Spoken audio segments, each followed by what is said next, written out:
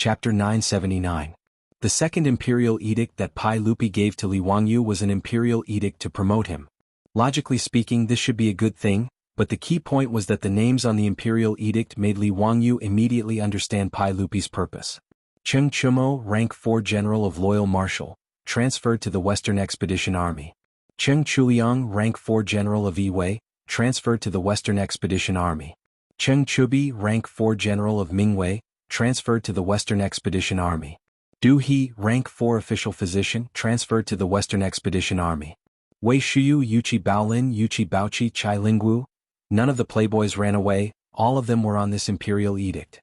Except for Du Mo, who was the eldest son of Du Ruhui, who was conferred the title of Duke of Lai by Pai Lupi, and Yo Jingping, who was unable to go to war because of his foot injury. Li Wangyu's playboy brothers were all stuffed into the Western Expedition Army by Pai Lupi.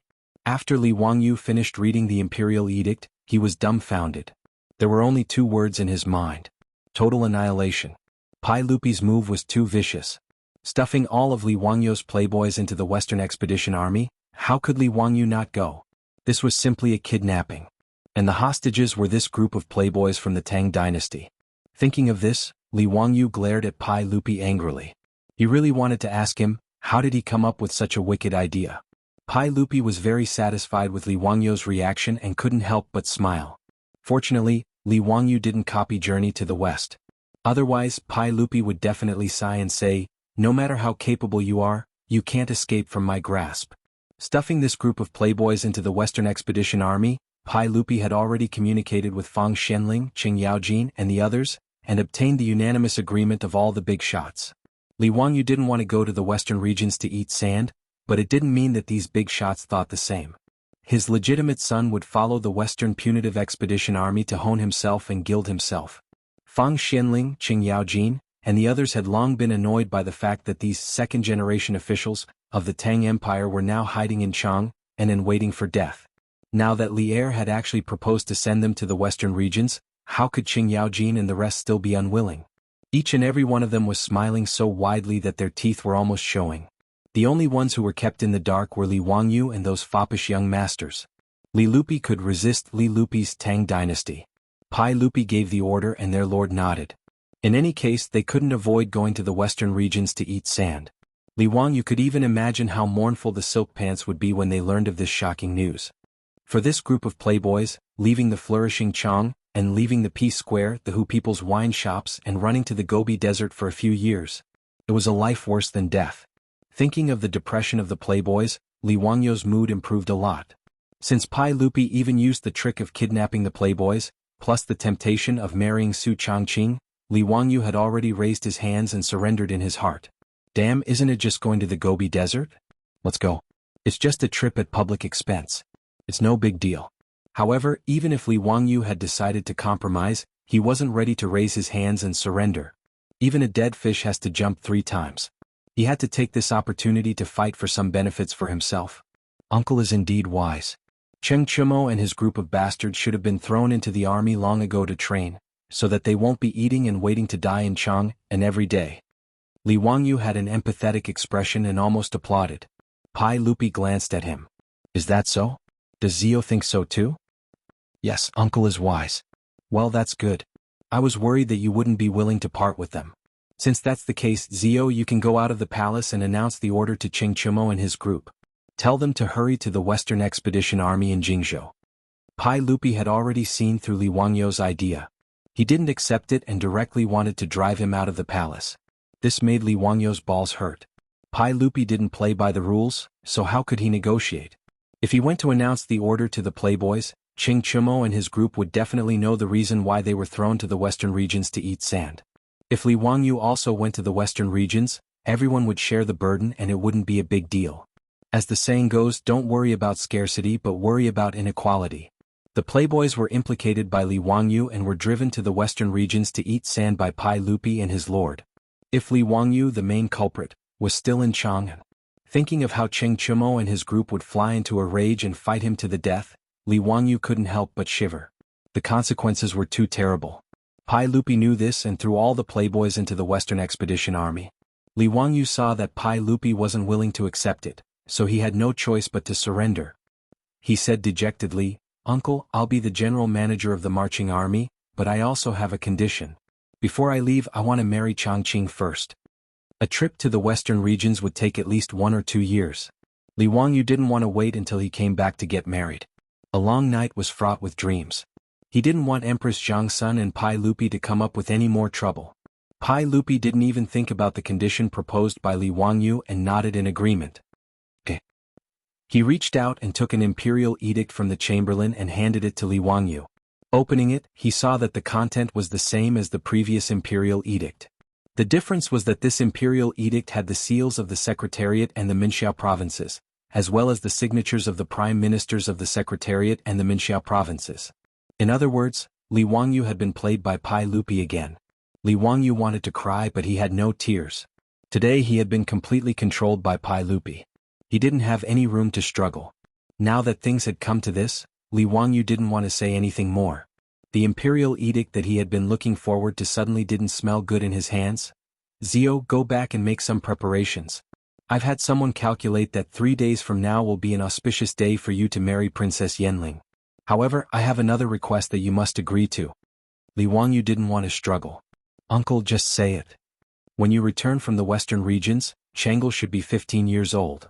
At that time, you must also marry Changel as your wife. I promise you that both Changel and Princess Yanling will be your official wife. Are you willing?" This? Li Wangyu didn't expect that Pai Lupi was actually waiting for him here. For a moment he couldn't help but hesitate. However, when he looked up and saw Pai Lupi's expression that said, "If you don't agree, don't even think about walking out of the palace today," Li Wangyu didn't hesitate anymore. He directly nodded and agreed. Anyway, when there were too many lice they wouldn't bite. When there were too many debts there was no need to worry. So be it if he married Changel. After a few years, when Changel turned 15 years old, his psychological guilt wouldn't be so strong. In fact, Li Wangyu also knew that Pai Lupi's request to let him marry 2 wives would inevitably lead to a lot of trouble. Since ancient times, Wuxia had a system of 1 husband and 1 wife and many concubines. The so-called 3 wives and 4 concubines actually included, other than the official wife, the so-called extraterritorial wife, side wife, concubine wife, and so on.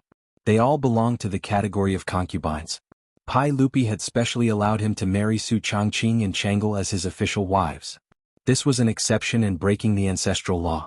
When he married Changel, there would probably be many old masters jumping out to make irresponsible remarks. In any case, that was a matter of a few years later. Li Wangyu couldn't be bothered to worry about it now. Seeing Li Wangyu happily nod and agree, Pai Lupi couldn't help but stroke his beard and laugh. "Ah, good. Since Zio has agreed to this matter, then you can leave the palace. Tomorrow send Princess Yanling to the palace. 3 days later, you can come to the palace to marry the bride."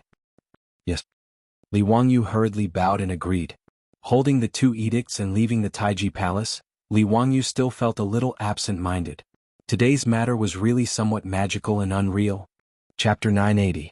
Because he was going to marry Su Chongqing in 3 days, Li Wangyu was not in the mood to continue staying in Chang'an City. With the imperial edict in hand, he hastily made a round to each of the High Duke's public houses and read the shocking news to the debauches. He did not even have the mood to laugh at the debauches as he directly brought Niu Wu and the others back to Dingzhou village.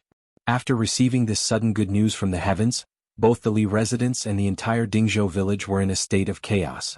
His Lang Jun was finally going to get married, causing the old housekeeper Li Heng to burst into tears. He immediately ordered people to prepare all kinds of offerings and insisted on dragging Li Wangyu to Li Zhou's grave to pay his respects. Li Wangyu could not persuade the excited old housekeeper and could only follow Li Heng to Li Zhou's grave to announce his marriage to Li Zhou. As for one of the parties involved in the wedding, the beautiful boss Su Chongqing, when she heard about this, she blushed and pulled Afro and Perrin back to her boudoir. Not long after, the palace sent many eunuchs and palace maids again to deliver the Zhai robes. Eunuchs and palace maids were the treatment that Su Chongqing deserved after being conferred the title of Commandery Princess. They would be responsible for serving Su Chongqing, the Commandery Princess. The Zhai robes were the highest grade of formal attire for women in Wuxia since ancient times. The robes were made of green material and decorated with 9 lines of 5-colored Zhai patterns on a green background. The collar was decorated with Zhai patterns, and the knee cover was the same color as the lower garment. This was Su Chongqing's formal attire after being conferred the title of Commandery Princess by Pai Lupi. It was also the wedding attire that she would be wearing 3 days later.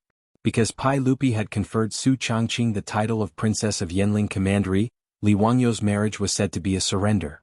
The surrender of a princess meant that the princess was getting married. In fact, with the etiquette and customs of the Tang dynasty, this wedding would be quite long and tedious. Registering a princess, accepting a gift, asking for her name, Naji, Naojing, asking for a date, welcoming in person, being in the same cell, meeting an aunt, giving a gift to an aunt, getting married, giving a gift to an aunt, giving a gift to an aunt, giving a gift to an aunt. It could be said that this marriage could not be completed without more than half a year of torment. However, Pai Lupi was now in a hurry to urge Li Wangyu to rush to Jingzhou to take over the Western Expedition Army, so that the kingdoms of the western regions could be incorporated into his territory as soon as possible. How could he have the leisure to do so many formalities? Therefore, everything was simple and fast, and the wedding was set for 3 days later. Li Wangyu originally wanted to see his woman's dainty appearance in the zhai robe. He went to knock on the door of Su Changqing's boudoir, but he was refused entry. No matter how he shouted, the door did not open. Afro and Perrin's charming laughter could be heard from inside. Langjun, leave quickly. As a man, how can you barge into the princess's boudoir before the wedding? Li Wangyu rolled his eyes speechlessly. Damn it, the two of them had already clapped and rolled in the sheets for love. Now it was just a matter of spending 9 yuan to get a red booklet. Was it necessary? In fact, how could he understand Su Changqing's thoughts? But he also understood what pre-wedding phobia was. Over the past 3 years, although Su Changqing had interacted with her day and night, and the relationship between the two of them was negative, it was still different from marriage. Even though Su Changqing was a professional woman in the future and was extremely independent, she was still unable to avoid convention. Marriage was a major event in life, so she still felt incomparably nervous. The news came so suddenly that she was not mentally prepared at all. Under such circumstances, even someone as strong as Su Changqing felt embarrassed and was unwilling to show her face in front of Li Wangyu. Li Wangyu was also helpless when Su Changqing refused to open the door. In fact, apart from wanting to see how stunning Su Changqing looked in the zhai robe, more importantly, he wanted to discuss with Su Changqing about his trip to the western regions. In the end, Su Changqing, who had always been calm and composed, actually hid like a little girl after hearing the news of the wedding 3 days later. He didn't know at all that Li Wangyu was going to the western regions to eat sand. Fortunately, this matter was not urgent. Pai Lupi had already told him that he and the other playboys could set off from Chang and rush to Jingzhou within half a month. As for the matter of going to the western regions, he would slowly discuss it with his beautiful boss after the wedding. Early the next morning, Su Changqing was taken to Chang and city by someone from the palace. In Taiji Palace, Pai Lupi officially conferred Su Changqing as Princess Yanling in front of hundreds of officials and officials. He also betrothed her to Li Wangyu, Prefectural Duke of Fufeng, officially announcing this matter to the world. After the conferment, Su Changqing was directly sent to live in the harem by Empress Zhang's son. They only had to wait for the wedding 2 days later, when Li Wangyu would come to marry the new bride. During these 2 days, the Prefectural Duke of Fufeng's mansion, Dingzhou village, and even the county government of Hu County were all busy. The old housekeeper, Li Heng, commanded the hundreds of servant girls in the mansion, and all of them got busy. Cleaning the mansion, decorating it with colored silk, decorating it with lanterns and streamers. Even the entire Dingzhou village was busy under the leadership of the old village chief. With Li Wangyu's status, countless guests would attend the wedding banquet. A conservative estimate was no less than thousands of people. It was not an easy task to prepare enough food and wine to entertain so many guests within 3 days. In order to accommodate Li Wangyu's wedding, even the daily lives of the people in Chang and city were affected in these 2 days. The reason was simple. The public carriages that used to be all over Chang and city disappeared almost overnight. This made the people of Chang and city, who had long been used to traveling by public carriages, complain incessantly. But no matter how much they complained, it was of no use. After all, the drivers of the public carriages in Chang and city were almost all farmers of Dingzhou village. Who would want to go to Chang and city to make money when their master was about to get married? Even the four-wheeled carriages of Shunfeng Carriage Company were mostly conscripted by the old housekeeper Li Heng. They began to transport all kinds of goods from Chang and city to Dingzhou village like ants moving house. The new county magistrate of Hu County eagerly led a group of scribes and runners of the county government to Dingzhou village to make arrangements. After hearing the news that Li Wangyu was about to get married, all the public and county governments in Chang and city sent their stewards and servants to Dingzhou village to help with all kinds of necessities. The sudden wedding stirred up the entire city of Chang'an. While everyone was busy in full swing, Li Wangyu, the person involved in the wedding, was free. It was not that he wanted to be lazy, but there was really nothing for him to do. After all, there was the old housekeeper Li Heng at home, a group of female stewards trained by his beautiful boss, and the stewards sent by the public houses to help. Even if he, the groom, wanted to intervene, he had no place to do so. Instead, he was despised everywhere. Langjun, please make way. I have to lead people to tie up the colored silk here. Langjun, can you go somewhere else? I have to lead people to move these sofas away. Li Wangyu was at a loss. He was chased away by a group of female soldiers and had nowhere to go. He could not stay in this house any longer. Just as he was feeling depressed, he heard Li Heng's voice again. Langjun, Li Heng. You want to chase me away too? Li Wangyu could not afford to offend this group of female soldiers. Seeing that Li Heng was also dissing him, he was furious. However, Li Heng stood behind him with a smile. Langjun, the old slave is here to remind you that you have not found a bridegroom for your wedding. Li Wangyu could not help but feel embarrassed, but he also felt relieved. Oh, right, I will go to Chang'an City to find Cheng Chumo and the others. After he finished speaking, he hurriedly ran out without looking back. This house was too scary. It was better to go to Chang'an City to drink and chat with the rich playboys. Another chapter of water, awesome. Chapter 981. Li Heng was referring to the groomsmen by the groomsmen. Of course, the role of groomsmen in the Tang dynasty was not as relaxed as the groomsmen in the future. Not only did they have to accompany the groom to pick up the bride, but they also had to compose poems and take beatings. Li Wangyu was going to get married, so there was no need to talk about his groomsmen. Other than Cheng Chumo and the other fops, there was no other suitable candidate. In fact, he had no other choice.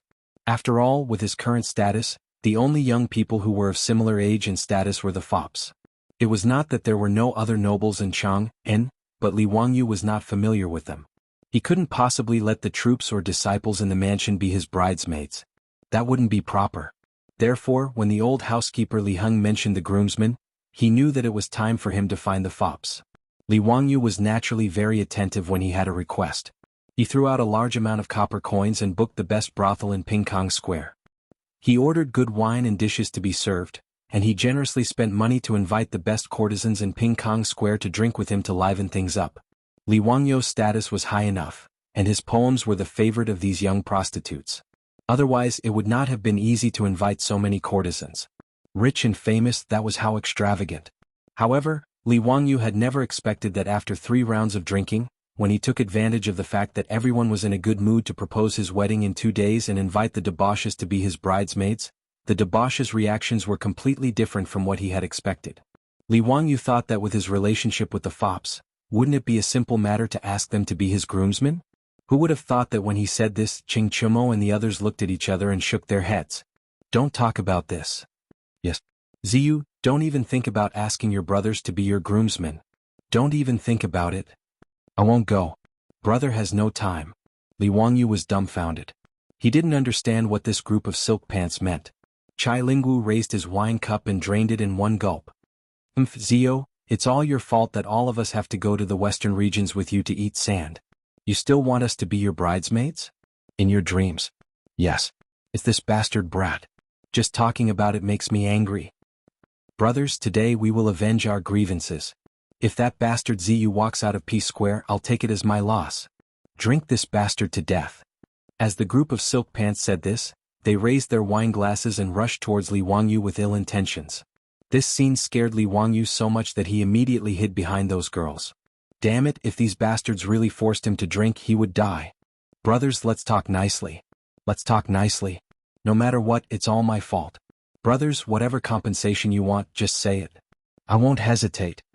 Now that things had come to this, Li Wangyu could only raise his hands and surrender. These silk pants were obviously using this as a pretext to make trouble for him. Actually, Li Wangyu also felt that he had been wronged. It was clearly Pai Lupi and these silk pants' fathers who had thrown them to the western regions to eat sand. What did it have to do with him? However, Li Wangyu didn't dare to say this in front of these silk pants. Otherwise, he would definitely be tortured to death by this group of bastards. Li Wangyu tactfully raised his hands in surrender, which made the silk pants very satisfied. Fang Yai patted Li Wangyu's shoulder and laughed. Ziyu, did you say that yourself? Don't go back on your words. Li Wangyu suddenly felt that something wasn't right. Why did it seem like he had fallen into a trap? Without waiting for him to react, he heard Fang Yai continue. Brothers don't have any other requests.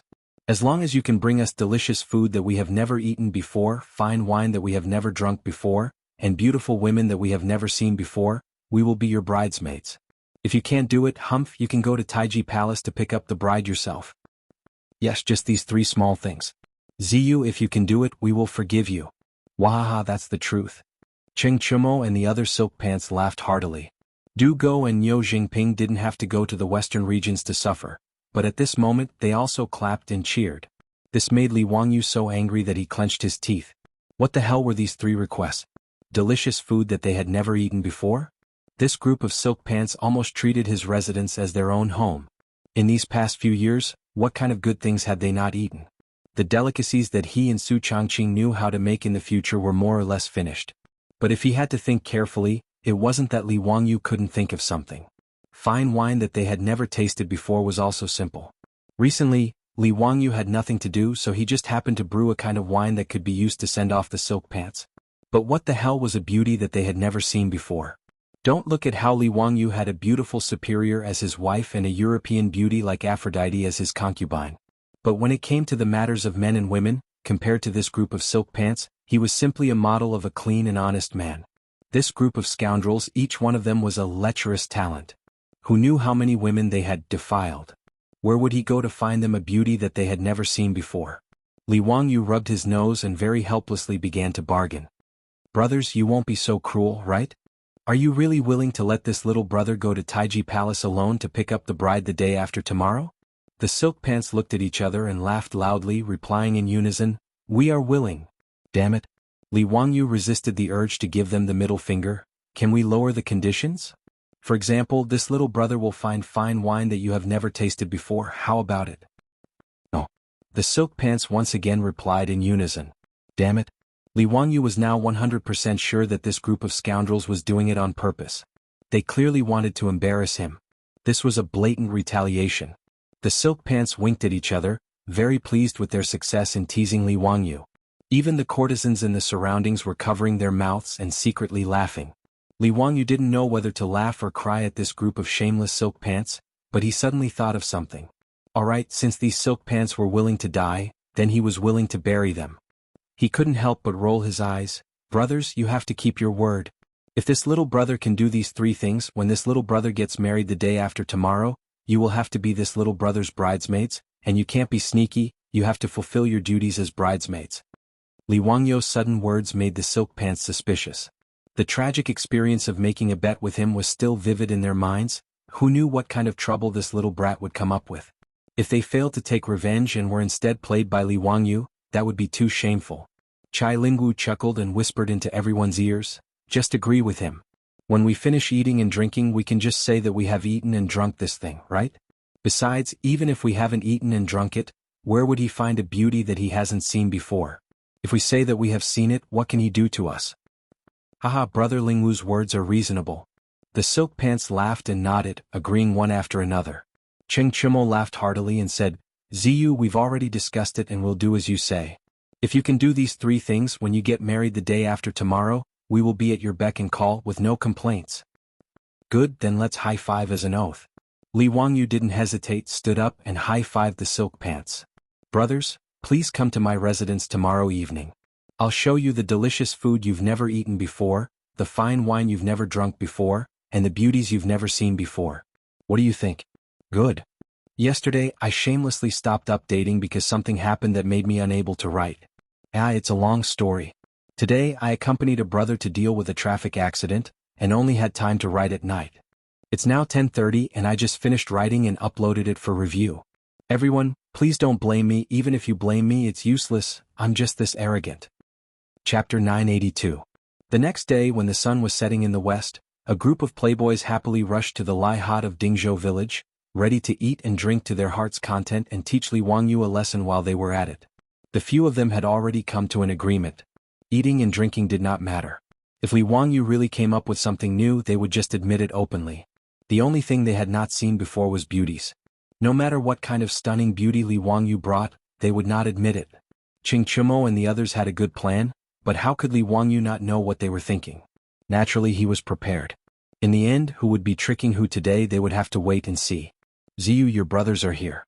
If there's anything we haven't seen before, just bring it up. Yes, our brothers came with empty stomachs. Don't try to fool us. Li Wangyu smiled and said, brothers, don't worry. Today's delicious food, wine, and beauties are all things you haven't seen before. Ah, that's good. Then order someone to bring it up. Cheng Chumo and the group of playboys spoke as they prepared to walk into Li Wangyu's castle. They were more familiar with the Lai Hot than their own residence, so they naturally knew where the dining hall was. They did not need anyone to lead the way. Li Wangyu called out to everyone, brothers, you've gone the wrong way. We won't be eating in the dining hall today. Then where are we going? Ziyu, what are you planning to do this time? Fang Ai asked curiously. Li Wangyu smiled and did not answer. Haha, I promise I won't let you down. Everyone please follow me.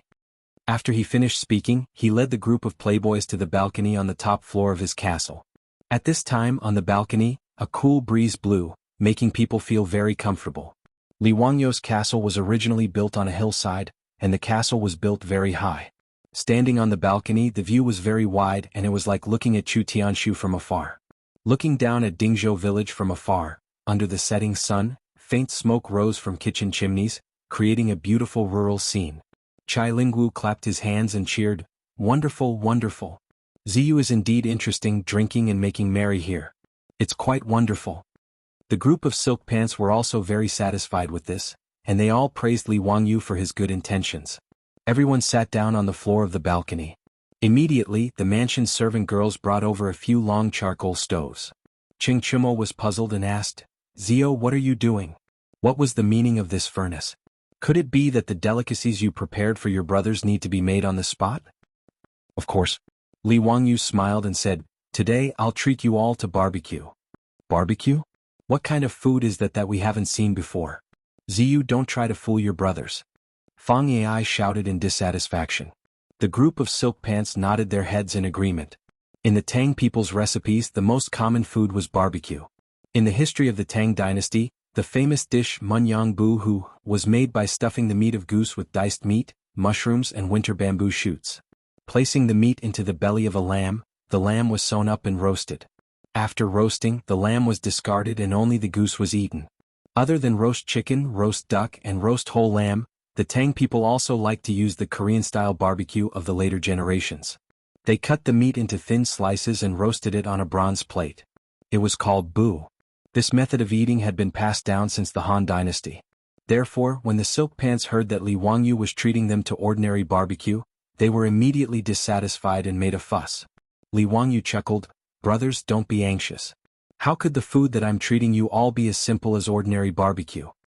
After he finished speaking, he called for the servant girls to bring over the prepared ingredients. Looking at the various ingredients that the servant girls brought over, placed on plates and skewered with bamboo sticks, the silk pants were dumbfounded. Although they often ate all kinds of barbecue, when had they ever seen ingredients prepared in such a way? Li Wangyu laughed inwardly. What he had prepared was naturally the barbecue skewers that were found all over the streets of the later generations. Strictly speaking, the method of eating barbecue skewers had also existed in China since ancient times. The so-called bu hu in the Han dynasty was to cut the meat into small pieces, skewer them and roast them on the stove. However, this method of eating was not popular in the Tang dynasty.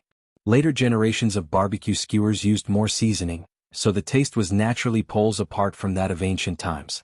Li Wangyu did not explain to the silk pants doubts. He took a handful of meat skewers and placed them on the stove in front of him. Then he skillfully brushed oil on them and sprinkled the seasoning. Not long after, under the licking of the fire, the fat in the meat skewers began to seep out and drip down. The meat skewers made a soft squeaking sound, and a strong barbecue smell began to spread on the balcony. Li Wangyu grabbed a handful of cumin powder and sprinkled it evenly on the skewers of meat. The unique aroma of the roasted meat with cumin aroused the crowd's appetite and caused their Adam's apple to move. This smell is so unique. Zio's barbecue is so unique. Ah, we're in for a treat today. Zio, what spice did you sprinkle just now? The taste is very unique. Fang Yai was the most gluttonous and his saliva was about to overflow.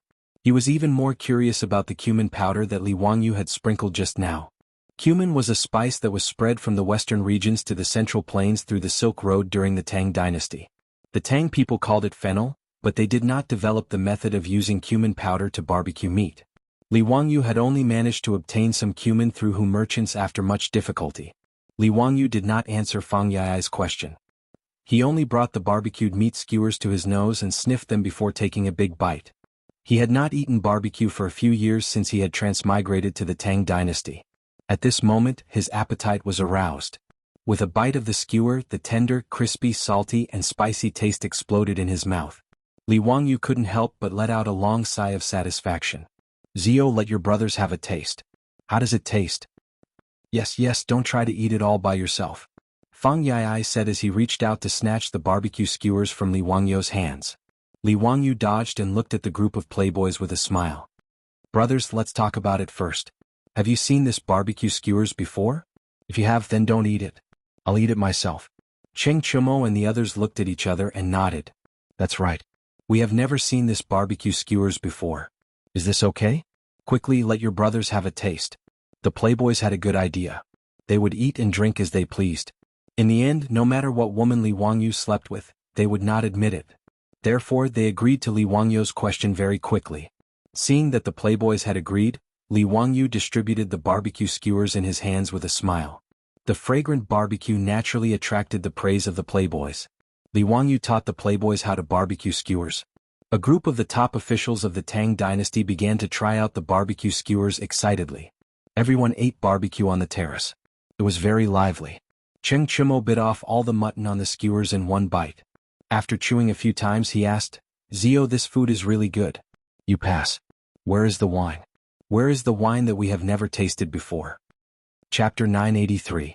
In the future, Li Wangyu's favorite thing to do the most was to go to a barbecue restaurant with a few friends to eat skewers and a few bottles of iced beer. Everyone would drink and chat and it would be very lively. After transmigrating to the Tang dynasty, he regretted not having iced beer every summer. It was a great lack of fun. He only knew how to brew sorghum wine, but he didn't know how to brew beer. During the autumn harvest of the third year of Jingguan, the farmers harvested a lot of edamame, so they sent some to Li Wangyu's residence for him to try. Su Changqing knew that Li Wangyu liked to eat boiled edamame, so she ordered the cook to cook a big pot of edamame wine for him with pepper, aniseed, fennel, cinnamon, and other ingredients. Li Wangyu peeled the boiled edamame and ate it with relish. At the same time he said to Su Changqing with regret, Changqing, it's a pity that we don't have beer. This edamame with beer and a few skewers would be a perfect match. Su Changqing didn't speak first. She pondered for a while and said with uncertainty, Wangyu, I think I know how to brew beer. But to brew beer you need hops and they don't exist in the Tang dynasty now. Su Changqing liked to travel in the future. When she was studying in the United States she often went to Europe to play.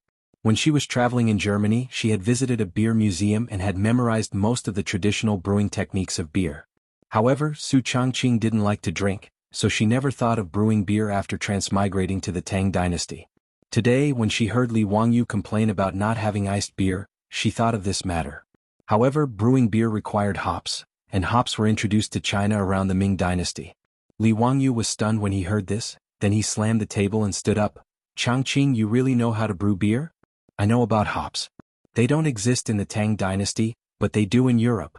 As long as we ask those Persian merchants for help, we won't have to worry about not being able to get the hops back. Thus, in order to drink cold beer, Li Wangyu specially went to Chang and Shi City and found several Hu merchants who traveled the Silk Road. He spent a lot of money and asked them to buy hops from Europe for him.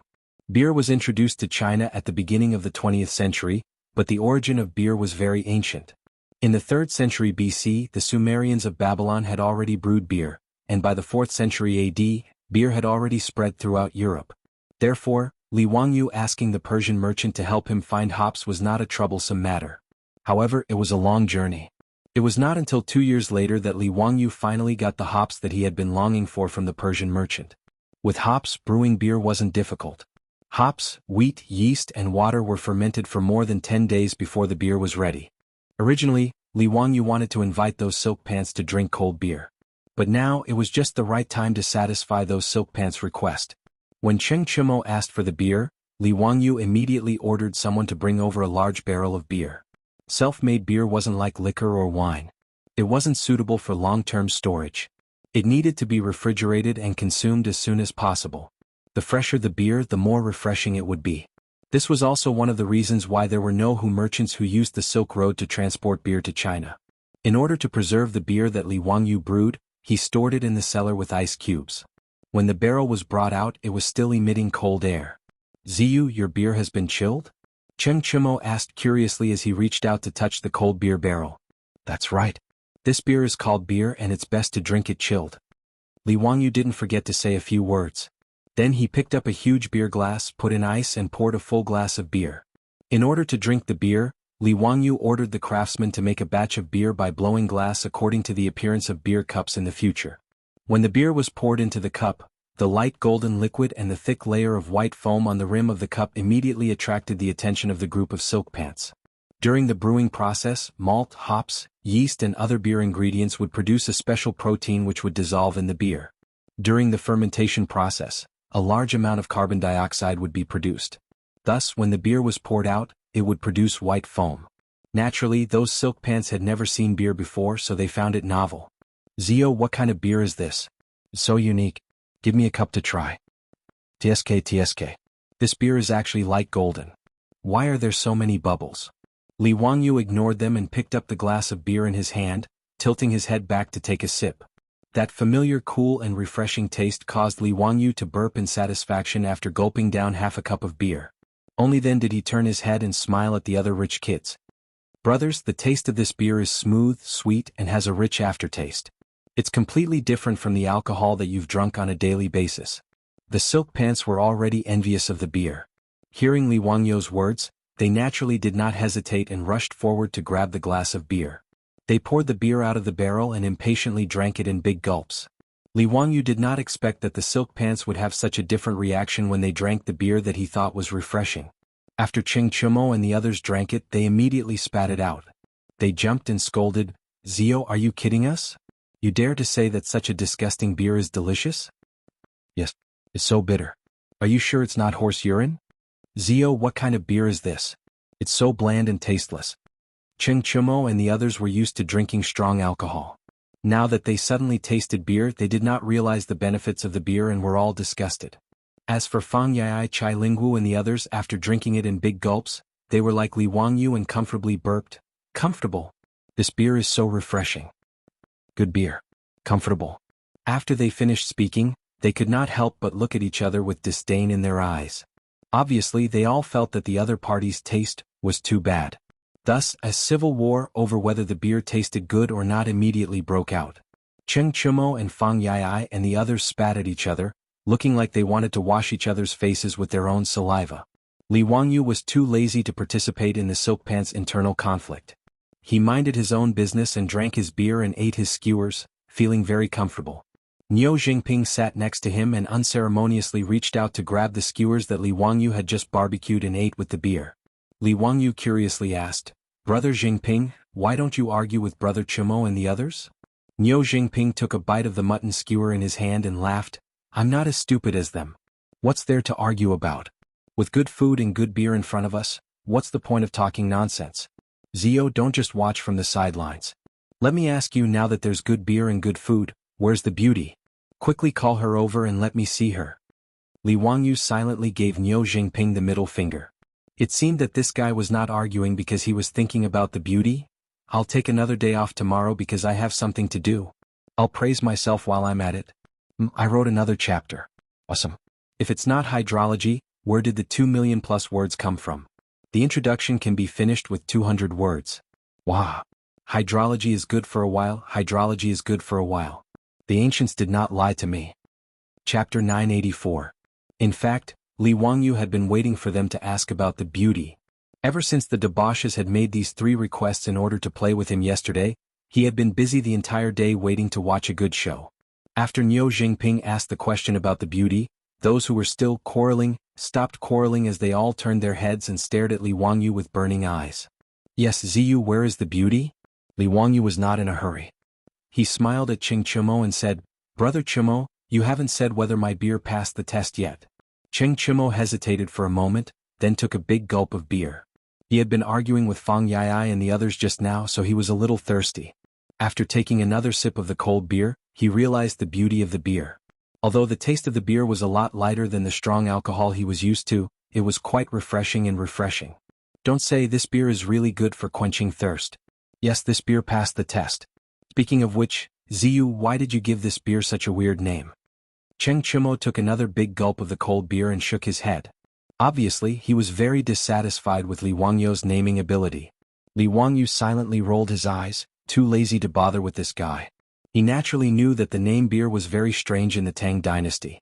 After all, beer was just a transliteration of the English word beer. It did not have any meaning. Even the word beer did not appear in the Tang dynasty.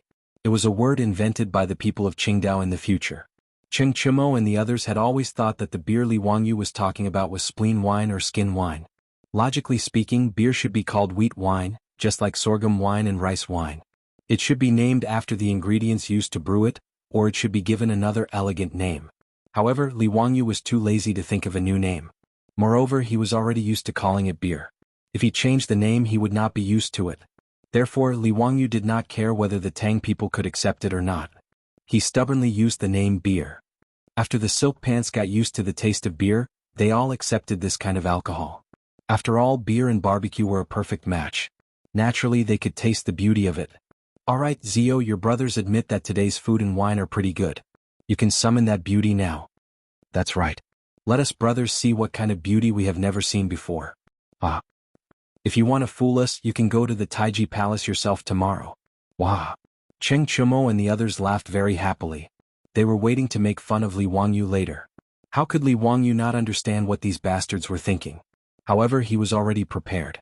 He only laughed in his heart. It was still unknown who would emerge victorious in the end. And brothers, don't be anxious. I've already sent someone to inform them. Those beauties will be here soon. Come, brothers, have some barbecue.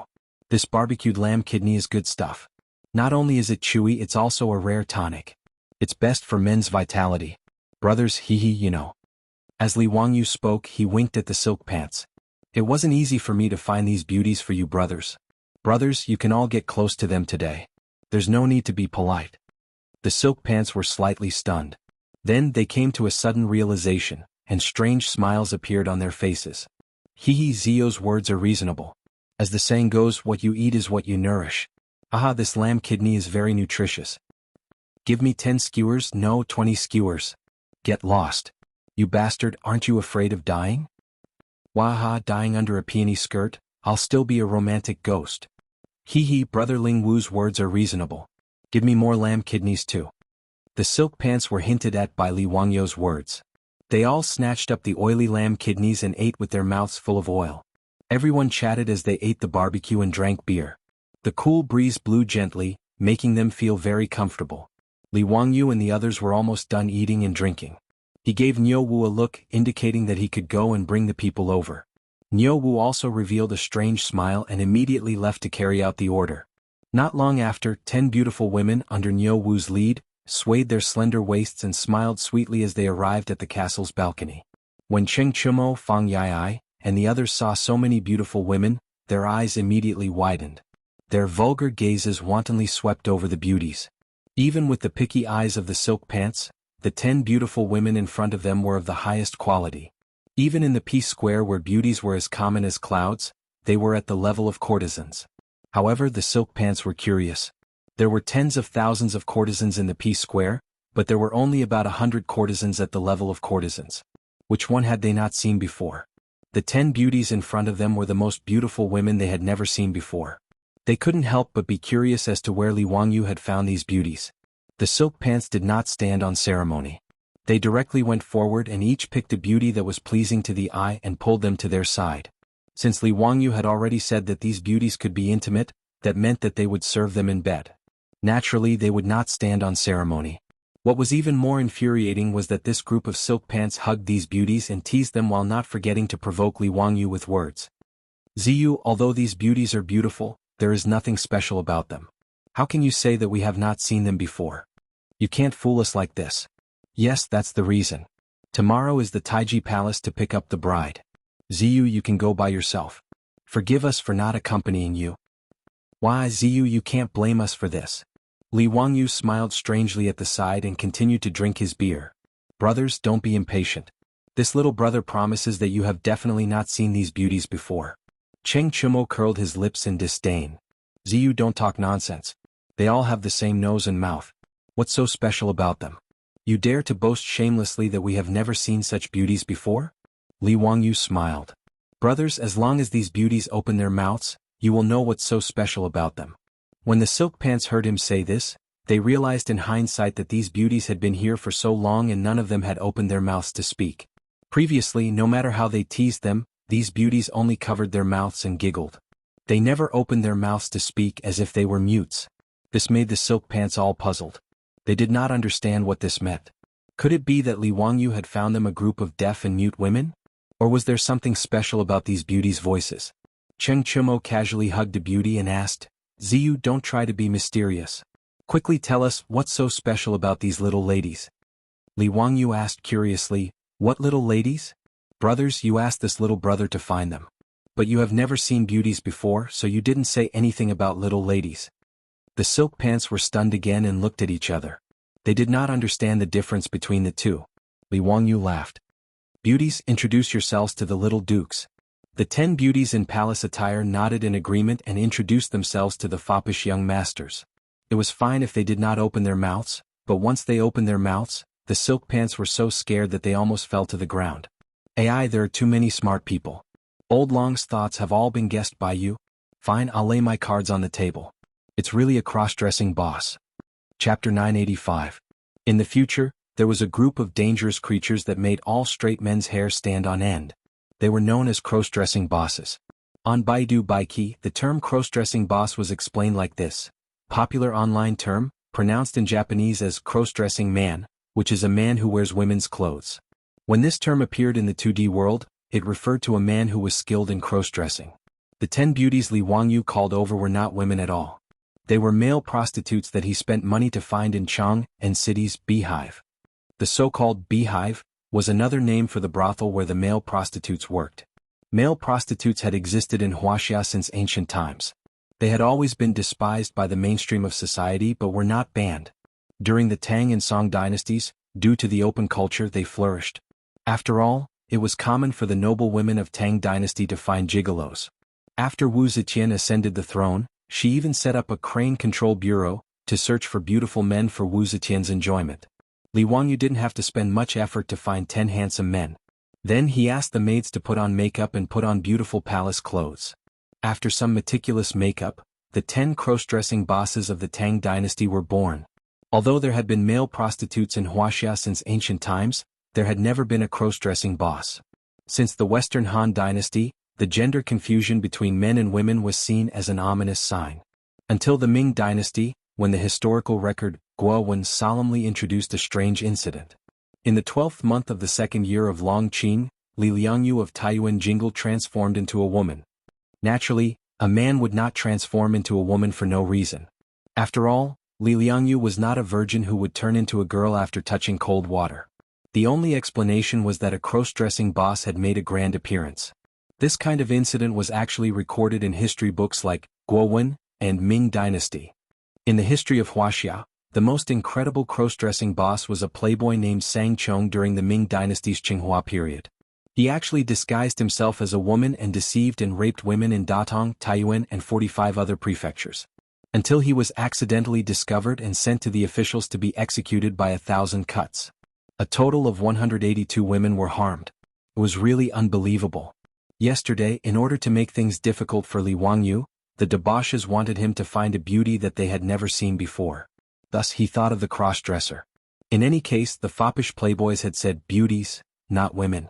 The silk pants wanted to tease him, so Li Wangyu came up with this despicable move, planning to disgust this group of bastards.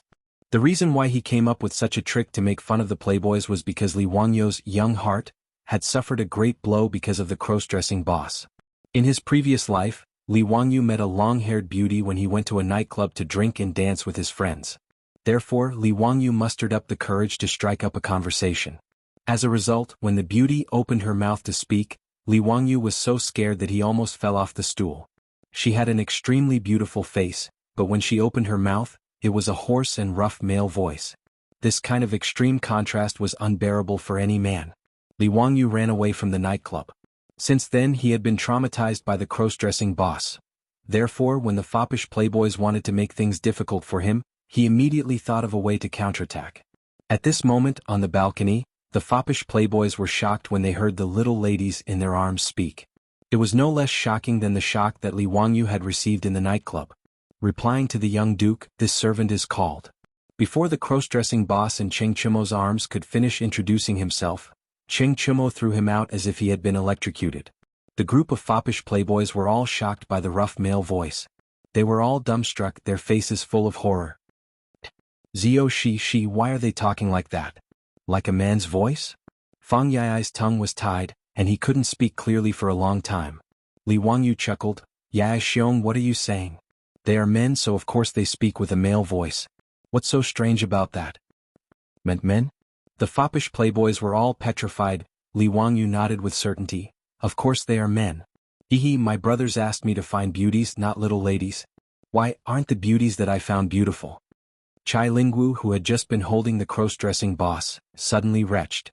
He turned his head and held the spittoon to vomit violently. The others weren't any better than Chai Lingwu. Their faces were all green, and they looked disgusted as if they had eaten a fly. Li Wangyu understood this group of foppish playboys. He knew that they were all steely straight men. They had absolutely no interest in adding men on top of men. It was because of this understanding that he deliberately played tricks on the foppish playboys like this. Including letting the foppish playboys eat roasted kidneys, it was all for the sake of mocking them. Li Wangyu was very satisfied with the foppish playboys' reactions. He asked with a cheeky smile, "My brothers, are you satisfied with the beauties that I have prepared for you? Have you not seen any of them before?" The foppish playboys looked at each other. Chai Lingwu, who had already vomited all the beer and barbecue he had eaten, raised his head and wiped the stain on the corner of his mouth. He raised his head and glared at Li Wangyu. "Beat him up." Chai Lingwu screamed and charged straight at Li Wangyu. Cheng Chumo, Fang Yai and the rest didn't hesitate. They all rolled up their sleeves and followed Chai Lingwu. Li Wangyu saw that the situation wasn't good. He turned and wanted to run, but how could he run? He was grabbed by Fang Yai and pressed down by the group of foppish playboys. Including the lame Niu Jingping, the 10 foppish playboys all piled on top of Li Wangyu in a human pyramid. They let him see what was really called adding men on top of men. The 3 Qing brothers, Fang Yai and the Yuchi twins, were all burly men. Being pressed down by the foppish playboys, Li Wangyu almost vomited his dinner from last night. "I was wrong. I was wrong. Little brother was really wrong. Brothers, please spare me. Heroes, please spare me." Li Wangyu struggled under the pile of people and weakly begged for mercy. Niu Wu and Lai Hat's troops, as well as the servant girls, didn't go up to help. They just stood on the side and watched the show. The foppish playboys trampled on Li Wangyu for a long time before they stood up and pulled Li Wangyu up. Looking at Li Wangyu again, his hair was messy like a chicken's nest. His clothes were untidy and dirty. He was in a very sorry state. Li Wangyu glared at Niu Wu, who was watching the show with folded arms. Naturally, he was angry that Niu Wu didn't save him. Niu Wu, on the other hand, simply turned his head and pretended that he didn't see his Longjuan's resentful gaze. According to the rules of Jianghu, those who prank others will be pranked by others. You can't blame others. After Li Wangyu sent the cross-dressers away, he once again called the house's musicians to play and dance to liven things up. After wiping away the psychological shadow of the foppish playboys, the balcony once again became lively. Today's gathering could be considered Li Wangyu's bachelor farewell party. Although the Tang dynasty didn't have the custom of a bachelor farewell party, using wine to get the groom drunk was a fine tradition of Wuxia. Moreover, the foppish playboys had been greatly provoked by Li Wangyu today, so they wouldn't easily let him go. Cup after cup of wine was forced down Li Wangyu's nose by the foppish playboys. After a while, Li Wangyu was so drunk that he slid under the table like a pile of mud. Cheng Chumo and the others laughed and let him go. They called the Lai Hat servant girls to help him back to bed. Li Wangyu was in a daze as Aphrodite and Perrin helped him to the bed and fell asleep. Tomorrow he was going to marry his beautiful boss. After living 2 lives, Li Wangyu was finally going to start a family, get married, and have children. Old Long's Reader Chat Group, Q Group 1035064474, Fatty Long's Dragon's Gate Formation, welcome to hurt each other. Chapter 986. Time flew by. Li Wangyu, who had been in the western region for 4 years, finally returned to Chang'an City. When he hurried back to Dingzhou village with Niu Wu and the others, his beautiful superior had already led everyone in the mansion to welcome him at the village entrance. Li Wangyu did not expect that his wife, Su Changqing, was holding a 2-year-old baby in her arms. Without waiting for him to speak, Su Changqing smiled and walked forward with the baby in her arms. "Wangyu, you're finally back. Come and see your son. Since he was born you haven't seen him as his father." Son? Li Wangyu was tongue-tied. Su Changqing nodded affirmatively. "Yes, your son is already 2 years old. Look at how much he looks like you. He's so cute." 2 years old, my son?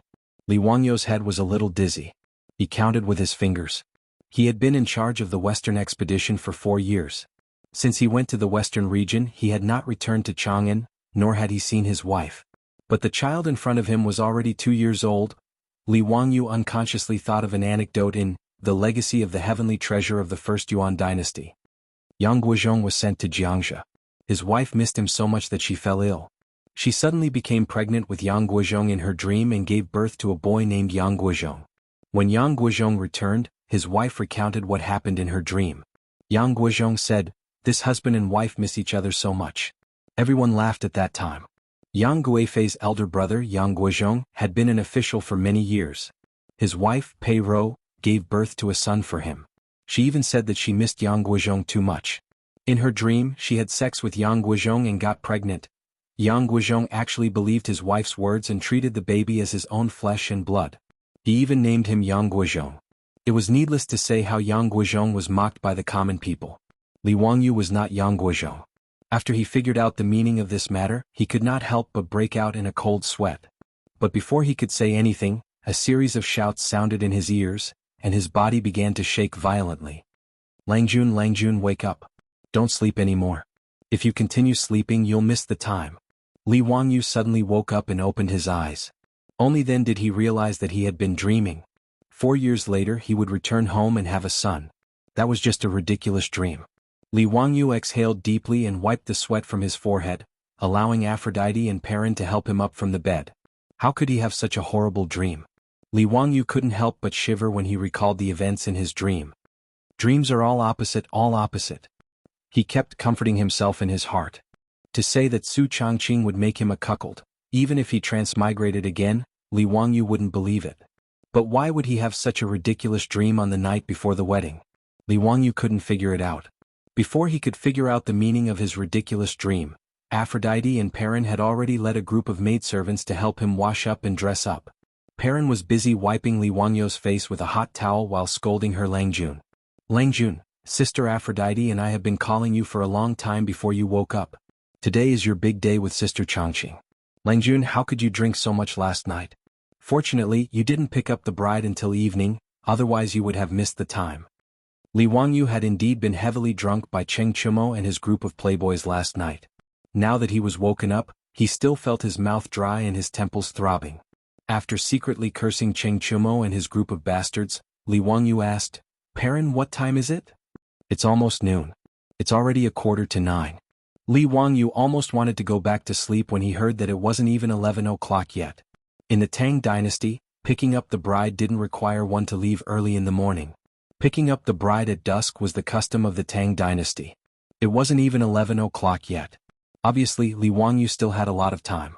Perrin hurriedly grabbed Li Wangyu and said, "Langjun, hurry up. The old housekeeper is already very anxious. He's waiting for you to worship the ancestors." Li Wangyu was speechless. He knew that Perrin was right, so he could only get up and let her and the maidservants help him freshen up and change his clothes. According to the custom of the Tang dynasty, before picking up the bride, one must first worship the ancestors and inform them of the marriage. After worshipping the ancestors, he would set off with Si Xiang to pick up the bride. The ceremony of worshipping the ancestors had always been cumbersome and time-consuming. After freshening up and changing into a brand new red wedding dress, Li Wangyu helplessly followed the old housekeeper Li Heng's instructions. He knelt 3 times and kowtowed 9 times, burning incense and worshipping the ancestors. It wasn't until 2 or 3 o'clock in the afternoon that the old housekeeper Li Heng finally let go of his Langjun. Only then did the playboys lazily walk out of the room yawning. Their lazy appearance made Li Wangyu's teeth itch again. Although they had previously proposed various conditions to Li Wangyu, they were actually just joking with Li Wangyu. Li Wangyu was going to get married, so they were more than willing to be Si Xiang's bridesmaids. If Li Wangyu dared to find someone else to be Si Xiang's bridesmaids, Qing Chumo and the others would probably turn hostile. As for the matter of going to the western regions to eat sand, although they had just learned about it, it was undoubtedly a bolt from the blue for the playboys. But after careful consideration, the hedonistic sons became eager to give it a try. Chang was admittedly a land of warmth and gentleness, but the playboys were not people who would just eat and wait for death. The Tangs were obsessed with killing the enemy, serving the country and building their career. This could be seen from the more than 2,000 frontier poems in the complete Tang poem. Therefore the playboys like Qing Chumo felt their blood boil when they thought of leading an army and trampling the enemy. The bright moon of the Qin and Han dynasties, the long march of thousands of miles has not ended. But with General Long Qingfei here, he will not let the horse pass the Yin Mountains. Li Wangyu copied Wang Changling's Leaving the Frontier poem, which had been silently recited by the playboys countless times. How could they, the sons of dukes, not be eager to build their career? Inheriting their father's title was just sitting and eating. In the Tang dynasty, titles could be inherited, but the inheritor was usually one rank lower than the original. For example, Du Ruhui was the Duke of Lai. After his death, his eldest son, Du Gushi, inherited his title, but had to be one rank lower to become a duke. Moreover, among the three Qing brothers, only Qing Chumo could inherit the title of Duke of Lu. Qing Chuliang and Qing Chubi did not have this qualification. Most of the other playboys also had the same problem. The Yuchi twins, Fang Yai and Du He were all like this.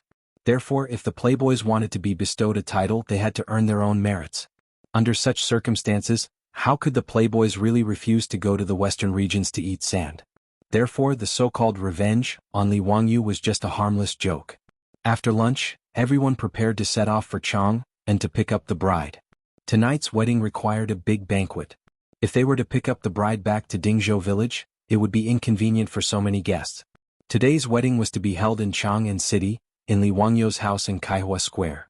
Therefore, the wedding procession was unusually large. In addition to the foppish lords who were prime ministers, the old butler Li Heng also led a group of maids, cooks and dancers in the mansion.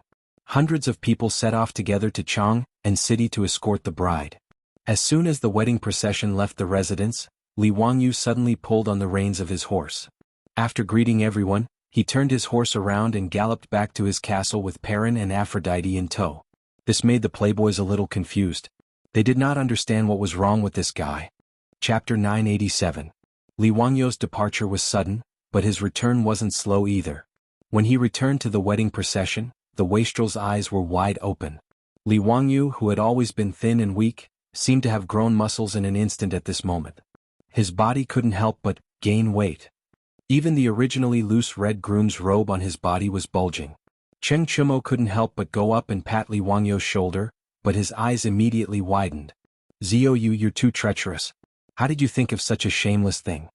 Cheng Chumo's words stunned the wastrels, who didn't understand why this fellow would say such a thing. When the crowd went up and touched Li Wangyu's body, they couldn't help but laugh and scold him. Zhou, it's really the first time since the beginning of time that you went to the wedding procession like this. Damn it, why didn't I think of this move? Zhou, you're shameless too. But I like it, ha. Shameless too shameless. Bah, I'm ashamed to be associated with you. Zhou, don't talk nonsense, hurry up and prepare a set of armor for your brother. Chai Lingwu laughed. Li Wangyu silently rolled his eyes and gave Chai Lingwu the middle finger to show his disdain. He had hurried back to the residence just now to ask Perrin and Avro to find the Saint Seiya armor and put it on him under the groom's robe.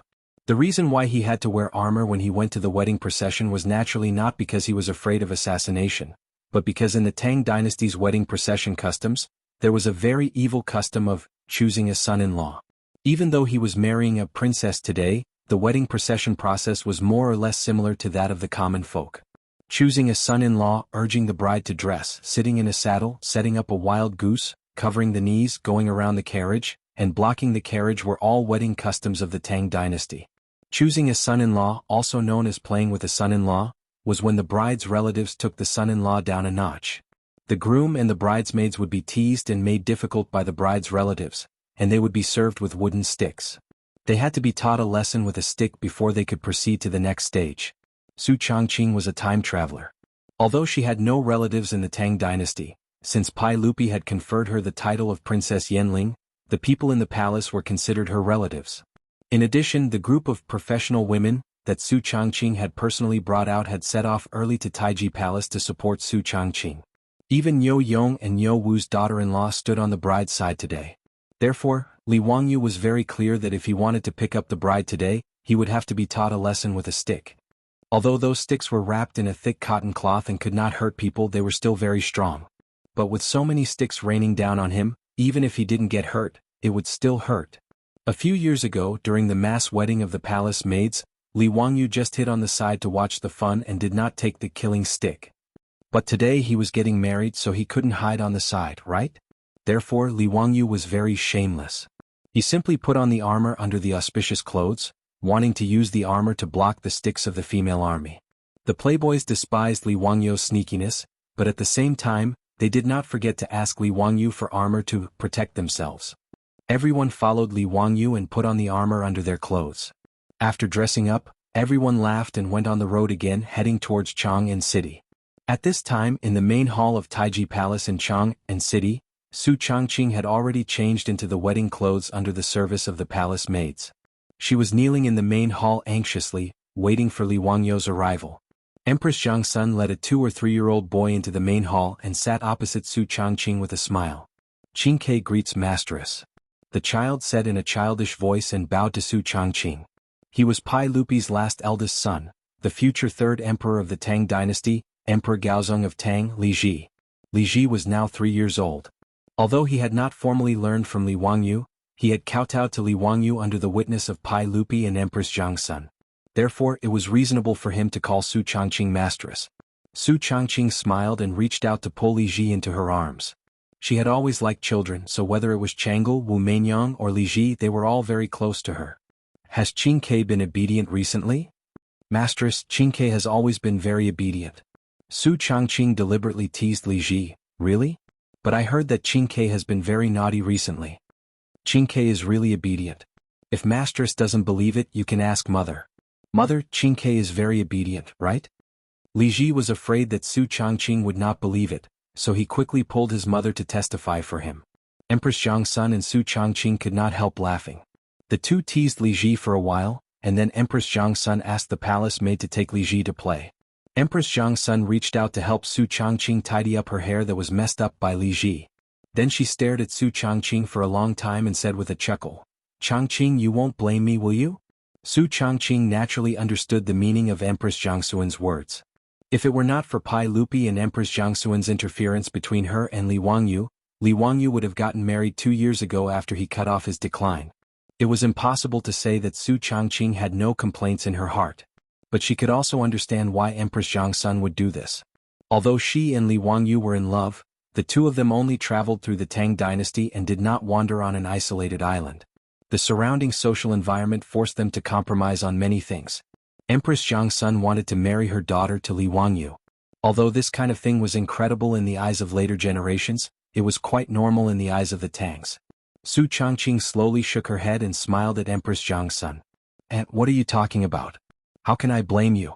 Aunt and His Majesty have always treated this little girl well. This little girl does not dare to have any complaints." Her words were also sincere. Except for interfering with her marriage with Li Wangyu, Empress Zhangsun was really good to her.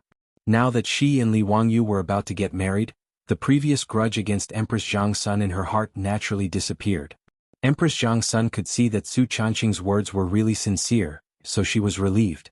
She turned to look at Li Ji, who was playing hide-and-seek with the palace maids, and then turned to Su Changqing and said with a smile, "Changqing, I see that you like children very much. He is the only son in Zio's family and there are not many people. After you and Zio get married, you should hurry up and have a few more children." Although Su Changqing was smart and capable, she also became shy when talking about this topic. She just nodded silently. However, Su Changqing's heart also flashed a trace of haze because of this. She and Li Wangyu had already broken through the last window paper. But after so many years there was still no sign of pregnancy. They did not take any contraceptive measures. After all, there was no small umbrella to use in the Tang dynasty. Previously she could still comfort herself with the fact that they were not married, but now that she heard Empress Zhangsun's words, she couldn't help but secretly guess in her heart. Could it be that she and Li Wangyu were unable to have children because of time travel? It wasn't just Su Changqing who guessed this. At this moment, Li Wangyu, who was on horseback and listening to the playful banter of the wastrels, was also secretly pondering the meaning of his previous nonsensical dream. Son. Li Wangyu's face suddenly changed. As if he and Su Changqing had a telepathic connection, the two of them thought of the same thing at the same time. Could it be that because of time travel, he or Changqing were unable to have children? Thinking of this, Li Wangyu was almost ready to turn the horse around and run back to Xianwei village behind Dingzhou village to find Sun Simiao to treat him. Damn, it can't be that outrageous, right? Could it be that he really couldn't have children in this life? Author's note: this old dragon is very dedicated to his work. Come and praise me. Chapter 988. Li Wangyu was no longer in the mood to play around with the foppish playboys due to the nightmares he had in the morning. All along the way he was pondering whether or not he could have a son. Not only was Su Changqing not pregnant, but neither was Aphrodite's stomach. This made Li Wangyu even more certain that something was wrong with his body. It seemed that he could only seek out the king of medicine, Sun Simiao, to diagnose what was wrong with his body. If even Sun Simiao could not do anything, then he was done for. At this thought, Li Wangyu could not help but feel vexed. It was only when the wedding procession entered the illustrious Virtue Gate that Li Wangyu rubbed his face hard and suppressed his worries. He did not want to think about these things anymore. He had also thought it through. It was not a big deal if he did not have a son. There were many Dink families in the future, but weren't they still living well? It was also good that no brats would disturb him and Su Changqing. Although Li Wangyu and Su Changqing's wedding was rushed, everyone in Chang'an knew about it. Naturally, the gossip-loving people of Chang and could not miss the liveliness of Fufeng's wedding. Both sides of Vermilion Bird Avenue were already crowded with people who wanted to watch the show. Even the trees by the roadside were occupied by people. The two counties of Chang and had already sent out a large number of yamen runners to maintain order. When the wedding procession entered Chang and city, the city was instantly filled with all sorts of blessings and cheers. May the Duke live a long life together and have a son soon. May the Duke and Princess Yanling grow old together. May the Duke's marriage last forever. Li Wangyu was wearing a bright red auspicious robe and riding on the horse that Pai Lupi had lost to him. He was all smiles as he cupped his hands and thanks to the people around him. There were 10 fully loaded four-wheeled carriages in the wedding procession. The old butler, Li Heng, was also smiling until his face was full of wrinkles. He didn't even need Li Wangyu's instructions as he nimbly climbed onto a carriage. He grabbed a large amount of copper coins from the bamboo basket in the carriage and threw them towards the crowd on the side of the road. These carriages were filled with shiny yellow copper coins. So many commoners came to join in the fun. Naturally, it wasn't just for gossip. It was an unwritten rule for rich families to spread the good news when they fetched the bride. It was to share joy with the people and also to get a good omen. With Li Wangyu's wealth, he naturally did not lack this bit of copper coins. Li Heng acted on his own initiative and prepared 10 whole carts of brand new copper coins for splashing. Even so, Li Heng was still nagging along the way. Time was too tight and they had prepared too few copper coins. After all, the copper coins used for the wedding banknotes were all newly cast Kai Yuan Tong Bao. After 2 or 3 days, Li Heng had only obtained so many copper coins. Li Wangyu could only shake his head and smile bitterly at his smug butler and let him do as he pleased. The Lai Hat's troops, maids and servants all followed the old butler, Li Heng. They continuously grabbed handfuls of copper coins from the bamboo baskets on the carriages and threw them towards the crowd. Vermilion Bird Avenue became more and more lively. The wedding procession threw copper coins along the way. The crowd's cheers for the wedding banknotes and their congratulations to Li Wangyu resounded through the sky. When they arrived at the Vermilion Bird Gate in the Imperial City, Li Wangyu's facial muscles were stiff from smiling. But when everyone saw the situation in front of the Vermilion Bird Gate, everyone, including the group of rich playboys, couldn't help but curse in their hearts. The old butler, Li Heng's face twitched a few times. He suddenly jumped out of the carriage. Langjun, this old slave will return to the Kai Hua Square to prepare for the evening banquet. Please forgive me. After the old man finished speaking, he didn't give Li Wangyu a chance to speak. He led the group of maids and servants in the residence and turned to leave. Li Wangyu glared at the back of Li Heng's fleeing figure. He was extremely disdainful of this disloyal old butler. Cheng Chumo swallowed his saliva. Zio, I suddenly remembered that there is still soup on the stove in the residence's kitchen. I have to go back. Li Wangyu didn't wait for Cheng Chumo to finish speaking. He gave him a death stare, forcing Cheng Chumo to swallow the rest of his words. Fang Yai and the others all sucked in a breath of cold air. This kind of battle could kill. In front of everyone's eyes, The Vermilion Bird Gate of the Imperial City opened wide. From the Vermilion Bird Gate to the distant Taiji Palace's Gate of Heaven, it was a distance of over 2 li.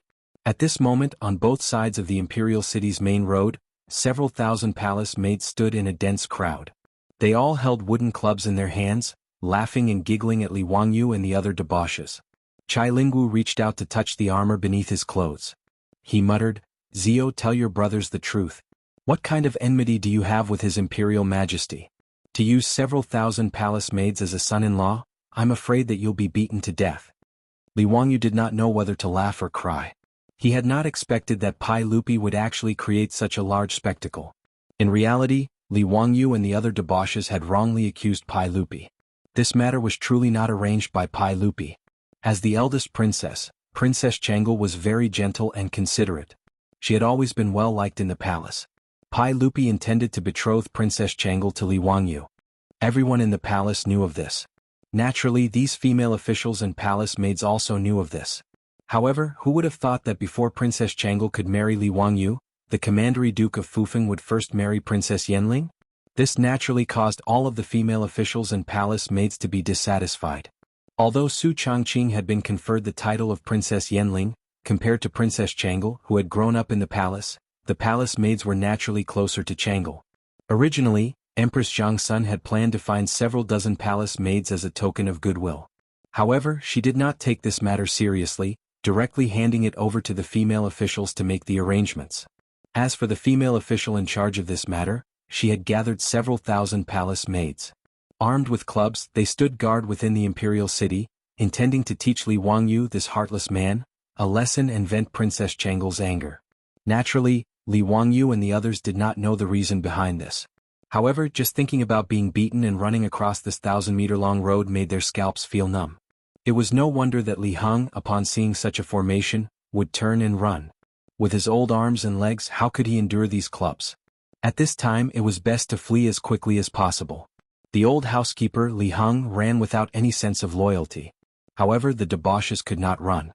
With a bitter face, Fang Yai asked, "Zio, why don't we come back another day to pick up the bride?" "Brothers?" Li Wangyu could not be bothered to listen to his nonsense. What did he mean by coming back another day to pick up the bride? Was this something a human would say? "Brothers, we are about to go to the western regions to conquer the barbarians. We do not fear the sharp swords of the barbarians.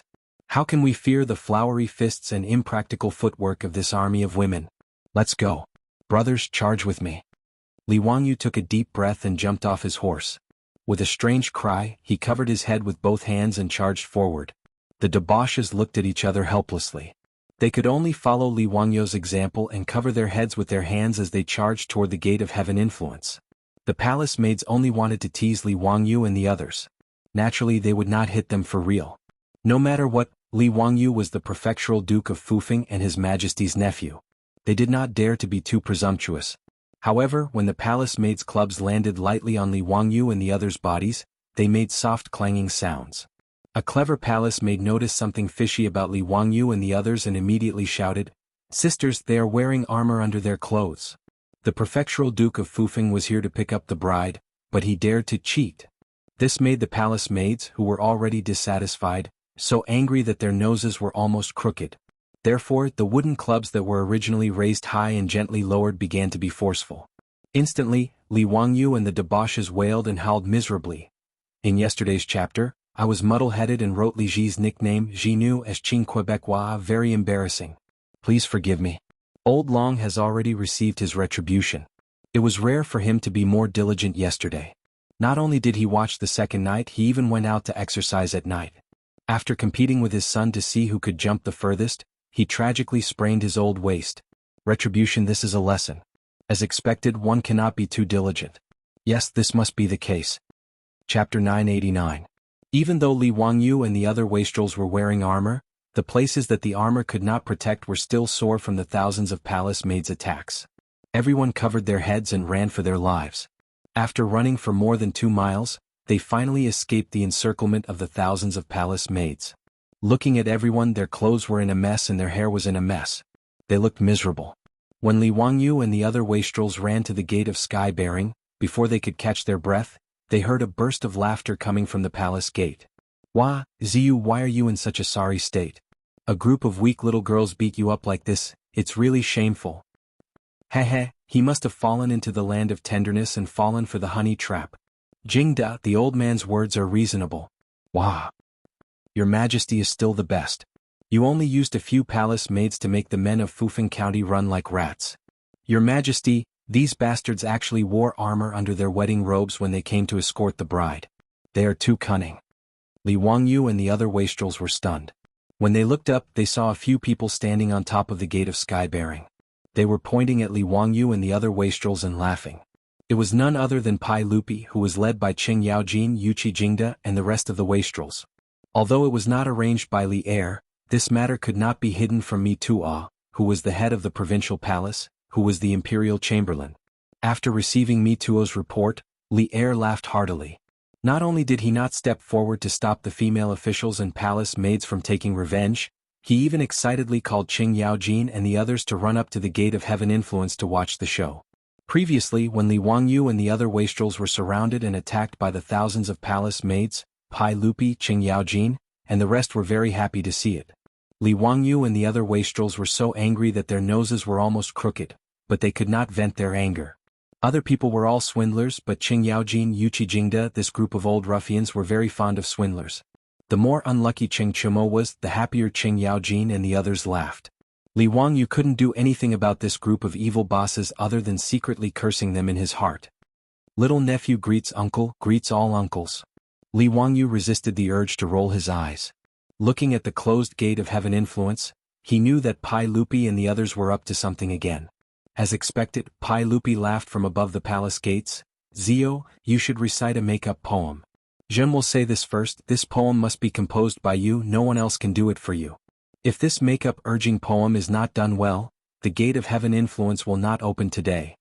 Pai Lupi's words immediately gave Li Wangyu a headache. He naturally knew that today's wedding ceremony required a make-up urging poem, but among the Tang and Song poems that he had memorized, how could there be a make-up urging poem?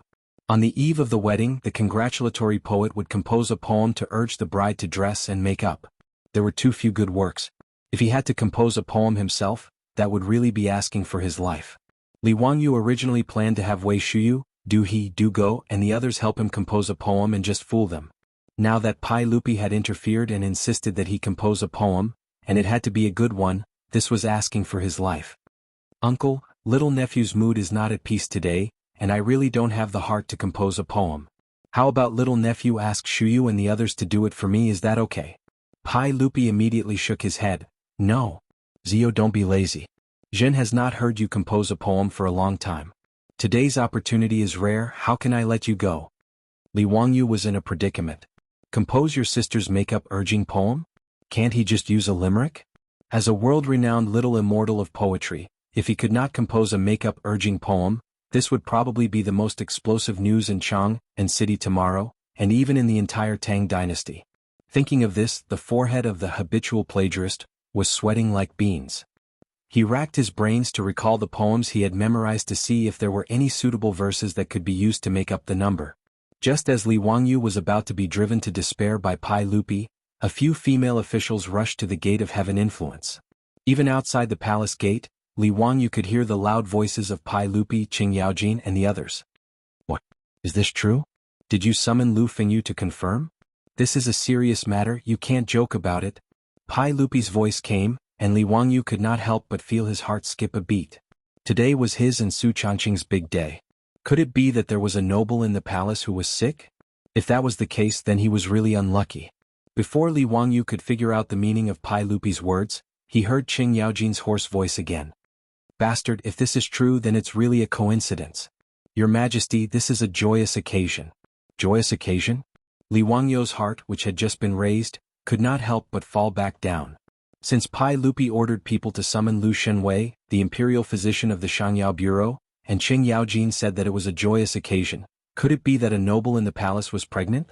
Li Wangyu was still thinking about these messy things when he heard Pai Lupi's orders from above the palace gate. Quickly open the Gate of Heaven Influence and let Zio in. Aha, today is really a double blessing. When Li Wangyu heard this, he could not help but feel happy. This relationship was good. It seemed that he did not need to make that make-up poem anymore. He had managed to get away with it. The gate of heaven influence of the Taiji Palace opened. After Li Wangyu and the other silk pants entered the palace gate, they immediately bowed to Pai Lupi. "Congratulations, uncle. Congratulations, uncle." Pai Lupi was slightly taken aback. "Zio, what do you mean by this? Where did this emperor's happiness come from?" Li Wangyu was confused by Pai Lupi's reaction. He could not help but say, it's not uncle? Could it be His Majesty the Emperor Emeritus? I wonder which noble in the palace is pregnant?" Pai Lupi only reacted after a while. He was so angry that he went forward and slapped Li Wangyu on the back of his head. "What nonsense are you talking about, you little bastard? What kind of nonsense is this?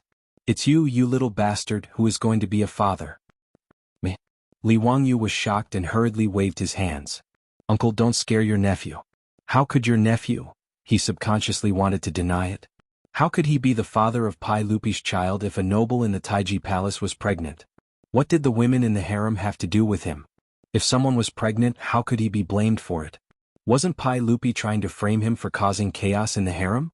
His head would be chopped off. It was a good thing that Pai Lupi did not know what Li Wangyu was thinking. Otherwise, he would definitely turn today's happy occasion into a funeral. After that, Li Wangyu suddenly came to a realization. F***ck, there was indeed a woman in the harem today.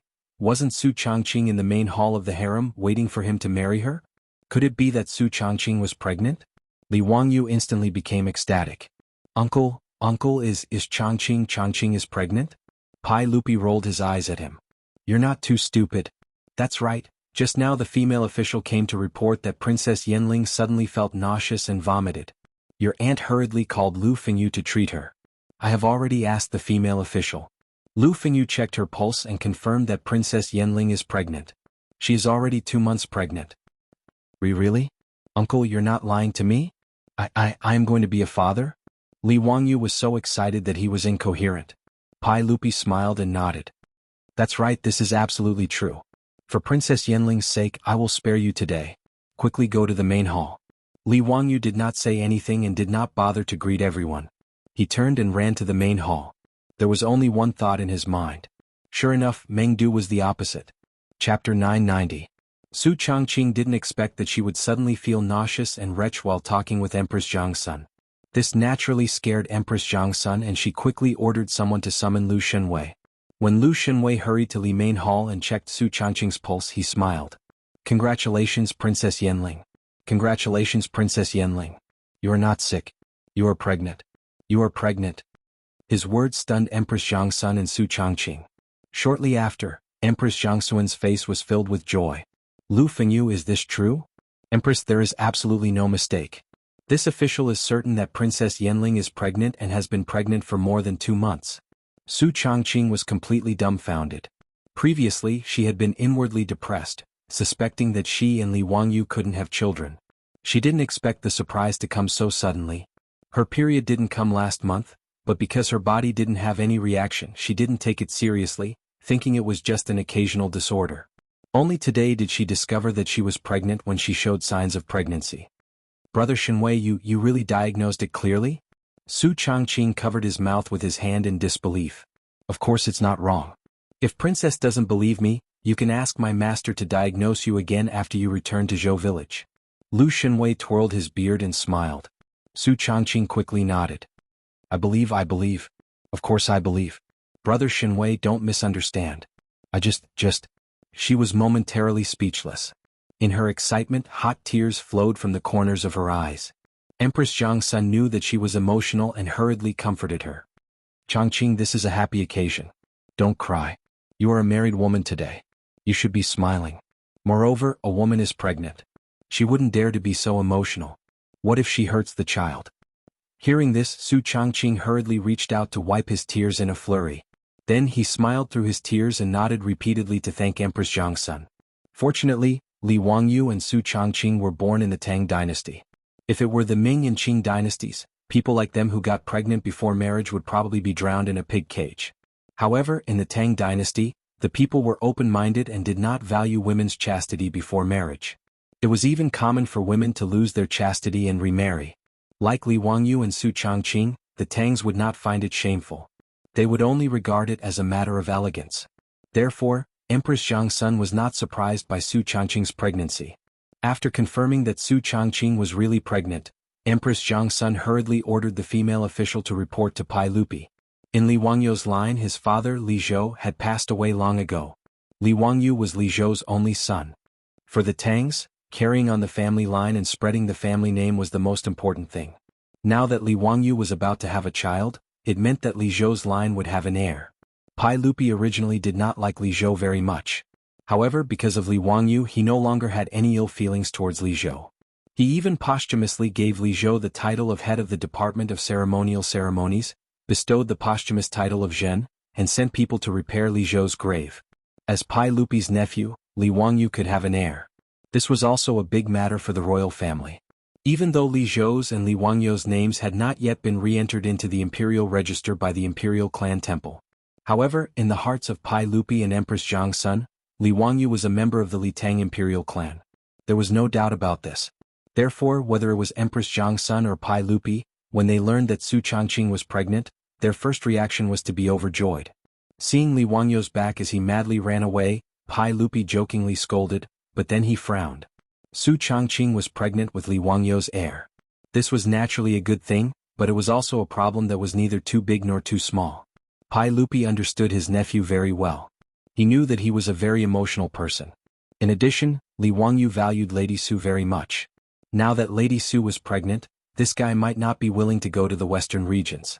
The 150,000 troops of the Western Punitive Expedition were still stationed in Jingzhou, waiting for the imperial court to send a new general manager.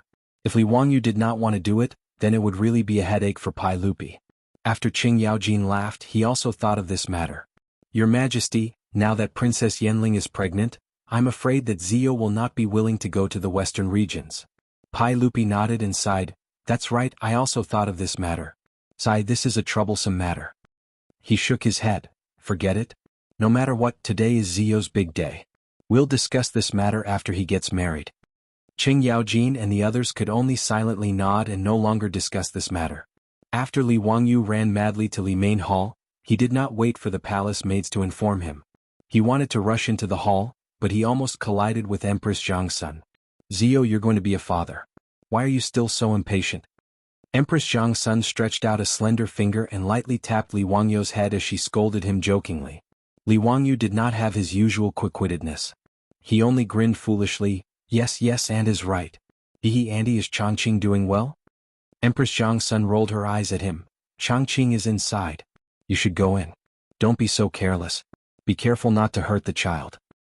Yes, I understand. After getting Empress Zhangsun's permission, Li Wangyu immediately ran into the hall.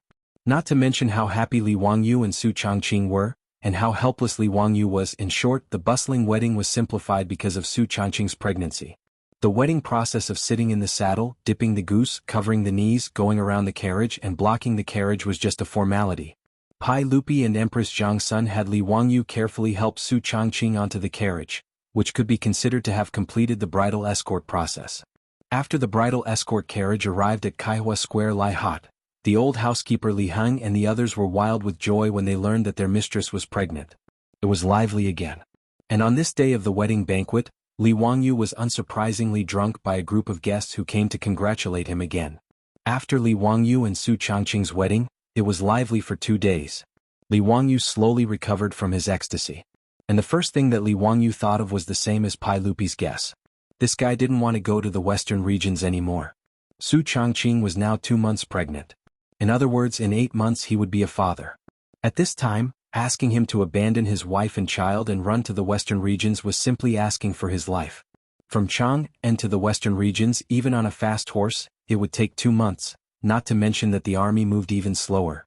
In other words, as long as Li Wangyu took over the position of general manager of the Western Punitive Expedition Army, not only would he not be able to see the birth of his child, but it could even be said that when he came back, the child would be old enough to eat soy sauce. But the matter of him being the general manager of the Western Punitive Expedition Army had already been issued an imperial edict. It was a matter that was set in stone. If Li Wangyu disobeyed the order and didn't go, then he would be beheaded. Even if Pai Lupi couldn't bear to behead him, it was impossible for him not to punish him. Li Wangyu was in a dilemma and didn't know what to do. On the 3rd day of the wedding, Li Wangyu was secretly pondering about what perfect excuse he should find to dodge this matter. Just then the old housekeeper Li Heng gently knocked on the door of the study room. "Langjun, there is a guest." Chapter 991. Li Wangyu was so upset that he was not in the mood to receive guests. He replied impatiently, "Is it Qing Chumo and the others? Tell them that I am not feeling well today and cannot receive guests. Tell them to go back." Li Heng also knew what his Langjun was worried about. He hesitated for a moment before continuing, "Langjun, it is Duke Yu who is here to visit. Yu Shernan? If Yu Shernan was looking for him, he should have sent someone to invite him to Yu Shernan's residence in Chang'an. This was the proper etiquette he should have as a junior. This was not a holiday. Why would Yu Shernan come all the way to Dingzhou village?" Li Wangyu was dazed for a moment before he understood Yu Shernan's intentions. It must be that Pai Lupi knew what he was thinking and was afraid that he would play some tricks and refuse to go to the western regions. Therefore he asked Yu Shernan to persuade him. Li Wangyu could not help but smile bitterly. Yu Shernan was his teacher and friend. He was also an old man whom he respected greatly. If Yu Shernan had asked, he would not have been able to refuse. But since Yu Shernan had come, there was no reason for him to avoid meeting him. Li Wangyu sighed and stood up helplessly. "I will go and welcome Duke Yu." After inviting Yu Shernan into the living room and ordering the servants to serve tea and snacks, Yu Shernan looked at Li Wangyu with a smile. "Zio, why do you look so sad? Did this old man take the liberty to come and disturb Zio?" Li Wangyu quickly shook his head. "What are you saying, Duke Yu? Don't laugh at me. How can you not know why I am worried?" "Haha, I didn't expect that Zio would have such sentiments for love." Sure enough, His Majesty was right. With your weary personality, it must be because of Princess Yenling's pregnancy that you are unwilling to take up the post of General Manager of the Western Punitive Expedition. Am I wrong? Li Wangyu nodded silently. He really did not want to go to the western regions at this time. Perhaps in the eyes of the Tangs, wives and concubines were not that important. It was even more impossible for him to give up his official position just because his wife was pregnant. Li Wangyu's way of thinking was indeed somewhat deviant. But for Li Wangyu, it was too irresponsible of him to not be by his wife's side when she was pregnant, even when his child was born. Moreover, this era was different from the later generations. A woman giving birth to a child was tantamount to crossing the gates of hell. Even in the imperial family, with the care of the famous doctors in the Shangyao Bureau, there were still many concubines who died from dystocia. Under such circumstances, how could he be at ease? Even if Su Changqing gave birth successfully, he didn't want to miss his child's growth. These were two completely different worldviews, yet it was difficult to explain to Yu Shernan. Yu Shernan stroked his beard and smiled. "Zio, you should know what it means to put personal interests aside for the greater good. Yu the Great conquered the flood 3 times but did not enter the house. Zhuge Kongming gave his all until he died. They are all role models for our generation." The old man took a sip of tea and continued, "Ziyu, you are only 20 years old, but His Majesty will not look down on you because of your age. Do you know how important it is to be the general manager of the Western Expedition Army? His Majesty is willing to entrust 150,000 soldiers to you, so how can you put personal interests aside for the greater good? Men are used for those who understand them, women are groomed for those who love them. His Majesty treats me like a national scholar, so I should repay His Majesty like a national scholar." Yu Shernan's eloquence was naturally good. His words left Li Wangyu speechless. Although he didn't agree with Yu Shernan's principles, he couldn't ignore Yu Shernan's words because he was in the Tang dynasty. "Master Yu, I understand all these principles, but I am worried about my wife and child." Li Wangyu stuttered as he explained. "Zio, you can rest assured. His Majesty has already said that he will send more female officials to take care of Princess Yenling. Lu Fengyu will also stay here to take care of the princess. In addition, Sun Daozhang is nearby. What do you have to worry about?" Li Wangyu was speechless and didn't know how to answer. Yu Shernan didn't wait for Li Wangyu to speak and continued, "His Majesty has already said that if you are fast enough, Zio, after the Western Expedition Army destroys Gaochang, His Majesty will allow you to return to Chang, and temporarily to visit Princess Yenling and your son. What do you think? Zio, what do you have to worry about? His Majesty has been very kind to you." Li Wangyu's eyes lit up when he heard this. "Master Yu, is this true? If I destroy Gaochang, His Majesty will allow me to return to Chang'an?" "Of course. Do you think this old man will deceive you? Good. Since it's like that, I'll leave 7 days from now." Li Wangyu calculated silently in his heart, and then he stopped hesitating and nodded in agreement. He had calculated that destroying Gaochang would be as easy as blowing off dust. As long as the Tang army arrived, Gaochang would have no choice but to surrender. The distance from Jingzhou to Gaochang was more than 4,000 li. If the army marched quickly, it would take 3 to 4 months. At most, he would have to work a little harder and then rush back to Chang'an. It would only take a little more than a month. He should be able to return before Su Changqing gave birth. Seeing Li Wangyu nod in agreement, Yu Shernan was also very happy. As long as Li Wangyu was willing to go to the western regions, everyone would be happy. After Yu Shernan left, Li Wangyu went to look for Su Changqing. Filled with guilt, he told Su Changqing about Yu Shernan's visit and his promise to go to the western regions. Changqing, I'm sorry. I didn't discuss this with you before agreeing to Yu Shernan's request. But Su Changqing didn't wait for Li Wangyu to finish. He reached out a slender finger and gently pressed it on his lips. Wangyu, you don't need to explain. I understand. Su Changqing shrunk her slender body into Li Wangyu's embrace and pulled his arm around her. She closed her beautiful eyes and leaned her head on Li Wangyu's chest, quietly listening to Li Wangyu's strong heartbeat. After a long time, Su Changqing slowly opened her mouth and said, Wangyu, you and I are husband and wife. There's no need to say sorry. I know that you promised Li Shimin to go to the western regions for me for our unborn child. As long as you come back safe and sound, that's my greatest wish. Wangyu, promise me that you won't be impulsive for me and our child. We'll wait for you at home. In an instant, Li Wangyu's nose suddenly turned sour and tears overflowed from the corners of his eyes. He hugged the beauty in his arms tightly. The two of them didn't speak for a long time. They just stood there in an embrace. Time seemed to have stopped at this moment. Li Wangyu only felt that his throat was blocked by many words, but he didn't know how to say them. After a long time, Li Wangyu, like an injured wolf, began to sing, South of the Southern Mountains in a hoarse voice. You're in the southern sun, snow swirling. I'm in the northern cold night, spring all year round. South of the southern mountains, the northern autumn is sad. South of the southern mountains, there are piles of grain. South of the southern winds, north of the northern sea. North of the northern sea, there are tombstones. Old Dragon listened to the south of the southern mountains. After writing this chapter, I feel like I'm torturing the single dog. Forget it, I'm going to find a wife. Chapter 992. After making up his mind, Li Wangyu tidied up his mood and rushed to Chang and Duke Lu's residence. It wasn't that Li Wangyu had masochistic tendencies and wanted to find excitement. He braced himself to explore the dragon's pool and tiger's den for only one purpose, and that was to ask Qing Yaojin for advice on how to be a military chief. Although the old hooligan's character wasn't very good, his ability to lead an army and fight was excellent.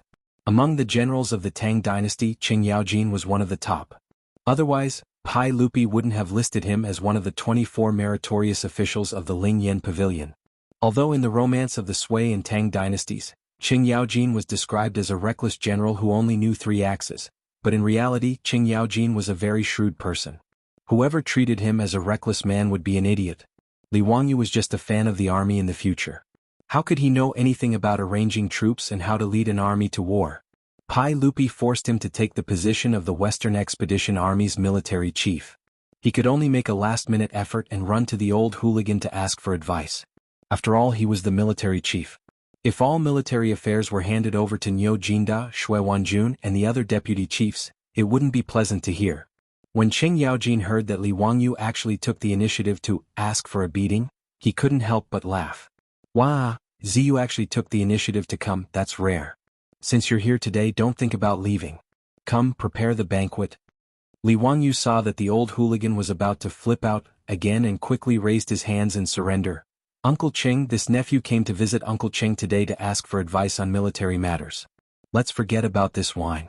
When this nephew returns from the western regions, this nephew will accompany Uncle Qing to drink until we're drunk, okay? Qing Yaojin glared at him with dissatisfaction. Scoundrel, what does drinking wine have to do with you asking for advice? Don't be so wishy-washy like a woman. Finished speaking, the old hooligan didn't wait for Li Wangyu to object.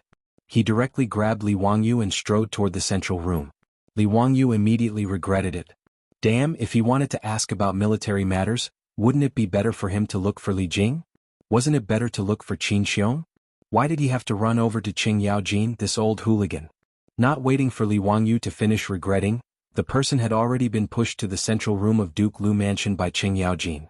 As for the maidservants of the Qing residence, they quickly served up the food and wine. Li Wangyu looked at the tables that were filled with food and wine. He wanted to ask Qing Yaojin how the cooks and maids in his mansion were trained. If there was a Guinness Book of World Records in the Tang dynasty, this speed of serving food and wine would definitely be the first. Li Wangyu sighed helplessly as he looked at the tall glass of sorghum wine in front of him. Uncle Qing, your nephew has brought you a new type of wine today. Please give it a try. In fact, Li Wangyu had already predicted the old hooligan's reaction. Therefore, in order not to be stuffed into a puddle of mud, he specially brought 2 large barrels of beer with him. Oh, but what kind of beer is that? A few days ago, Chumo and the others had already told me that the beer was very bland, but it was cool and refreshing. Since you have the heart to bring it here, then let me try it. Qing Yaojin loved wine. When he heard that Li Wangyu had brought a new type of wine, he naturally did not mind tasting it. Li Wangyu quickly ordered people to bring the barrels of beer into the central room. He personally poured a cup full of beer for Qing Yaojin. Qing Yaojin took the glass of beer and gulped it down like a cow. He poured the iced beer into his mouth and burped with satisfaction. What kind of beer is this? It's good to quench thirst. Qing Yaojin smacked his lips and signaled Li Wangyu to fill his cup again. Li Wangyu took advantage of the time to pour the wine for Qing Yaojin to quickly speak of his intentions. Uncle Qing, you have to help your nephew. Whether or not your nephew can rush back to Chang, and before my family's madam gives birth depends on Uncle Cheng's guidance. Qing Yaojin raised his head and laughed loudly. Zio, I always thought that you knew everything above the heavens and below the earth, but I didn't expect that you would also have a time when you were timid. You brat, do you think that the army is going on an outing? You actually expect to lead 150,000 troops from Jingzhou to the western regions in 3 months. Isn't this just a dream? Li Wangyu could not help but be stunned. He did not understand what Qing Yaojin meant. The distance from Jingzhou to Gaochang was more than 4,000 li. There was no mistake. Although Li Wangyu had never come into contact with the army, he was more or less clear that the ancient armies of Huaxia would march about 30 to 40 kilometers a day. In other words, it would only take about 2 months to complete the journey of over 4,000 miles. He estimated that 3 months was already a lot of time. Why did Qing Yaojin say that he was dreaming? Please enlighten me, Uncle Cheng. Zio, you brat, do you know what the concept of 150,000 troops is? Let me explain it to you like this. If the 150,000 troops set off in formation, the vanguard would have already reached the destination and started to set up camp, but the rear would have yet to leave the camp. Do you understand? Moreover, the speed of the army's march is based on the speed of the supply wagons. If the army marches for 8 hours a day with the speed of the supply wagons, they would at most travel 40 to 50 li a day. Moreover, if there is a storm and the army is unable to move, they can only stay in the camp. After marching for many days, the army also needs to rest. Things like this are quite normal. Therefore, it is impossible for the 150,000 troops to rush to Gaochang without at least half a year. Qing Yaojin's words immediately made Li Wangyu dizzy. As a military fanatic, he knew that Qing Yaojin was not bluffing him. In the past, the 800,000-strong army of the former Qin was said to have broken the flow by casting the whip.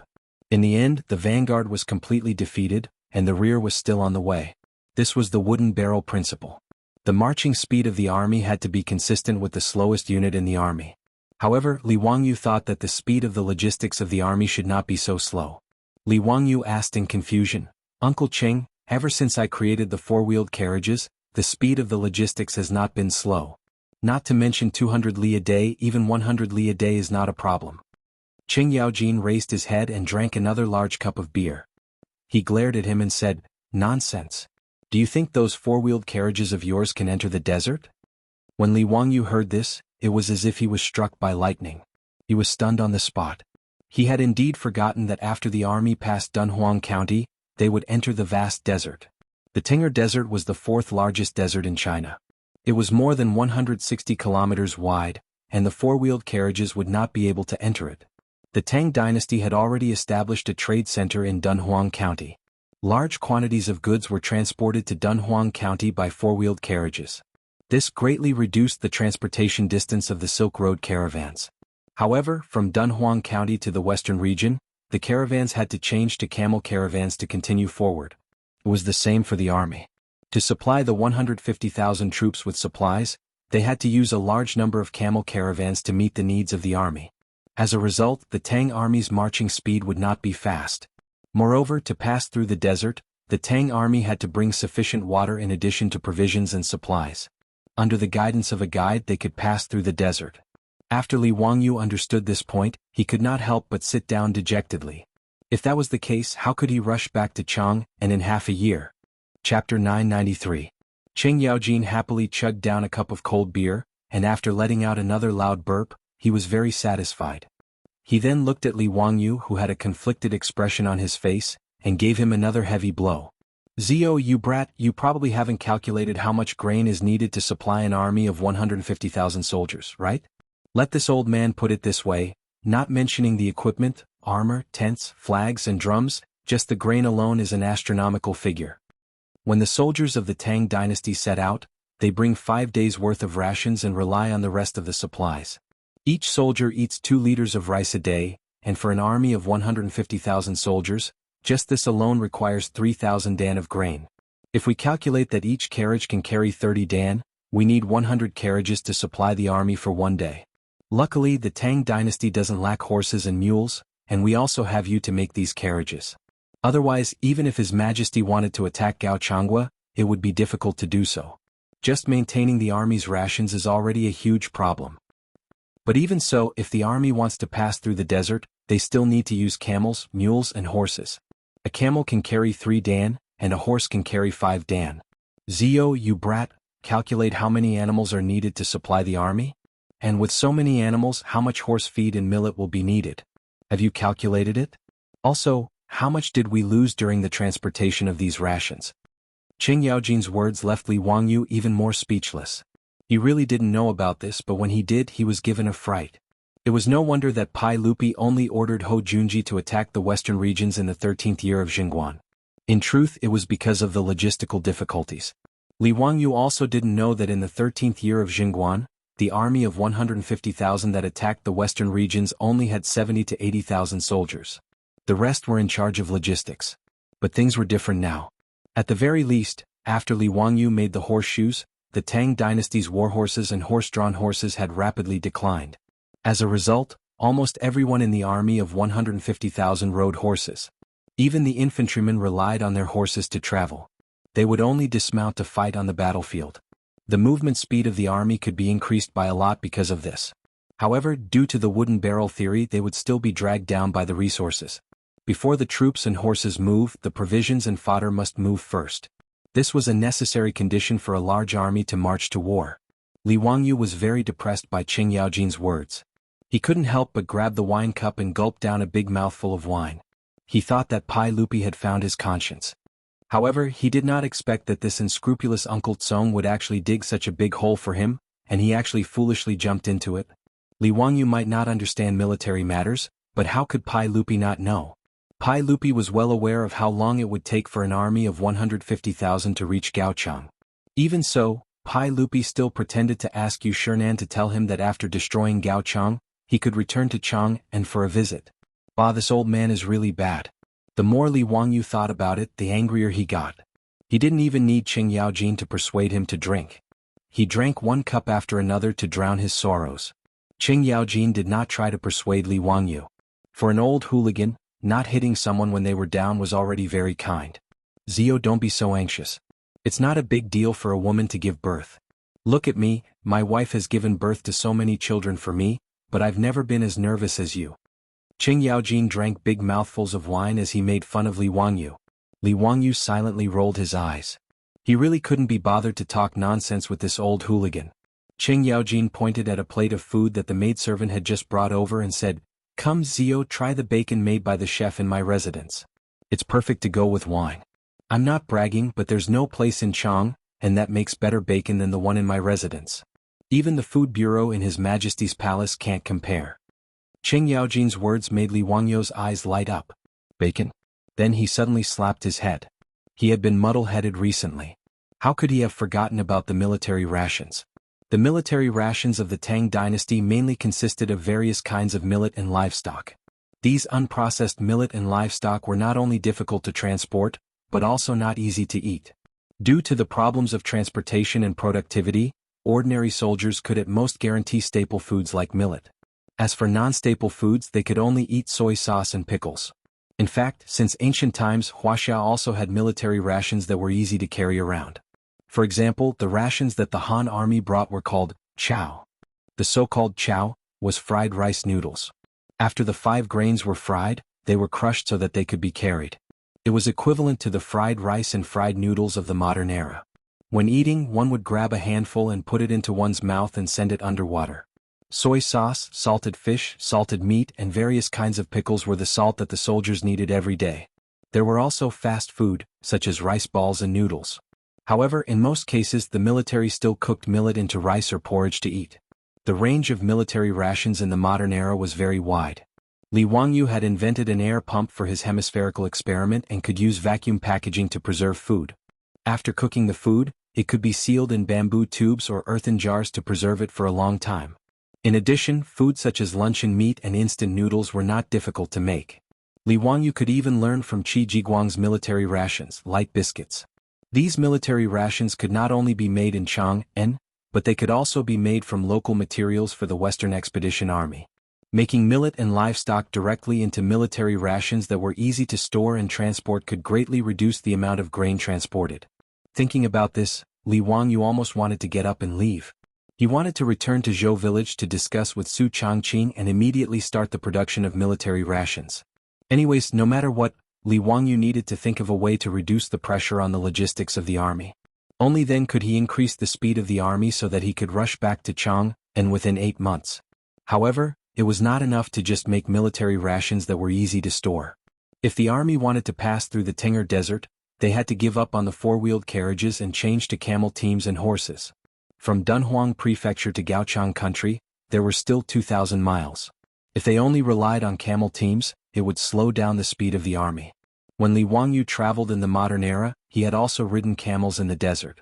Although camels had good stamina, their speed was not much different from an adult walking. If they relied on camel teams to transport supplies and slowly walked 2,000 miles to Gaochang Country, it would be too late. Li Wangyu definitely could not rush back to Chang'an before his beautiful boss gave birth. Thinking about this, Li Wangyu felt even more anxious. He secretly wondered if there was a way to let 4-wheeled carriages pass through the desert.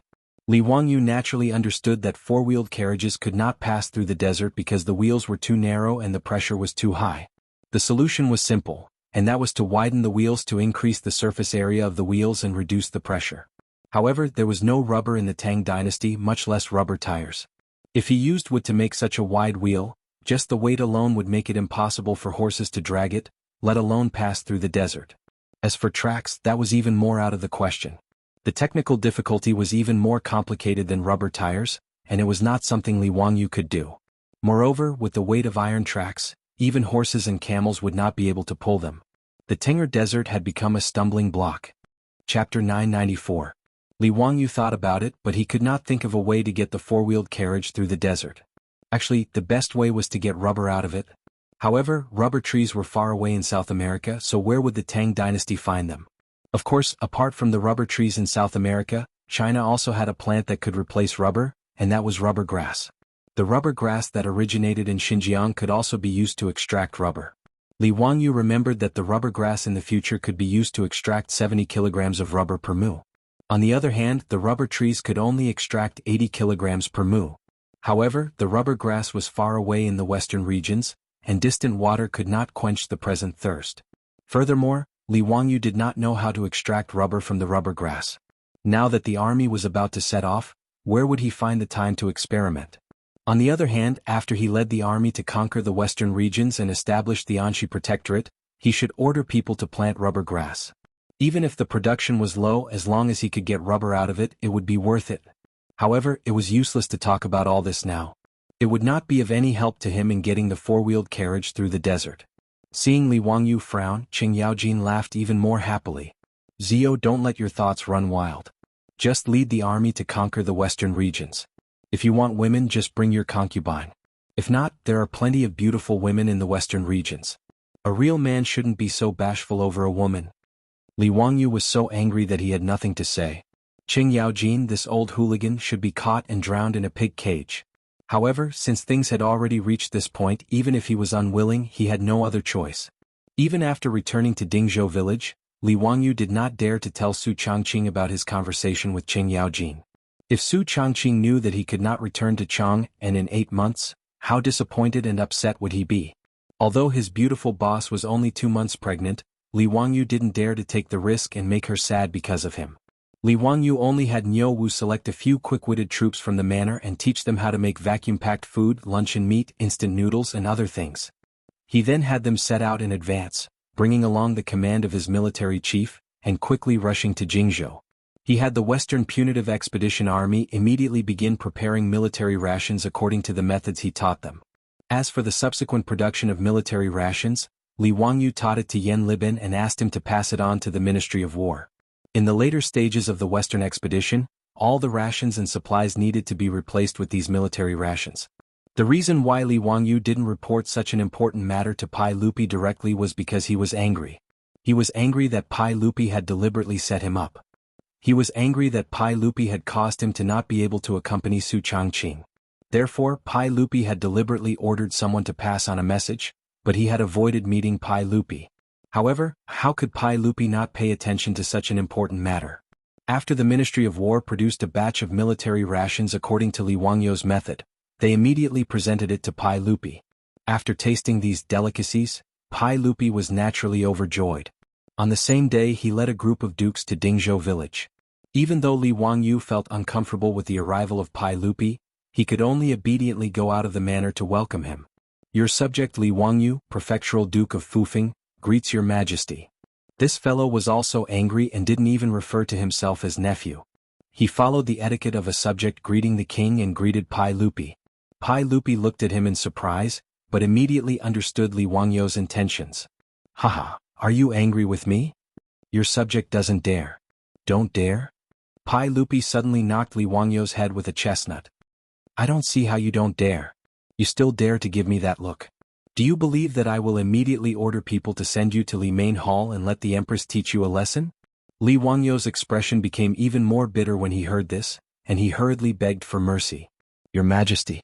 Oh no, uncle, I was wrong. I know I was wrong. A wise man submits to circumstances. When it's time to admit defeat, it's best to admit defeat for safety. If Empress Zhangsun was long-winded, it would be quite torturous. Li Wangyu would rather go to the prison of the censorate than listen to Empress Zhangsun's long-winded nagging. If there's a next time, I won't let you off so easily. Lead the way to your castle's balcony. Today I also want to eat skewers and drink iced beer. Li Wangyu was speechless. Damn, as expected, this group of foppish young masters had big mouths. He guessed that the whole Chang and city knew about eating skewers and drinking iced beer, right? In fact, his guess was not wrong at all. There were even some clever merchants in Chang and city who had already learned how to barbecue skewers, and many restaurants had launched barbecue dishes. Other than beer that no one knew how to brew and could not be supplied for a while, barbecue quickly became popular in Chang and city, and had even begun to spread to the surrounding provinces and counties. Qing Yaojin was even more big-mouthed. When he heard this, he immediately laughed and said proudly, Your Majesty, a few days ago, you came to my residence and brought me a few barrels of beer. Although the beer is bland, it's quite refreshing to drink after being chilled. Your Majesty and all the officials should drink a few more cups today. His words were full of smugness. Obviously he was showing off that Pai Lupi, Yuchi Jingda, and the others didn't drink beer. Li Wangyu was so angry that he rolled his eyes. Damn, the beer that was sent to Duke Lu's residence should have been poured out and fed to the dogs. Wasn't this blatantly trying to make him look bad? As expected, when Pai Lupi heard Qing Yaojin's words, his face immediately became unhappy. Ziyu, why didn't you send me some beer into the palace? Why? Don't you have any idea in your heart?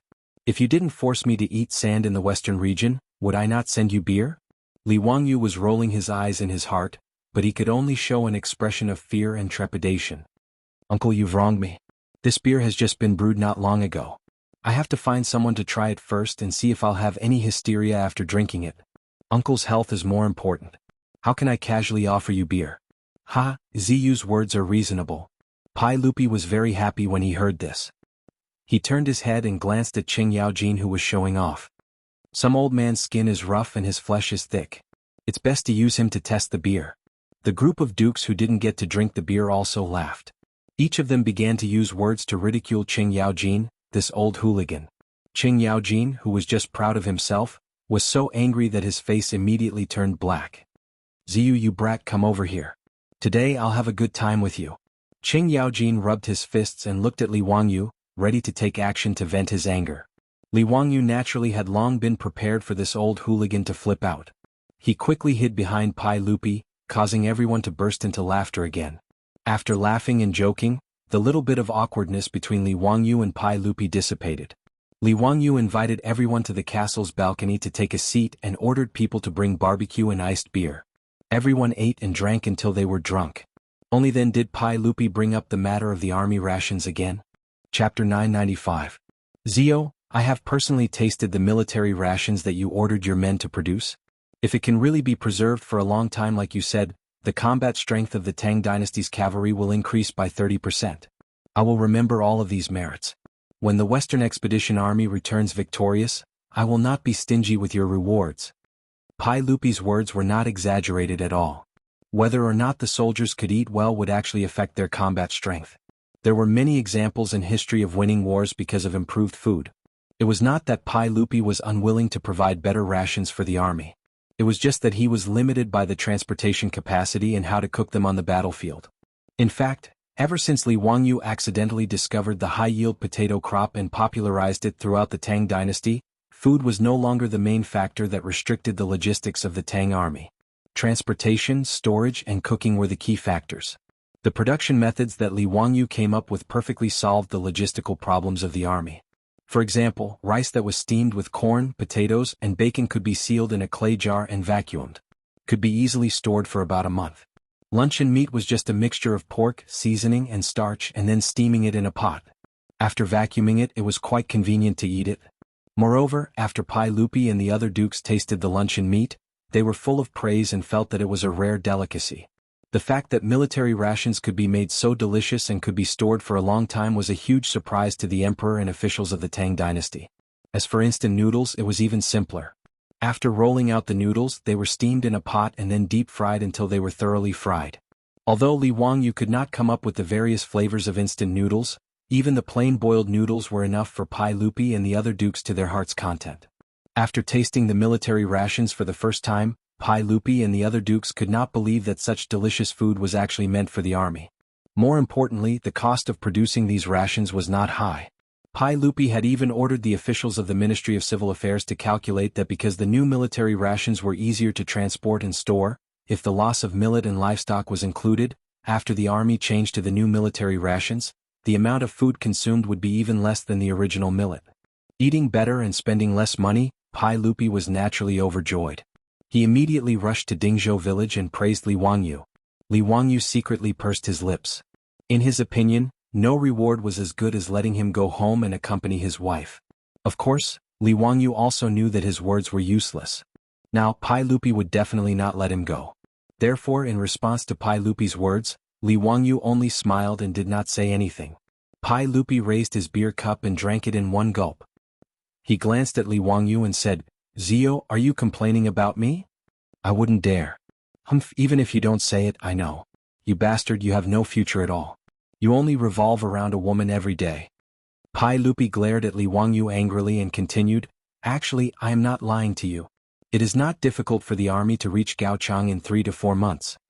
Pai Lupi's words stunned Li Wangyu. Then he was overjoyed and quickly asked, "Uncle, don't lie to me. I asked Uncle Cheng if it is more than 2,000 li from Dunhuang County to Gaochang. The army relies on camel caravans to transport supplies and it will take at least 2 to 3 months. Ah, Zio, you are really stupid. Let me ask you, can't you use four-wheeled carriages to transport? It can travel 200 li in a day. In less than 10 days the army can travel 2,000 li. What's so difficult about that?" Li Wangyu stammered, but four-wheeled carriages can't pass through the desert." Pai Lupi laughed even more happily, but he purposely didn't answer to whet Li Wangyu's appetite. This time not only was Li Wangyu dumbfounded, but the group of dukes and bigwigs including Qing Yaojin were also dumbfounded. They didn't understand the meaning behind Pai Lupi's words. Yuqi Jingda and the others all thought that Qing Yaojin's words were correct. From Jingzhou to Dunhuang County, the army could rely on four-wheeled carriages to transport supplies and supplies. But after that they could only rely on camel caravans. This was definitely not wrong. Why would Pai Lupi still vow to let Li Wangyu continue to use four-wheeled carriages to transport supplies and supplies? Li Wangyu was even more anxious. He repeatedly bowed to Pai Lupi, "Uncle, I am wrong. I am stupid, please enlighten me." He really couldn't think of a way to let the carriages pass through the desert. He even made a special trip to Shi City to find a few merchants who had been using the Silk Road for a long time to ask them about a solution. After a series of inquiries and understanding, Li Wangyu even gave up on the idea of using carriages to transport supplies and supplies. This was because he had thought too simply. In the future, when Li Wangyu was traveling in the desert, he had taken a desert car and surfed the sand dunes. It was very exciting. Thus, he thought that as long as he could come up with rubber tires or some other alternative method, he could let the carriages pass through the Tang desert. But this was not the case. When the camel caravan passed through the desert, they didn't travel in a straight line. Instead, they had to follow the winding paths of the various sand dunes. Traveling in this way was first and foremost for safety. The weather in the desert was unpredictable, and sandstorms could appear at any time. Once a sandstorm appeared, the caravan would have to face the wind and have the camels sit down to avoid the wind. If they walked at the bottom of the sand dunes, they would be buried by the sand dunes if they weren't careful. In this way, even if there were rubber tires, the carriages couldn't be used. Camels couldn't pull the carriages, so it was simply unrealistic to walk at the top of the sand dunes. It was precisely after he understood this point that Li Wangyu completely gave up. Now that Pai Lupi said that he had a way, Li Wangyu was naturally surprised and happy. Pai Lupi was very satisfied with Li Wangyu's attitude and even a little proud. His nephew had given him too many surprises. His wit was almost demonic, and it often made Pai Lupi doubt his own intelligence. Now that he could finally beat Li Wangyu for once, there was no need to explain the pride in Pai Lupi's heart.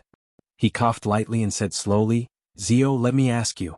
Is it easy to build the four-wheeled carriage?" Li Wangyu was stunned again as if he had thought of something. "Uncle, other than the wheels, beams and steering mechanism of the carriage, the other parts are not difficult." The skilled craftsmen of the Tang dynasty also made Li Wangyu gasp in amazement. The four-wheeled carriages of today were no longer the simple carriages that Carpenter Liu had built to deal with the task of transporting grain in the spring. Right now, the main beam and steering mechanism of the carriage were made from metal by the Ministry of Works and the craftsmen of the General Works Supervisor after many experiments. The changes brought about by this were that the four-wheeled carriage could carry more weight, and the steering was easier and smoother. As for the other parts of the carriage, a normal carriage used to transport goods was simple, and it was basically made of wood. Pai Lupi laughed when he heard this. "If that's the case, Zio, why can't you dismantle the carriages in Dunhuang County and reassemble them after the army passes through the desert?" Pai Lupi's words made Li Wangyu completely petrified. Damn, why didn't he think of such a simple logic before? Chapter 996. Pai Lupi's words left Li Wangyu speechless. It was such a simple principle, yet he had completely ignored it.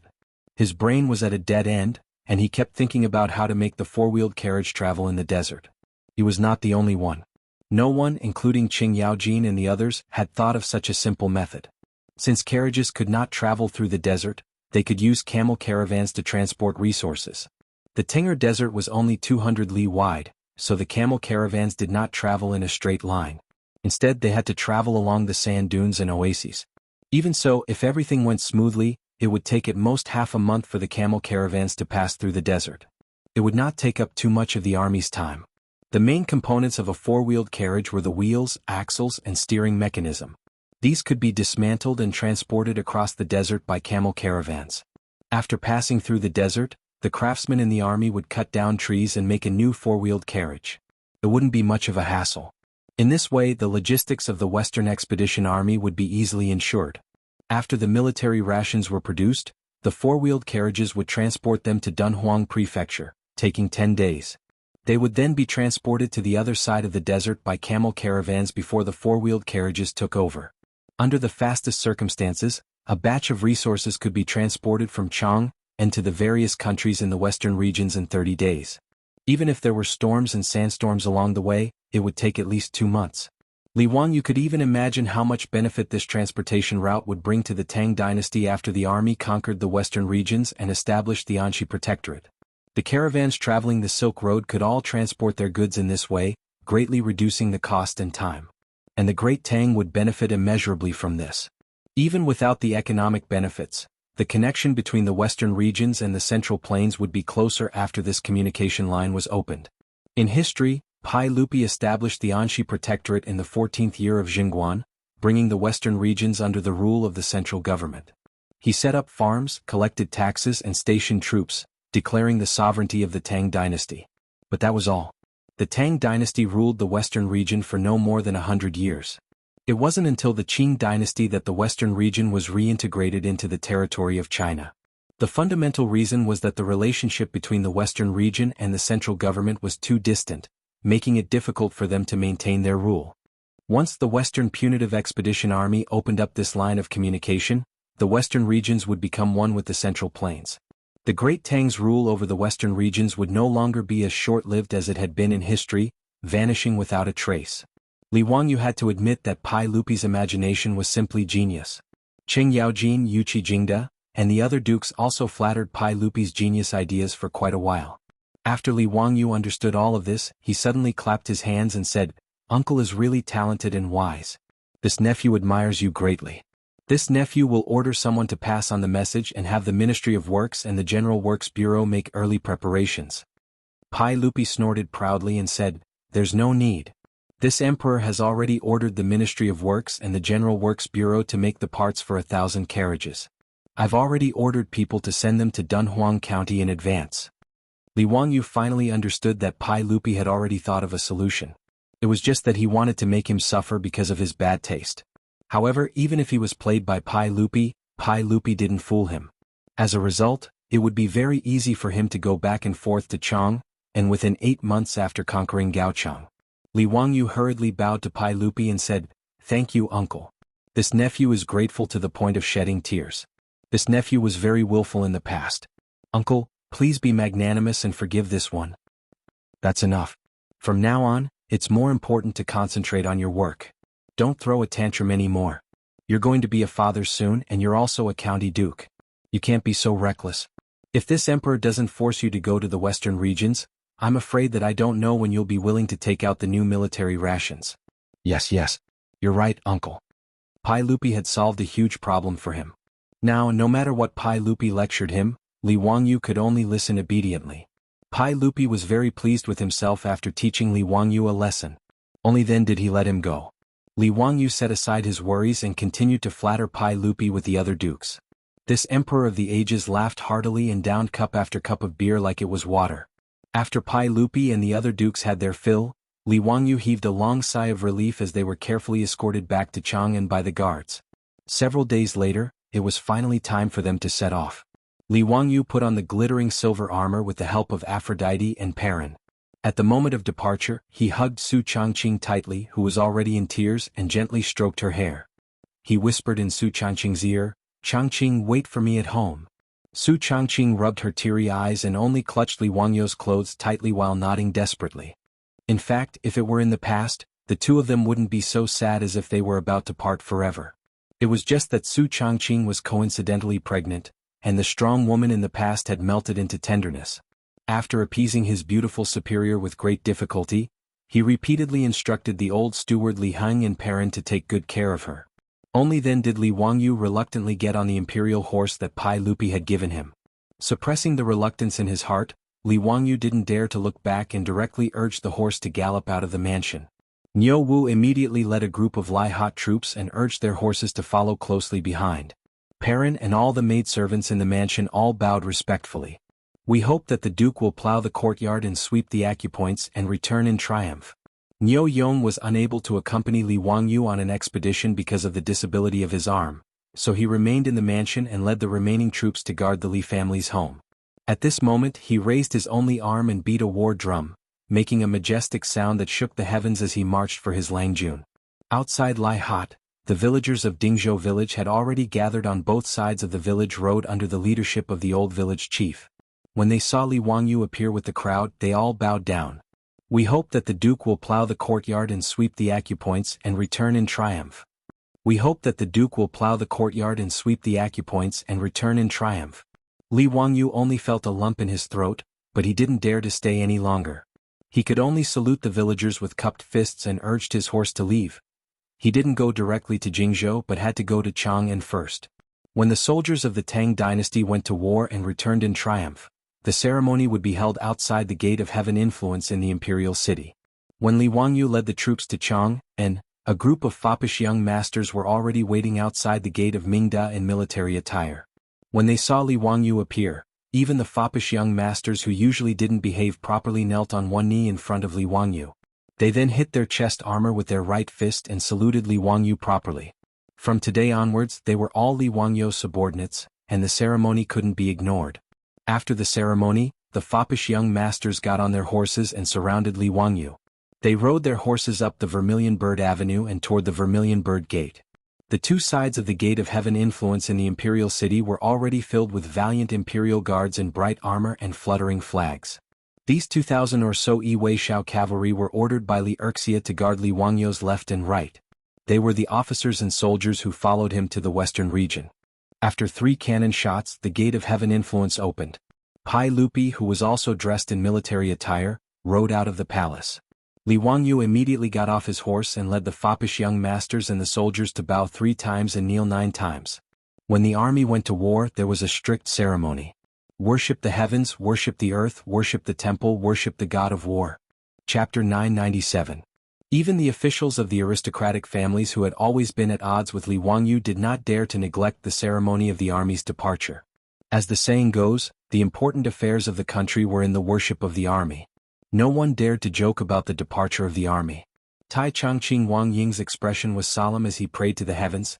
Sima, lead the people with the flag, line up in the battle array, like Chen in battle. Chase by the field, there is Si Biao Luo, pledge to the people. Drum, encircle. Fire, sacrifice the birds. Pai Lupi solemnly handed the fish talisman to Li Wangyu in the music of the drums. Before the Jin dynasty, most of the talismans used to mobilize troops were tiger talismans, but the Sui dynasty changed to scale talismans. In the Tang dynasty, in order to avoid the name of Li Yuan's father, Li Hu, they changed the tiger talisman to fish talisman and rabbit talisman. Later there was the turtle talisman, and even the northern Song dynasty used the ox talisman as a talisman. It was not until the southern Song dynasty that the tiger talisman was changed again in order to restore the prestige of the emperor. Li Wangyu knelt on one knee and took the golden fish talisman with both hands, but he felt that it was extremely heavy. From then on, the lives of hundreds of thousands of Tang dynasty soldiers were in his hands. Let's go. Li Wangyu bowed to Pai Lupi again, turned around and got on Sasha Luzi, and led the way to the Vermilion Bird Gate. The foppish lords and 2,000 Yi Shao cavalry also got on their horses and followed closely behind. When the rumbling of the horses' hooves resounded through the Vermilion Bird Avenue, the people cheered loudly. In the eyes of the Tangs, the cavalry of the Tang dynasty was invincible. The people cheered as if this was not an army going out to war, but a triumphant return. Zio, if we can't return with full strength, we won't have the face to come back and see our elders in Jiangdong. Cheng Chumo waved to the people on both sides of the Vermilion Bird Avenue in a showy manner, and urged his horse to go to Li Wangyu's side and whispered. Before Li Wangyu said anything, Fang Yai disdainfully replied, "Brother Chumo, your worries are groundless. Those weaklings from the western regions could drown the 150,000-strong army with just a spit of saliva from each of them. Trying to resist the iron cavalry of the Tang dynasty is like a mantis trying to stop a chariot. You're overestimating yourself." That's right, that's the logic. What UAI said makes sense. The Silk Pants joined in the commotion. In their opinion, the expedition to the west was a bit bitter, but it was purely a gold-plated journey. There was no risk at all. Li Wangyu shook his head. Brothers, you must not underestimate the enemy. The military strength of the countries of the western regions is not worth mentioning, but brothers, don't forget why His Majesty sent out an army of 150,000 soldiers. Chai Lingwu thought for a moment and frowned. Zio, are you talking about the Turks? Li Wangyu nodded. That's right. The reason why His Majesty dispatched the 15 great armies to the western regions was to guard against the Turks. He wasn't exaggerating.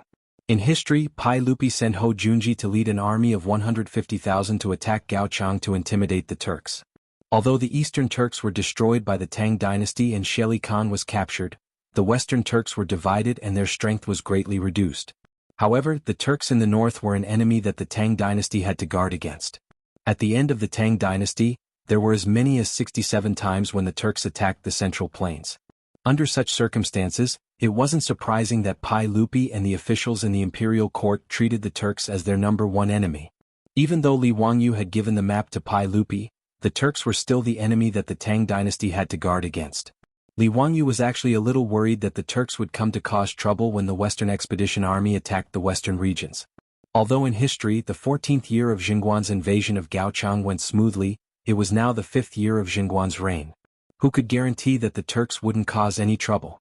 Although he was anxious to flatten Gao Chang and return to Chang'an to accompany his wife, he couldn't be careless since he had taken on such a heavy responsibility. If the cavalry of the Tang dynasty were to suffer heavy casualties because of him, Li Wangyu wouldn't be able to rest easy for the rest of his life. After instructing the wastrels to not let down their guard, the 2,000 men galloped toward the northwest. The distance between Chang'an and Jingzhou was only 500 miles. Li Wangyu and the others also had the new military rations with them, so they didn't need any heavy supplies. Thus, they were able to travel at lightning speed and arrive at Jingzhou in just 3 days. Niu Jinda and Shui Wanjun had already received the news and left the city 30 miles early to welcome Li Wangyu and the others. Li Wangyu couldn't help but feel a little terrified. Although the two of them were now deputy chiefs in name, Niu Jinda and Shui Wanjun were both his elders. Niu Jinda, his legitimate son Niu Jingping, Li Wangyu, and the other wastrels were all brothers. Niu Jinda only had one legitimate son, but because of his foot injury, there was basically no possibility for him to develop an official career. In the future he could only inherit Niu Jinda's title and muddle along. Therefore Niu Jinda could see very clearly that if his son wanted to live a good life after his death, the key would be Li Wangyu and the other wastrels. Since Li Wangyu had appeared out of nowhere, and in just a few years, he had risen from a commoner to a duke who had founded a country. Niu Jinda and those who knew Li Wangyu admired him even more.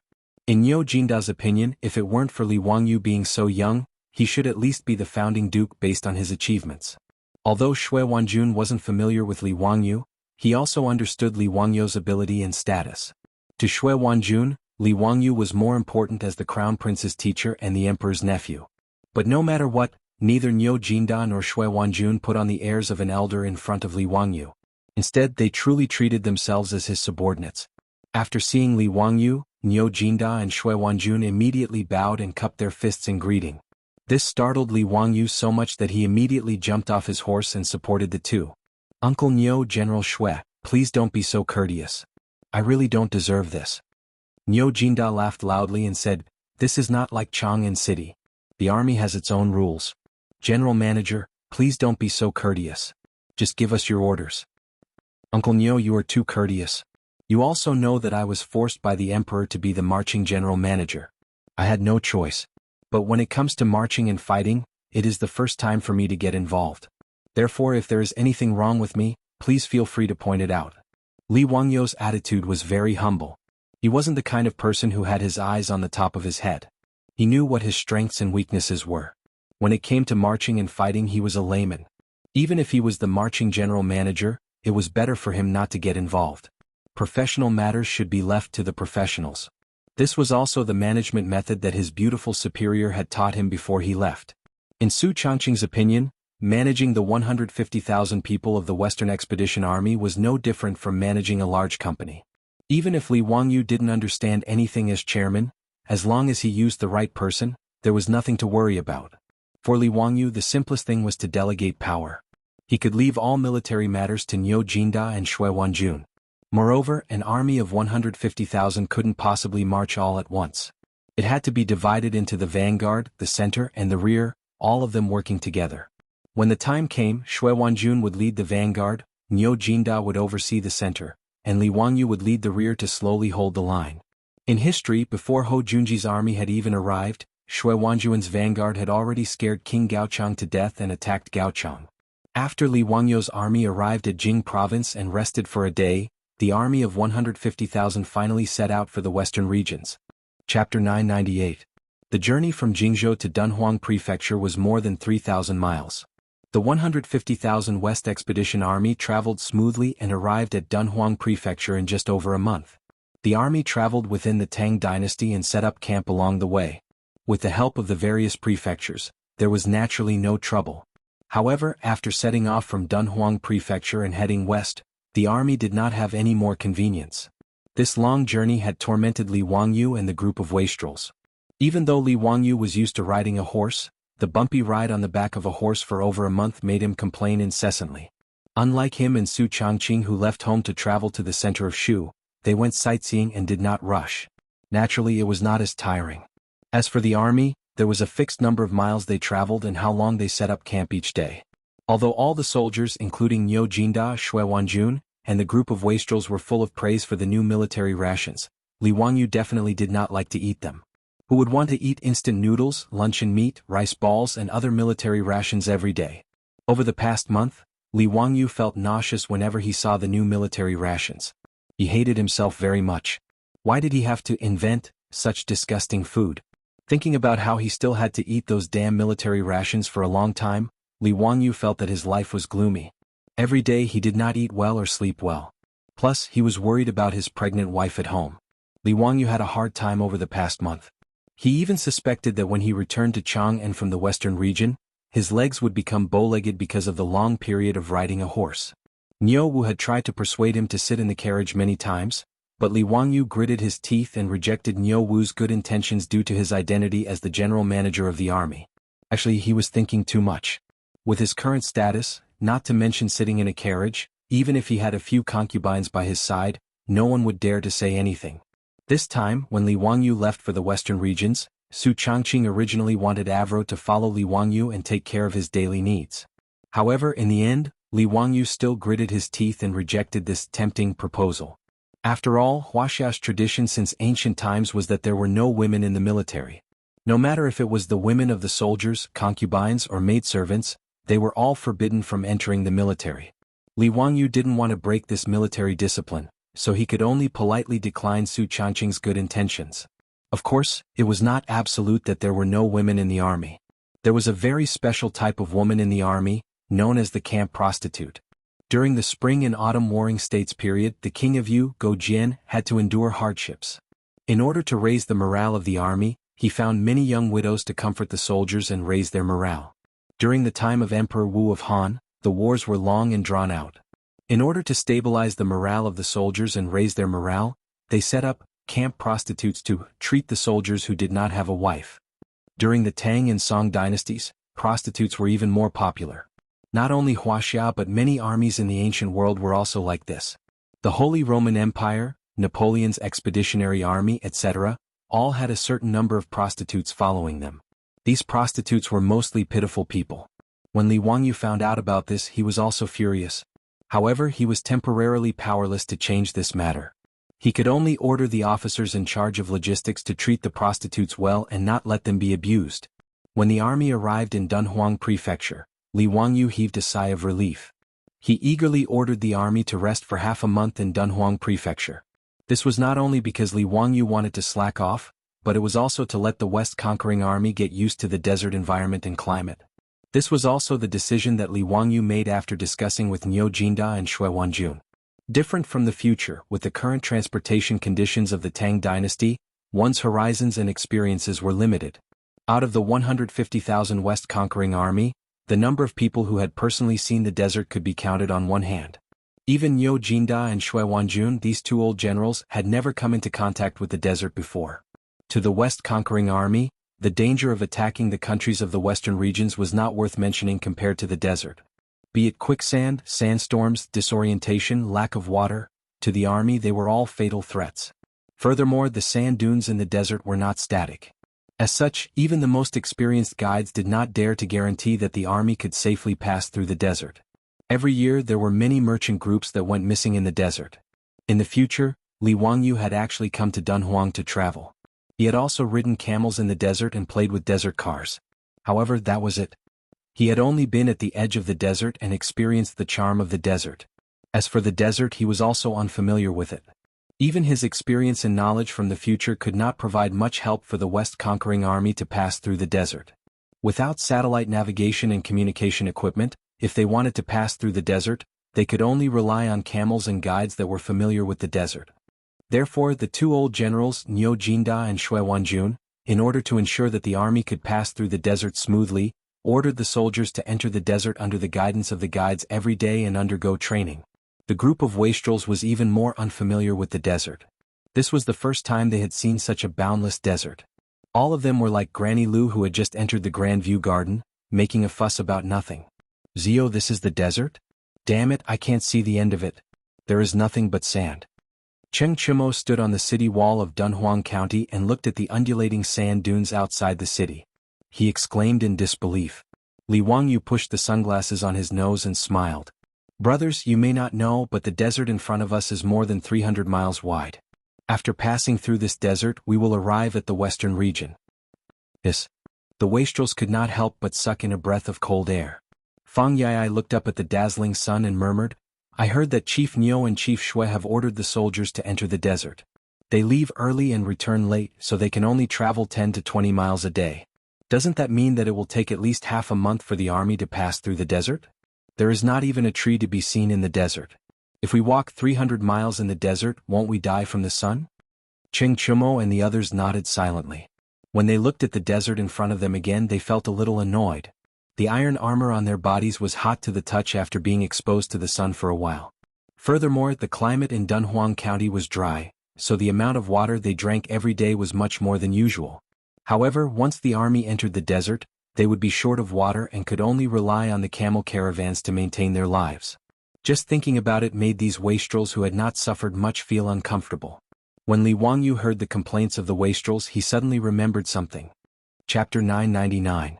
Just as Fang Yai had complained, the hot weather of the desert and the intense sunlight was a big problem, but it was not hard to solve. First was the glaring sunlight. Although Li Wangyu had invented glass with the low efficiency of handmade glass, he did not have the ability to give sunglasses to the 150,000 Western expedition soldiers. However, this was not difficult.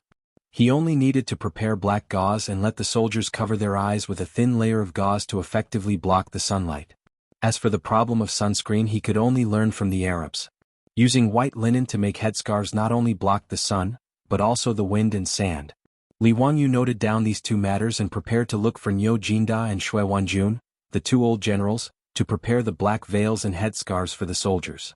This would more or less solve some of the problems. However, the most important thing was the problem of the water that the army needed to enter the desert.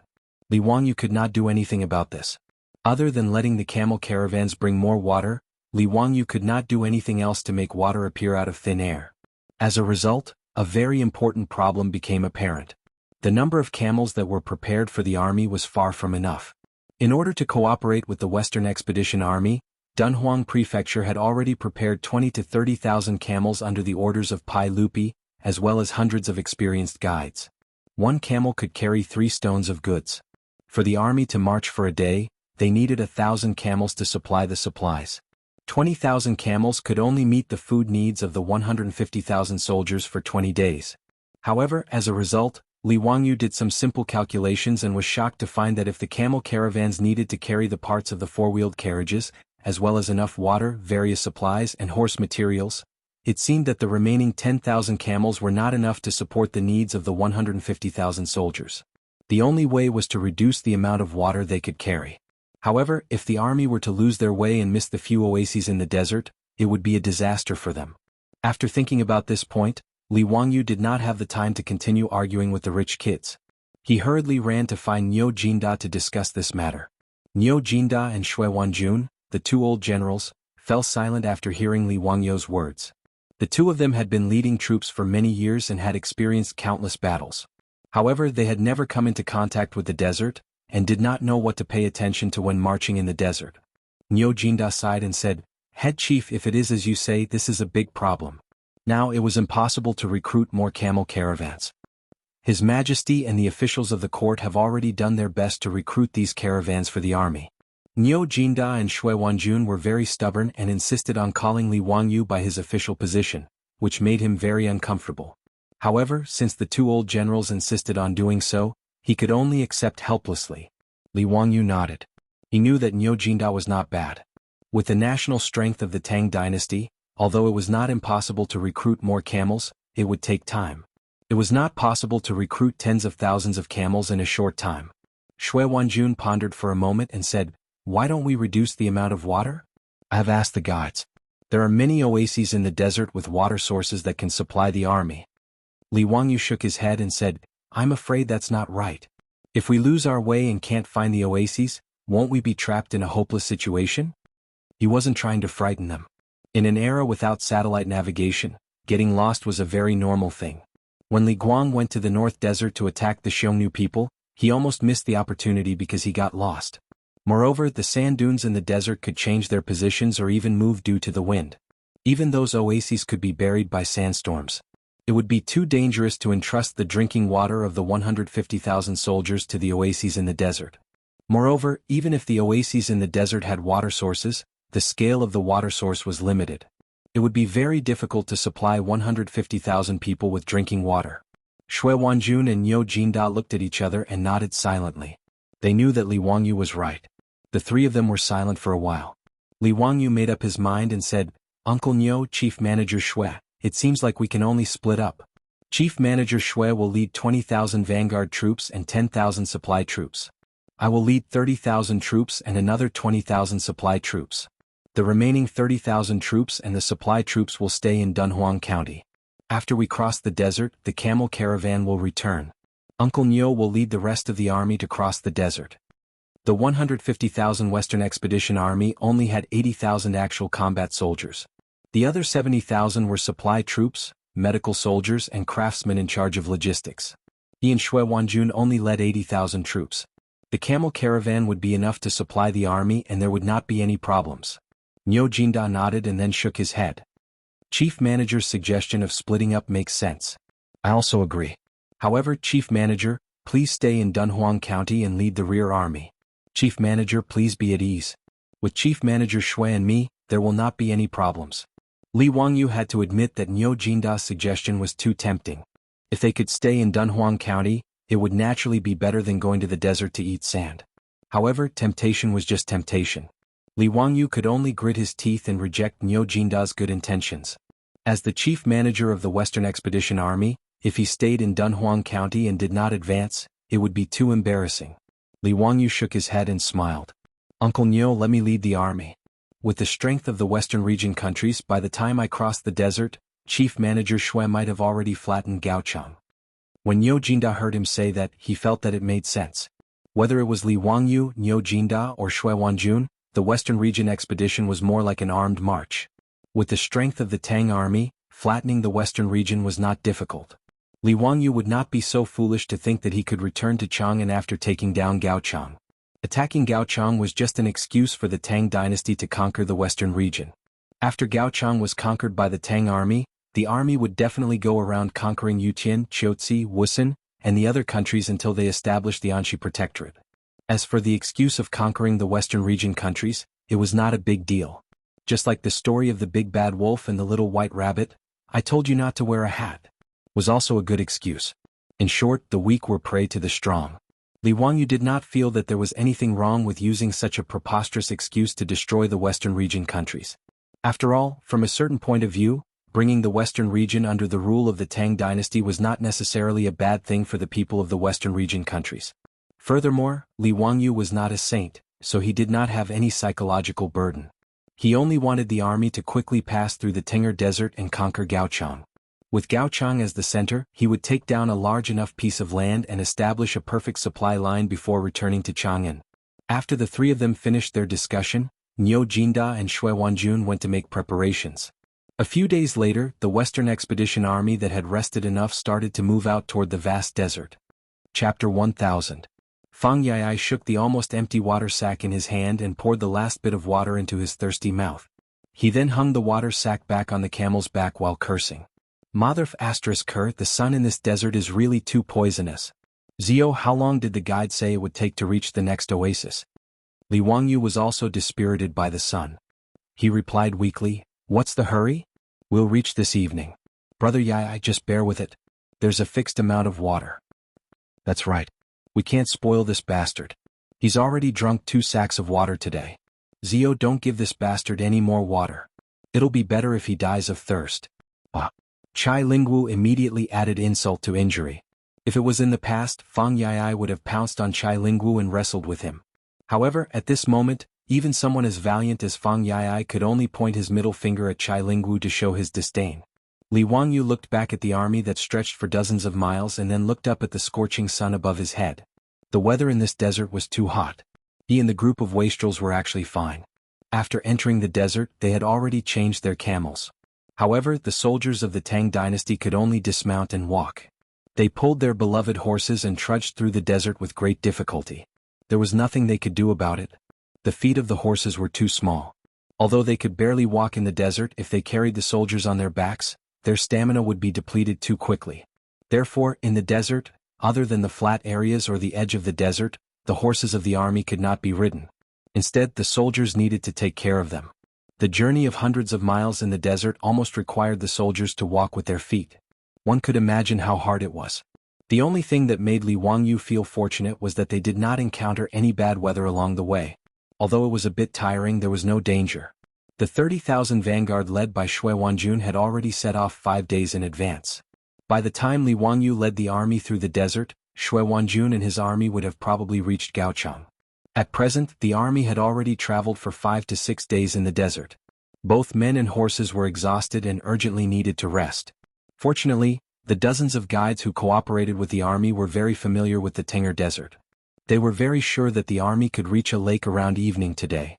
They could rest there for a short while and replenish their fresh water. As the fourth largest desert in Wuxia, the Tang desert was quite rich in water resources. Moon Lake and Swan Lake were famous lakes in the Tang desert. However, most of the lakes were grass lakes with no clear water.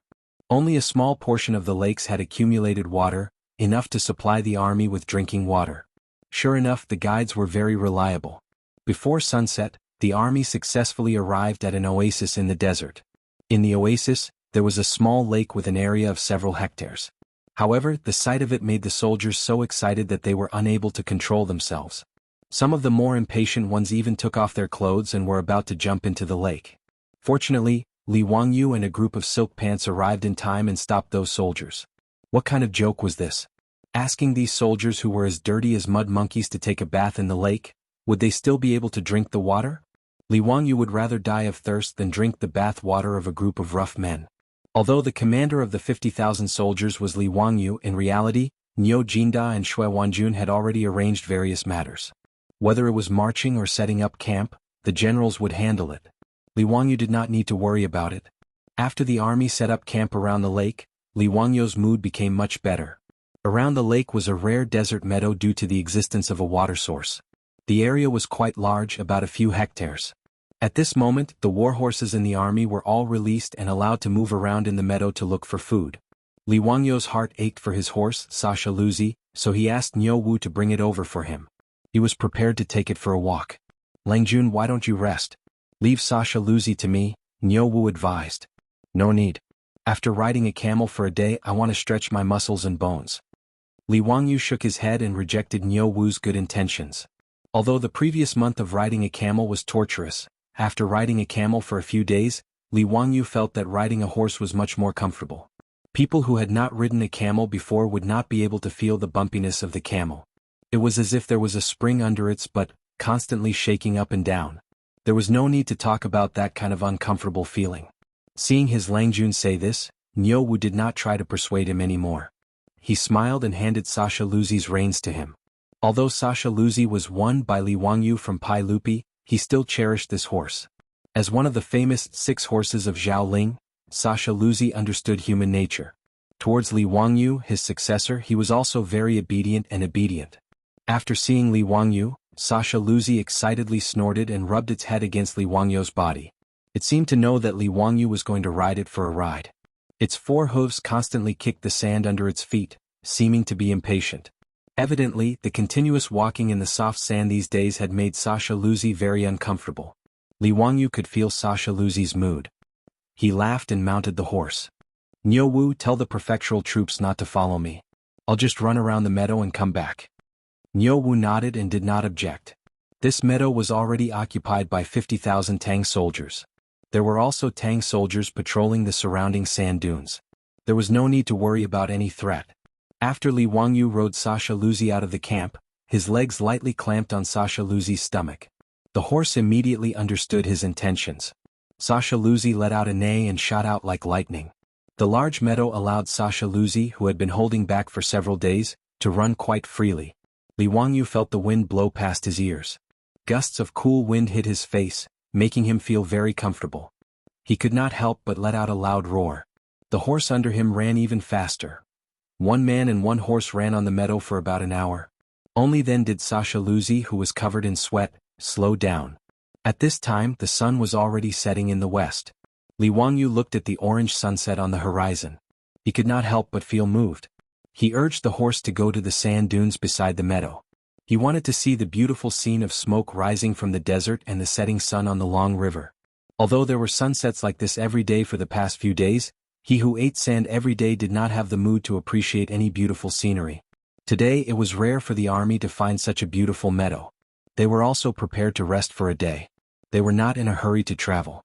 Only now did Li Wangyu have the mood to enjoy the scenery. He led Sasha Luzi and spent more than 10 minutes climbing the sand dunes beside the meadow. The Tang dynasty sergeants patrolling the sand dunes bowed to Li Wangyu when they saw him.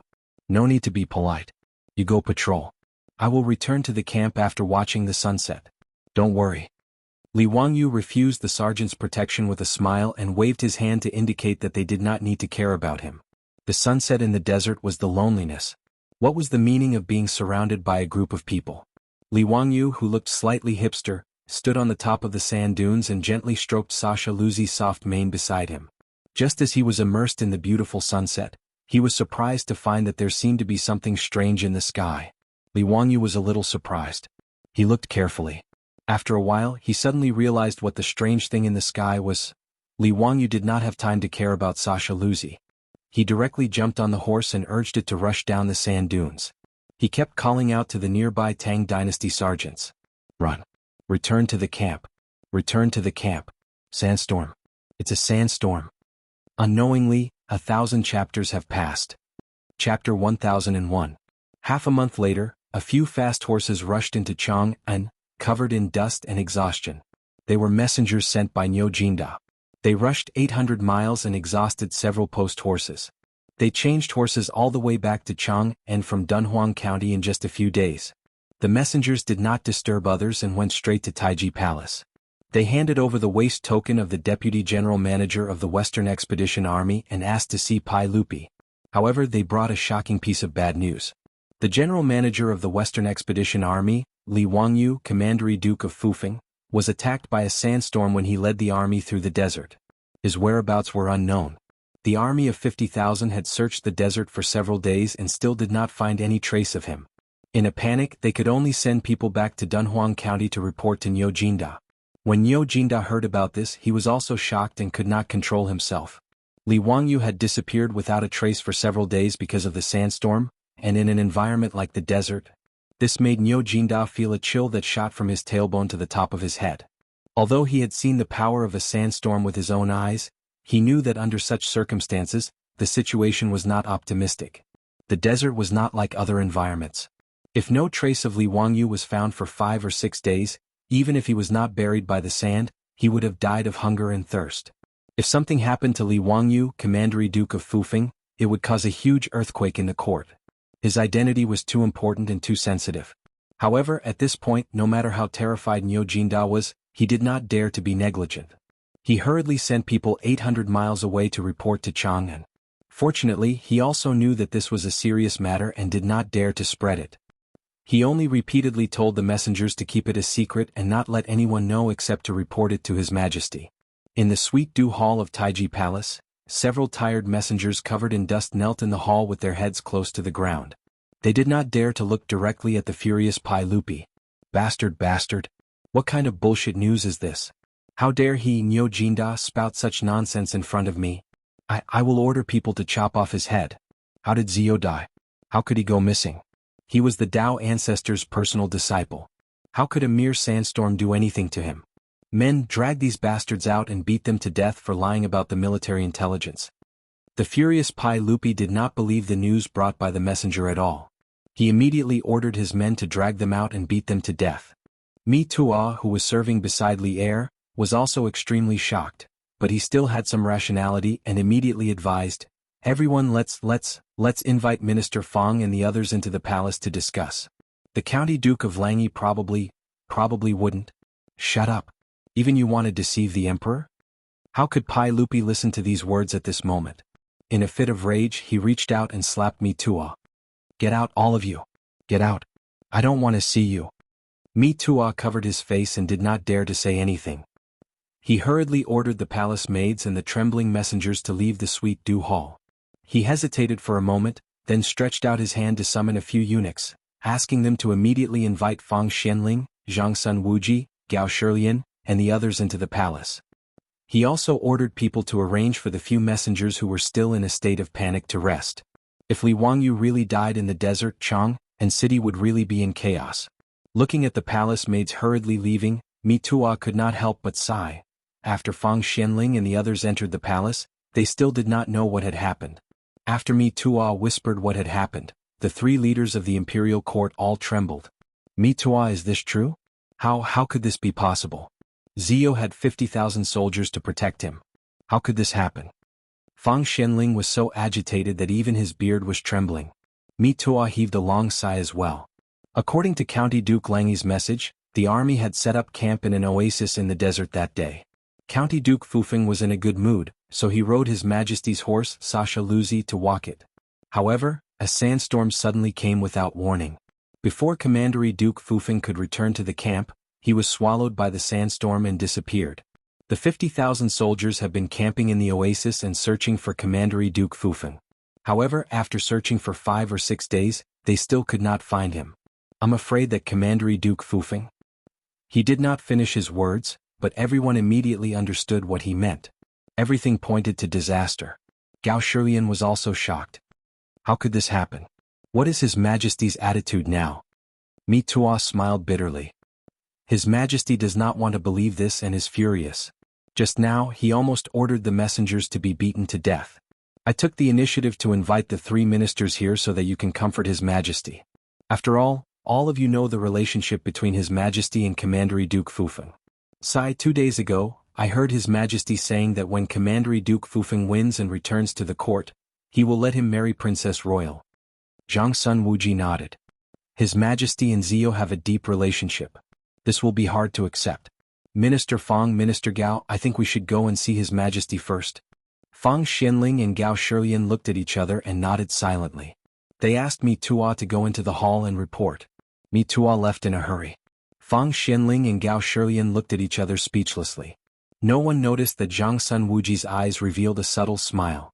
Not long later, Fang Xianling and the other 2 who were waiting outside the Sweet Dew Hall heard Pai Lupi's angry roar from inside the hall. Let them go back. I will not see anyone.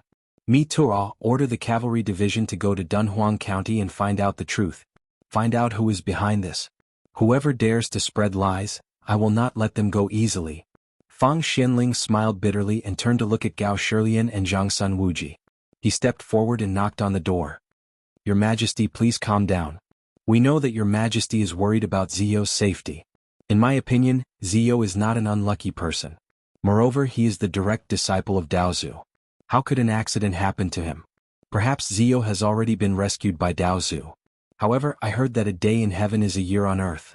If Zio is summoned by Daozu, I am afraid it will be difficult for him to return in time. Now that the 150,000 troops are leaderless, Your Majesty should make plans early. Fang Xianling was indeed the big shot who understood Pai Lupi the most. After he finished speaking, the Sweet Dew Hall suddenly became quiet.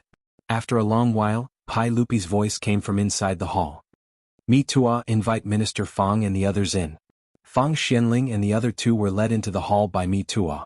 After they greeted Pai Lupi, they noticed that the hall was in a mess. Obviously, when Pai Lupi was angry, he vented his anger on the furnishings in the hall. Fang Xianling pretended not to see this and bowed to Pai Lupi. Your Majesty, please take care of your body. Zio should be fine. Yuan Tiangang is good at reading faces. He is also familiar with Zio. Your Majesty, why don't you summon Yuan Tiangang and ask him about Zio's situation? Pai Lupi was overjoyed. Minister Fang is right. How could I forget about Yuan Tiangang? Mi Tuo, immediately summon Yuan Tiangang into the palace. Mi Tuo did not dare to delay. He ran out of the Sweet Dew Hall and asked the servants to pass on the order. Humph, I need 30 chapters of water to cross the desert and 300 chapters of water to conquer the west. Why, you are dumbfounded. How can I let you guess my thoughts? Chapter 1002. After the heavenly grand ritual, Yuan Tiangang was left by Pai Lupi in Chang and City and became Pai Lupi's think tank for consultation. Informed by the chamberlain that Pai Lupi summoned him, Yuan Tiangang didn't dare to delay and immediately went to Taiji Palace. When he heard that Li Wangyu was missing in the desert and his life was unknown, he was also shocked. Yuan Tiangang, tell me, how is Zio's life? Pai Lupi couldn't wait to ask. Fang Xianling, who was beside him, secretly winked at Yuan Tiangang when Pai Lupi didn't notice, indicating that he should say something nice and not let Pai Lupi worry too much. Fang Xuanling's previous words were just to comfort Pai Lupi. In Fang Xuanling's opinion, she also felt that Li Wangyou's life was unpredictable. Yuan Tiangang hesitated for a moment and replied, "Your Majesty, I have indeed seen Commander Duke Fufeng's face. Judging from his face, Commander Duke Fufeng is a man of great fortune, and he doesn't look like he will die young. I'm absolutely sure about this." Pai Lupi was overjoyed. "Yuan Tiangang, you mean that Zio is fine?" Well, Yuan Tiangang couldn't guarantee Pai Lupi. Although he was good at reading faces, he was only a man, not a god. He didn't dare to say anything about Li Wangyou's current situation. "Your Majesty, I dare not say anything about Commander Duke Fufeng's current situation. But in my opinion, Commander Duke Fufeng should be a good man and he should be fine." Yuan Tiangang could only answer ambiguously. However, Li Er believed his words and nodded. "That's right. I also think that Zio should be fine. This scoundrel brat might be the same as last time, using an excuse to slack off. Me too. You personally lead the cavalry department to Dunhuang Commandery and find out for me. If that scoundrel Ziyu is really slacking off and finds an excuse to run away again, then capture him and bring him back for us. If you can't find him this time, you don't have to go back to Chang'an City. Do you hear me?"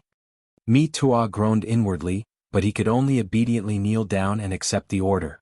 Fang Xianling looked at Mido sympathetically and said to Pai Lupi, "Your Majesty, the most important thing now is how to deal with the Western Expedition Army. If Ziyu is not found in a short time, the 150,000 troops will be like a group of dragons without a leader. Your Majesty, please make a decision as soon as possible." Pai Lupi frowned slightly and hesitated. Pai Lupi couldn't help but mutter to himself after the Western Punitive Expedition Army had lost 2 Grand Managers in succession. Could it be that this expedition to the west was really inauspicious?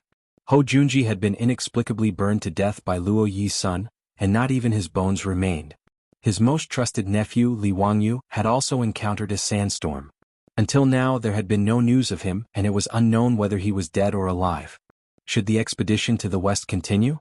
Not only was Pai Lupi hesitating, Fang Xianling, Gao Shilian, and the others were also hesitant. Zhang Sun Wuji directly said, "Your Majesty, why don't we postpone the expedition to the west?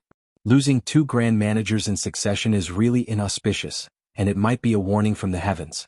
Why don't we temporarily recall the army, and when the time is right we can move the troops and reconquer the countries of the west?" Pai Lupi didn't say anything. He slowly walked to the map that Li Wangyu had given him and looked at it carefully. This map had always been hung in the Sweet Dew Hall, and Pai Lupi would look at it for a long time every day to construct his Tang dynasty map in his heart. There was a long period of silence in the hall. Just as Zhang Sun Wuji wanted to persuade him again, Pai Lupi spoke. "No. The countries of the west must be conquered. This is the plan that Ziyu painstakingly offered to me, so how can I give up halfway? I don't believe that the heavens will stop me from conquering the west. Men, summon Lu Guogong into the palace." Pai Lupi quickly made up his mind and summoned Qing Yaojin into the palace. It was obvious that he was prepared to use Qing Yaojin as the 3rd Grand Manager to continue the expedition to the west. Seeing that Pai Lupi had made his decision, Fang Xianling and Gao Shilian looked at each other and didn't say anything to dissuade him. Zhang Sun Wuji was a little disappointed, but he also kept his mouth shut. However, there was some dissatisfaction in his eyes. After Qing Yaojin was summoned into the palace, he heard that something happened to Li Wangyu. Without waiting for Pai Lupi to speak, he immediately stood up and said, "Your Majesty, I will go to Dunhuang now and bring that brat Ziyu back in one piece." "Jijia, are you really willing to take over the position of Grand Manager?" Pai Lupi asked. Although he had the intention to let Qing Yaojin take over the Western Punitive Expedition Army, no matter what, the experience of the previous 2 Western Punitive Expedition generals and Zhang Sun Wuji's words made Li Er feel a little uncomfortable. He was also worried that something would happen to Qing Yaojin after he took over. Qing Yaojin didn't hesitate and said, "Your Majesty, don't worry. Whether it is for public or private reasons, I should make a trip to the west. Speaking of which, it was my fault previously. If it wasn't for us old fellows not being willing to go to the west, how could it be Ziyu's turn?" Pai Lupi patted Qing Yaojin's shoulder silently and didn't say anything else. Thus, the matter of Qing Yaojin taking over the position of head supervisor of the Western Expedition Army was settled. "Your Majesty, please keep my trip to Dunhuang a secret for now and don't spread it." Qing Yaojin suddenly thought of something and said to Pai Lupi. "Why is that?" Pai Lupi didn't understand. "Your Majesty, have you forgotten that Princess Yanling is now several months pregnant?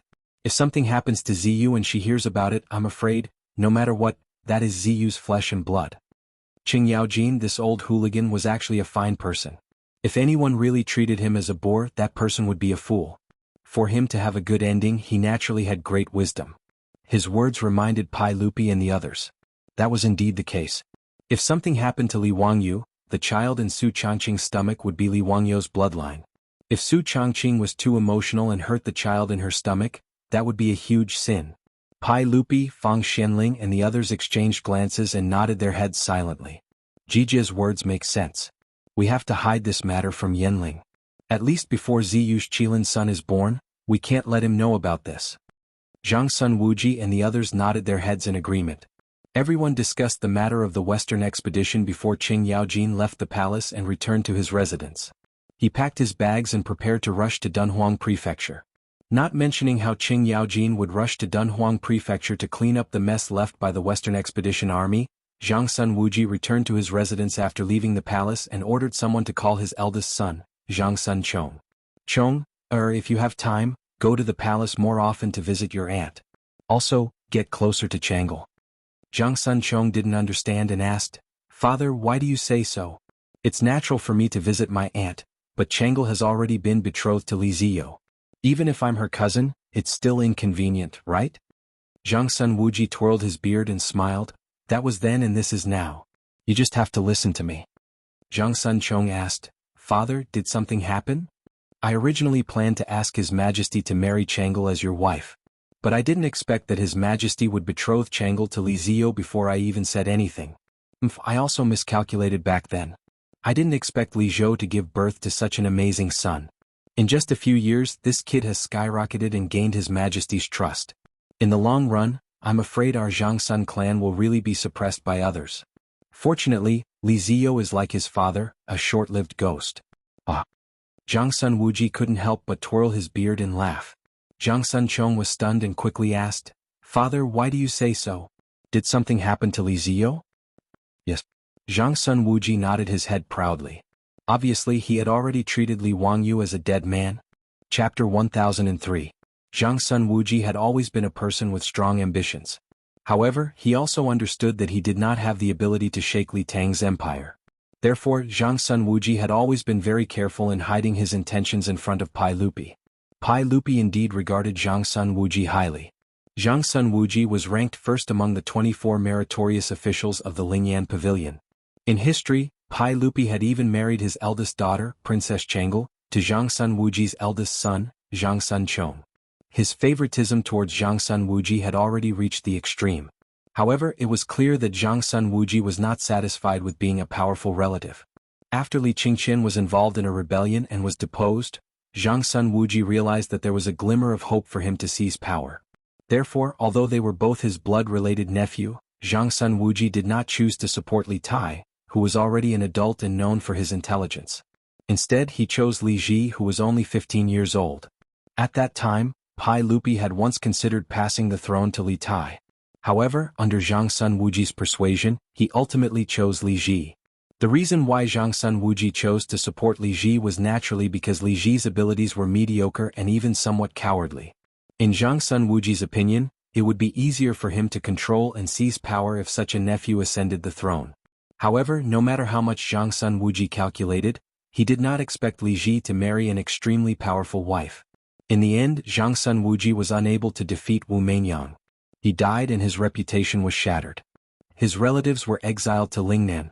Although Zhang Sun Wuji did not have such ambitions, he still felt a deep fear and unease towards Li Wangyu's rapid rise. He was different from the 5 surnames and 7 hopes. All of his power originated from Pai Lupi.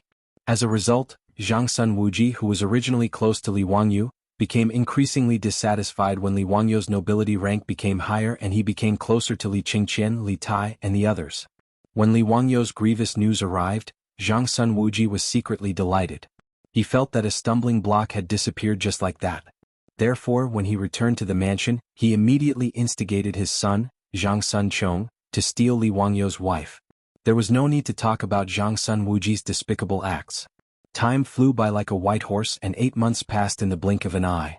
It was early summer in the 5th month of the 6th year of Zhenguan.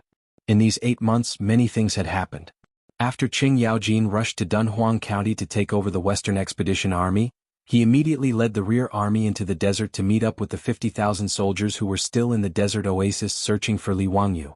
Together with the hundreds of elite cavalry led by Mito, the 120,000 soldiers searched the desert for dozens of days. They almost razed the surrounding sand dunes to the ground, but they still couldn't find any trace of Li Wangyu. Helplessly, Qing Yaojin could only leave behind 10,000 soldiers to meet Tuo while he led the army to the west. With the Demon King Qing Yaojin taking action, in addition to the Tang army's valiant fighting strength, there was naturally no suspense in the West expedition. When the Tang army appeared outside of Gaochang City, just like in history, the Gaochang king was scared to death, and his successor directly opened the city gates and surrendered. After the Tang army took down Gaochang City without bloodshed, they used Gaochang as the center and sent Niu Jinda and Shui Wanjun to attack everywhere. They continuously took down Qiuzi and other countries, and a large piece of land in the West region was included in the Tang dynasty's territory. However, the victory of the West expedition did not make Pai Lupi feel excited or happy. There was still no news of Li Wangyu. Mi Tuo had almost turned the desert upside down, but he still couldn't find any trace of Li Wangyu. Now, even Pai Lupi had silently accepted this fact in his heart. He felt that Li Wangyu should have died in the sandstorm. It was also because of this that Pai Lupi felt even more guilty and blamed himself for sending Li Wangyu to the West region. He also paid more attention to the unborn child in Su Changqing's womb. In Lai Hat, Pai Lupi had already sent countless female officials, palace maids, and palace midwives to take care of Su Changqing's labor. Even Lu Shenwei, the imperial physician of the Shangyao Bureau, was sent to Dingzhou village. Sun Simiao and Zhang Baozong were also summoned to the palace by Pai Lupi. He revealed to them that Li Wangyu might have died, and ordered them to take care of Su Changqing without the slightest mistake. That child was Li Wangyu's last bloodline in the world. It could be said that with Sun Simiao, Zhang Baozong, and Lu Shenwei's care, this degree of importance was even greater than when Empress Zhangsun gave birth. Su Changqing was an incomparably intelligent woman. Ever since Pai Lupi sent so many palace maids to her residence as well as Sun Simiao and Lu Shenwei's attitudes, she vaguely had some bad guesses. In addition, Li Wangyu had been away for several months, but he hadn't sent back a single letter. There wasn't the slightest bit of news, which made her feel even more uneasy. However, Su Changqing didn't say anything. She also didn't ask about Li Wangyu's whereabouts. She only stood on the castle's balcony every day, gazing into the distance with a sorrowful expression. Today, Su Changqing once again came to the balcony. Her hands gently stroked her swollen belly as she softly muttered to herself, "Darling, your father might have returned to that world. He actually didn't bring Mommy and Darling. Next time you see Daddy, Darling, you must teach him a lesson for Mommy. Elder sister, why did you come out again? Old immortal son already said that elder sister will give birth in these 2 days. Why are you still running around? What if the injured person has a child?" Aphrodite and Perrin's figures appeared behind Su Changqing as 2 beautiful figures appeared behind him. Su Changqing reluctantly revealed a smile. "Don't worry, I'm fine. Old immortal son also said that appropriate exercise is good for the child. Elder sister Mrs. Langjun again, doesn't she?" Perrin gently supported Su Changqing and pouted. "Langjun is really too much.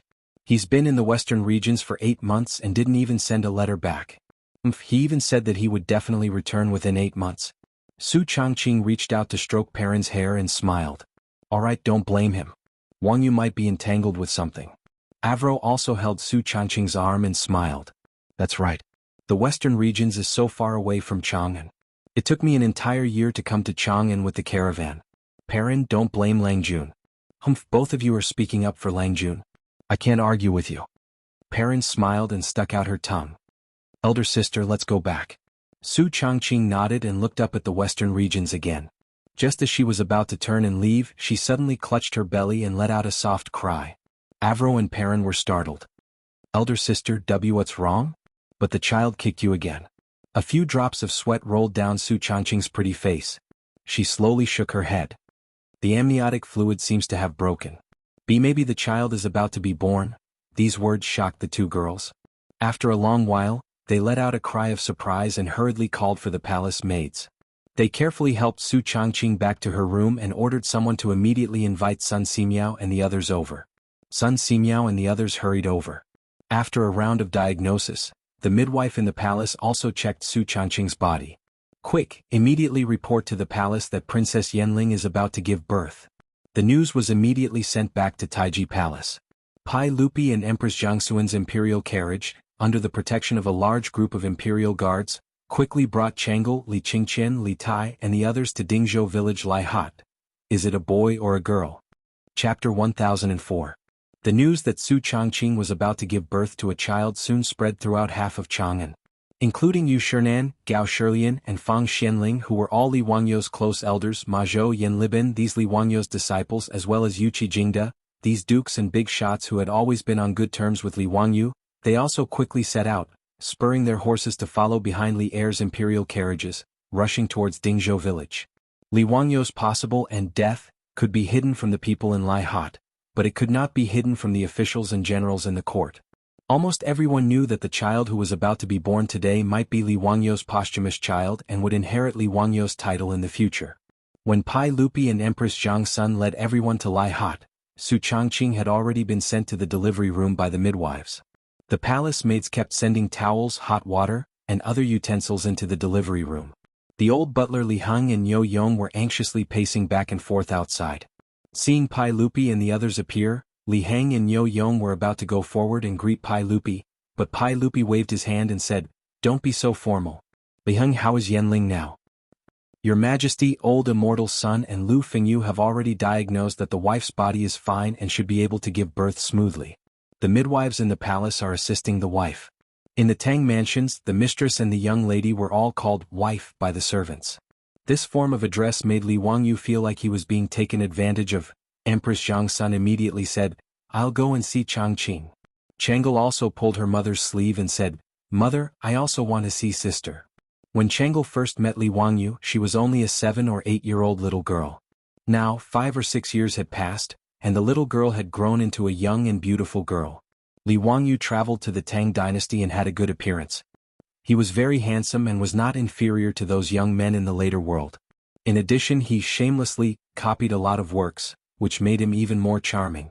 Even if Li Wangyu was not the Duke of Fufeng, he could still be called the national idol in the Tang dynasty and was the dream lover of countless girls. Changel was at the age of love. How could she not be attracted to Li Wangyu? As a result, her feelings for Li Wangyu had long changed from respect and worship to love and longing. She also avoided seeing Li Wangyu, her teacher, and Changel's side. To Li wife's to be a wife. The little girl became shy and avoided to be a teacher. But in Changel's heart, she had already regarded Li Wangyu as her future husband. Back then, Li Wangyu had refused the marriage and even went as far as to be punished by Li Heir.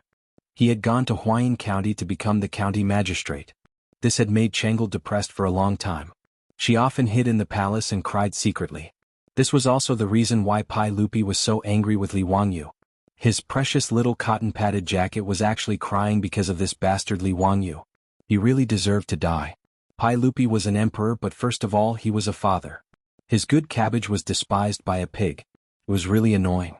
Fortunately, in order to marry Su Changqing, Li Wangyu finally agreed to marry Changel, which satisfied Pai Lupi a lot. Changel was looking forward to Li Wangyou's grand wedding and joining the Lai Hot after he returned victorious from the western regions. Therefore, Changel had already changed her way of addressing Su Changqing as sister. She had already regarded herself as a member of the Lai Hot. But who would have thought that the heavens didn't fulfill people's wishes? Li Wangyu actually died in the desert. This made Pai Lupi feel sad and sad. He also felt that he couldn't face his eldest daughter. Pai Lupi and Empress Jiangsun still didn't know about Li Wangyou's accident from Changel. They didn't know how to tell her this cruel truth. Changel's words made Empress Jiangsun hesitate for a moment. But she still nodded and agreed. She took her daughter's hand and went to the delivery room. In the delivery room, Su Changqing had already turned pale because of the prenatal pain. Her forehead was full of bean-sized sweat. Her long hair was wet and scattered on her forehead. Seeing her like this, Changel hurriedly went up. She carefully took the warm towel from Perrin's hand and carefully wiped Su Changqing. "Sister, is it hard to give birth? Is it very painful? Just bear with it. I heard from my mother that it will be fine after the baby is born." Su Changqing reluctantly gave Changel a smile. "Changel, I'm fine." Changel slightly twisted the corner of her clothes. "But Changel is a little afraid of pain. Will Changel be like this in the future?" Without waiting for others to speak, Changel seemed to have made up her mind. but if it's for my husband, Chang'e is not afraid of pain. Her words made Su Changqing and Empress Jiangxuan's faces turn dark at the same time. Neither of them spoke, nor were they in the mood to make fun of the little girl. Empress Jiangxun hesitated for a moment. After comforting Su Changqing with a few words, she took Chang'e out of the delivery room. Her eldest daughter was still looking forward to the future. As a mother, she felt more and more uncomfortable and didn't know what to do. Empress Jiangxun couldn't help thinking of what her brother said to her in the palace these days. Perhaps, for Chang'e's good, it was time to arrange a new marriage for her. Zhang Sunchong, as her nephew, seemed to be a good choice. While Empress Jiangxun was thinking absent-mindedly, Su Changqing's painful cry came from the delivery room, interrupting her thoughts. Pai Lupi and others also became nervous at this time. In the Tang dynasty, women giving birth was really like breaking through the gates of hell, and they couldn't be careless. Even Sun Simiao, just in case, had prepared an operating room in Lai Hot early. If Su Changqing had a difficult birth, they might have to do another cesarean section. Ma Zhou Yenlibin and other disciples as well as Li Heng Niu Yong and others, were so nervous that they almost held their breaths. Fortunately, it didn't take long before a baby's loud cry came from the delivery room, which eased the tension of everyone a little. Congratulations, Your Majesty. Commandery Princess Yenling gave birth to a little girl successfully. Both mother and daughter are safe. Immediately, a female official in the palace hurried out to report the good news. Everyone breathed a sigh of relief at the same time, and immediately felt a sense of loss. A girl couldn't inherit Li Wangyou's title of nobility. Pai Lupi shook his head. When he was about to let the chamberlain read the decree, he heard a baby's cry again from the delivery room. Two babies? Twins? Immediately, a female official rushed out again. Congratulations, Your Majesty. Commandery Princess Yenling gave birth to another Prince Xiao Lang. They are twins of a dragon and a phoenix. Both mother and child are safe. This news shocked everyone. Old butler Li Heng's knees went soft, and he knelt on the ground. Li family ancestors bless us, old master bless us, Lang Jun has a descendant. Lang Jun has a descendant. Ma Zhou and the rest of the disciples were overjoyed. Their master's lineage wouldn't be broken. This was almost the best news they had heard in 8 months. Ha, good. Yenling has worked hard. Pass my decree. Commandery Princess Fufeng Li Wangyu has worked hard and made great contributions to the country. He should return to the imperial family. Pai Lupi was so happy that he didn't even bother to let the chamberlain read the decree. He directly announced it in front of everyone. When old butler Li Heng heard that his Lang Jun could return to the imperial family, he was so excited that he almost had a stroke. He immediately knelt down again and kowtowed to Pai Lupi 3 times and 9 times. Old slave thanks Your Majesty on behalf of Lang Jun. Before Li Heng could finish, Pai Lupi's next sentence almost made the old man faint. Commandery Princess Fufeng Li Wangyu will be conferred the title of Prince of Qin. His eldest son will be conferred the title of Commandery Prince of Fufeng, and his eldest daughter will be conferred the title of Commandery Princess of Fufeng. Once this was said, everyone was shocked. What a genius. Not only did he guess that they are twins, but he also guessed that they are siblings. Amazing. Chapter 1005. King of Qin? Fang Xianling, Gao Shilian, and the others were about to dissuade him, but they immediately shut their mouths again. Obviously, this title was Pai Lupi's compensation to Li Wangyu. Although it was somewhat inappropriate, Fang Xianling and the others did not want to cause more trouble and make Pai Lupi unhappy. For them, it was not unacceptable that Li Wangyu would be conferred the title of King of Qin. This was a posthumous title given by Pai Lupi to Li Wangyu. It was a sad honor. But King of Qin was not an ordinary prince. Before Pai Lupi's rebellion at the Xuanwu Gate, his title was King of Qin. King of Qin represented the state of Qin during the spring and autumn and warring states period. The titles of Qin, Jin, Qi and Chu were the most honorable. And King of Qin represented Pai Lupi. Therefore, in the Tang dynasty except for Pai Lupi, no one else was conferred the title of King of Qin. Now that Pai Lupi had given the title of King of Qin to Li Wangyu, it could be said to be a sad honor to the extreme. Pai Lupi chose to announce Li Wangyou's posthumous title in public because he did not intend to continue hiding Li Wangyou's death. As for Li Wangyou's posthumous children, the 2 newborn children were conferred the title of King of Qin. In the eyes of the public, it was not a big deal. If Li Wangyu was conferred the title of prince, it was reasonable for his son to inherit the title of King of Qin. After the old housekeeper Li Heng's surprise, he immediately realized that Pai Lupi had used the word posthumous title. Posthumous title meant posthumous title and posthumous honor. It meant to add a title to the deceased. Your Majesty, could it be that you are mistaken? My Langjun, how could he be conferred the title of King of Qin? Li Heng's face suddenly turned as white as a sheet of paper. His kneeling body began to tremble uncontrollably. Niu Yong and the others also understood Pai Lupi's words. They were all shocked, speechless. Changle's face was full of disbelief. Father, what are you talking about? What posthumous title? Li Lang, what happened to him? Empress Zhongsun sighed and reached out to hold her daughter. Changle, I'll explain it to you later. Mother, tell me clearly what's going on.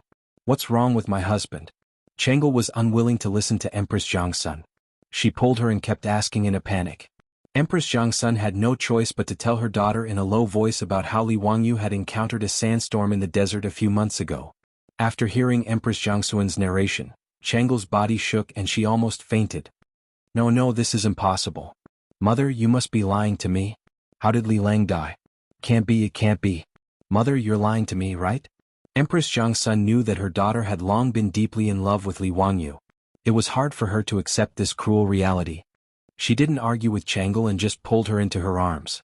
The next second, Changle let out a heart-wrenching cry. In the delivery room, Su Changqing, who had just given birth to the twins, had a haggard look on his face. However, there was a smile on his face as he turned to look at the twins being taken care of by Perrin and Afro. However, Pai Lupi's words about conferring the title of Li Wangyu and Changle's cries traveled unreservedly into the delivery room. Su Changqing's pretty face, which was already pale from the delivery, instantly turned as white as a sheet. Perrin and Avro froze on the spot. They couldn't understand why such bad news would come on such a joyous day. After Su Changqing gave birth, Pai Lupi had immediately conferred the title of Li Wangyu in public. Perhaps in the eyes of later generations, this was very unkind, as he had no qualms about Su Changqing's feelings as Li Wangyu's wife. But in the eyes of the Tangs, this was His Majesty bestowing honor upon Li Wangyu. In particular, Pai Lupi had immediately conferred the titles of princesses and princesses to Li Wangyu's two posthumous children. This made Fang Shenling and the others feel that Pai Lupi was deeply attached to Li Wangyu. However, Su Changqing's body had yet to recover from the pain of childbirth when she heard such bad news. Even though she was mentally prepared, she couldn't withstand the shock and directly fainted, causing Perrin and Avro to cry out in alarm. Fortunately, Sun Simiao and the others had been in the residence all this time and were well prepared. They immediately treated Su Changqing, allowing Su Changqing to slowly wake up again. After waking up again, Su Changqing showed the strong side of a strong woman. She stretched out her hand to summon Pei Lan and ordered, "Let Li Heng go and express his gratitude to His Majesty. Then close the door and see the guests out. From today onwards, the Fufeng Commandery Duke's mansion will not accept any guests." Perrin didn't correct her mistake. Whether it was the Duke of Qin's residence or the Duke of Fufeng's residence, it was no longer important. If Li Wangyu really wasn't around, what difference would it make to them? The Duke of Qin's residence also closed its doors from this day onwards. Apart from Ma Zhou and the others, Su Changqing refused to see anyone else. Su Changqing also handed over Lai Hat's businesses in Chang and city to her female army to manage. She shut herself in and focused on raising her children. After the death of Li Wangyu, the Duke of Fufeng, who had been posthumously conferred the title of Duke of Qin, his posthumous children being conferred the titles of Duke of Fufeng and Princess of Fufeng naturally caused a great deal of discussion and uproar in Chang'an City. After confirming that Li Wangyu had died in the desert, the Wang clan of Taiyuan, the Zheng clan of Xinjiang, and the other aristocratic families were just short of congratulating each other. These aristocratic families had suffered too many losses because of Li Wangyu. After Pai Lupi posthumously conferred the title of Duke on Li Wangyu, Zhang Sunchong also ran to Taiji Palace more frequently. Since Li Wangyu had died, the marriage between Changle and Li Wangyu naturally came to an end. Zhang Sun Wuji had already prepared to formally propose marriage to Pai Lupi and his sister Empress Zhang Sun, hoping that Zhang Sunchong would marry Changle. Pai Lupi and Empress Zhang Sun discussed in private and also felt that this marriage was not bad. In history, Changle married Zhang Sunchong in the 7th year of Xingguan. However, Pai Lupi and Empress Zhang Sun did not expect that when they tactfully proposed this marriage to Changle, Changle vehemently opposed it. "Father, mother, what are you talking about? I am the princess consort of Qin. It was father who bestowed this marriage to Li Wangyu. How can you let me marry cousin?" "Changle, don't be ridiculous. Zio is no longer in this world. How can you marry him?" "No, I don't care. In this life, I am a member of the Duke of Qin's residence. In death, I am a ghost of the Duke of Qin's residence. Father, mother, please grant me my wish. I would rather die than marry someone else. Nonsense. How can you mess around with the important matter of marriage? Pai Lupi angrily slammed the table and reprimanded Changle while blowing his beard and glaring at her. Changle, who was always gentle and sweet, did not say a word. She directly knelt in front of Pai Lupi and Empress Zhang's son, but her expression was resolute. If father and mother insist on forcing me, then I would rather leave home and become a nun. Changle stubbornly straightened her neck. You. Pai Lupi was so angry that he was speechless for a long time. He stood up and flung his robe. Good. If you are so stubborn, then don't blame me for not taking into account our father-daughter relationship. Servants, take Changle back to the palace and guard her strictly. Don't let her take a step out of the palace. Empress Zhang's son saw that Pai Lupi was really angry and hurriedly mediated. Erlang, Changle is still young. Don't blame her. Alas, in fact, you can't blame Changle. Who would have thought that Zio would have such an unlucky life? Hearing Empress Zhang's son mention Li Wangyu, Pai Lupi could not help but feel his heart soften. He sighed deeply and sat back down. Changle, don't blame me for being cruel. I'm doing this for your own good. If it were not for Zio, alas, how could I dissuade you? You also know how much effort I and your mother put in to make that boy agree to marry you. Changle bowed down gracefully. Father, mother, please forgive me for being unfilial. Li Lang had also been ordered by his father to go on an expedition to the western regions. That was why he had fallen in the desert. Under such circumstances, if I marry someone else, where will Li Lang's reputation be? Where will the royal family's reputation be? Father and mother, please forgive your daughter's willfulness. I will not marry anyone except Li Lang in this life. I would rather keep chastity for Li Lang and never regret it. Father and mother, please grant my wish. Changle's words moved Pai Lupi and Empress Zhang's son a little. Hurry up. You say it's too fast. You want me to write a few chapters after giving birth. If I write slowly, you say I am too weak. I am too difficult. Why do you all ask where Li Wangyu went? Don't worry, it's definitely not a melodramatic plot like transmigrating back to the modern world or cultivating divine skills. However, some people have already guessed most of it. In addition, it is said that twins are unlucky in ancient times. That's just a rumor. Twin births of God and bear, auspicious and radiant, is a praise for twins. Emperor Xuanzong of the Tang dynasty, Li Longji's first wife, Wang Clan, is a pair of dragon and phoenix twins. His brother, Wang Shui, also married Princess Qingyang. In Dream of the Red Chamber, there is also a drinking game. Daughters are happy and their first child is a pair of twins. This shows that twins are definitely auspicious. Old Long will not make it up. In addition, names. What are the names of the twins? Useless naming. Chapter 1006. Pai Lupi wasn't a heartless person. He also felt guilty about Li Wangyu's death.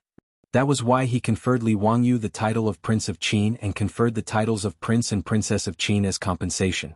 Pai Lupi's heart softened when he heard his most beloved daughter cry like this. Among his many children, he loved Changle the most. Even as early as the 5th year of Jingguan, after Li Wangyu agreed to marry Changle, he began to prepare a dowry for Changle. The scale was several times that of Pai Lupi's sister, Princess Yongjia.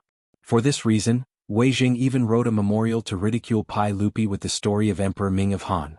However, Pai Lupi didn't care how Wei Jing, the sheep nose, stomped his feet. He still did his own thing and prepared a large amount of dowry for Changle. It was also because he cared too much for Changle that he wanted to find another husband for Changle and find a new husband. Whether it was Pai Lupi or Empress Zhang's son, making such a choice was a normal decision for parents. However, Changle's resolute words made Pai Lupi reconsider Changle's opinion. As a mother, Empress Zhang's son naturally disagreed with Changle's words.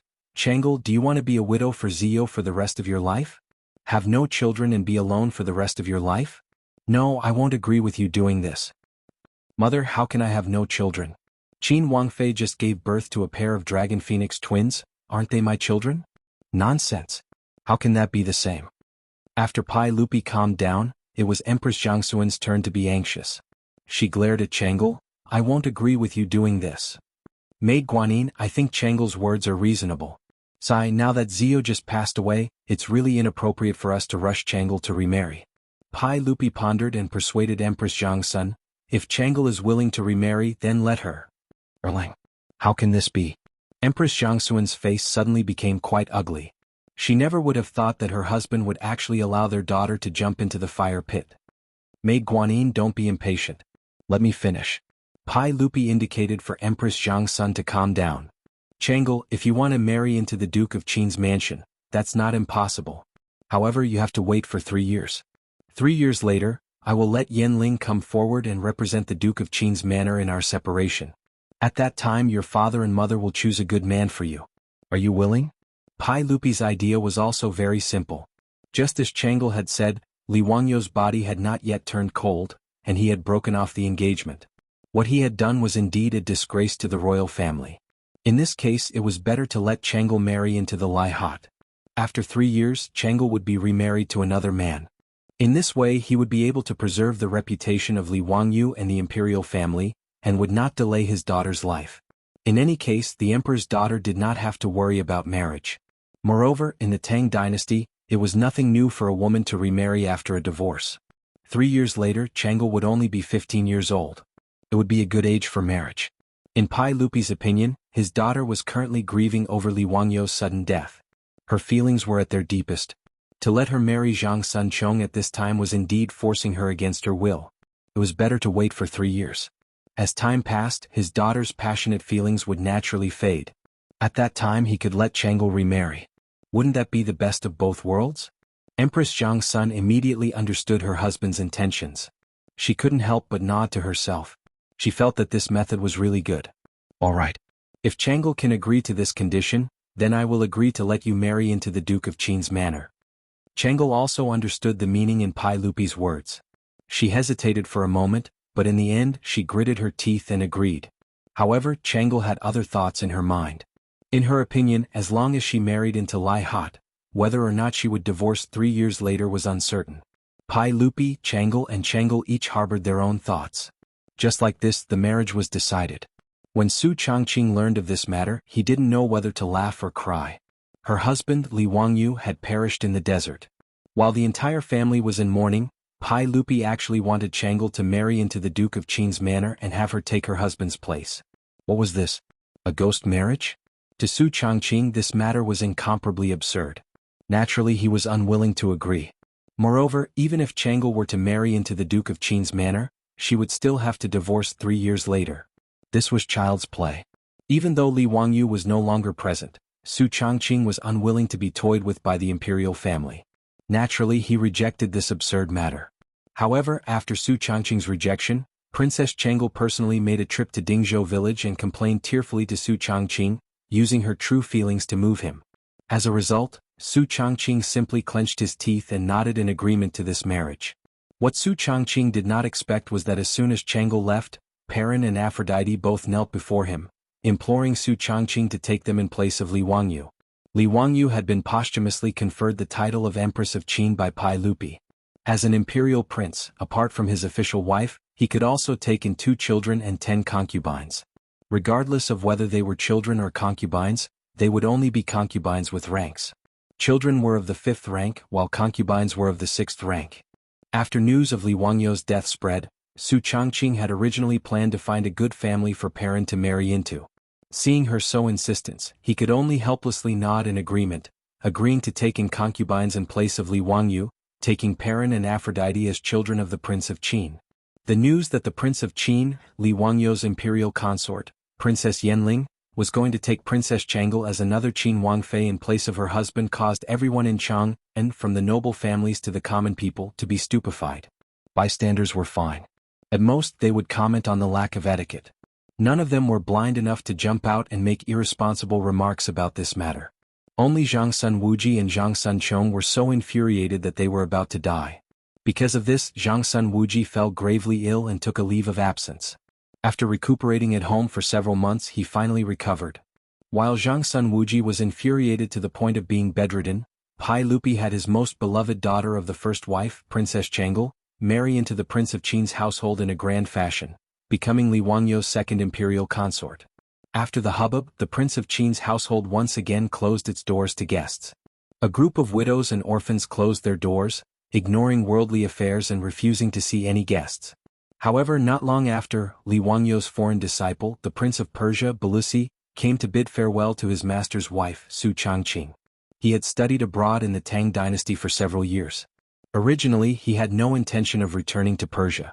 However, after Li Wangyou's death, Balusi was deeply saddened. After taking care of Li Wangyou's funeral, he had no intention of continuing to stay in Chang'an. After bidding farewell to his master's wife and reluctantly bidding farewell to Ma Zhou and his other friends, everyone sent Balusi off at Ba Bridge. The capital of the Sassanid dynasty of Persia was located at Ardashir by the Red Sea, which was later known as Firuzabad in Iran. It was very far away from Chang'an. Balusi's group traveled lightly on horseback. However, they still traveled for half a year before finally arriving at their hometown. After learning that his son had returned from studying abroad, the Persian monarch, Yazdegerd III, was overjoyed. He personally went out of the city to welcome Balusi. "My dear child, the gods bless you. You have finally returned safely from the distant east." Yazdegerd III hugged Balusi, whom he had not seen in a long time. Balusi's elder brother, Arohan, also tightly hugged his brother. After a few words of reminiscence, Yazdegerd III pulled his son onto his horse, preparing to return to the castle. "Balusi, come. Ride my horse." Arohan asked his servant to bring his horse over. "Look, this is a precious horse that I recently got. It also comes from the east." Balusi smiled and shook his head.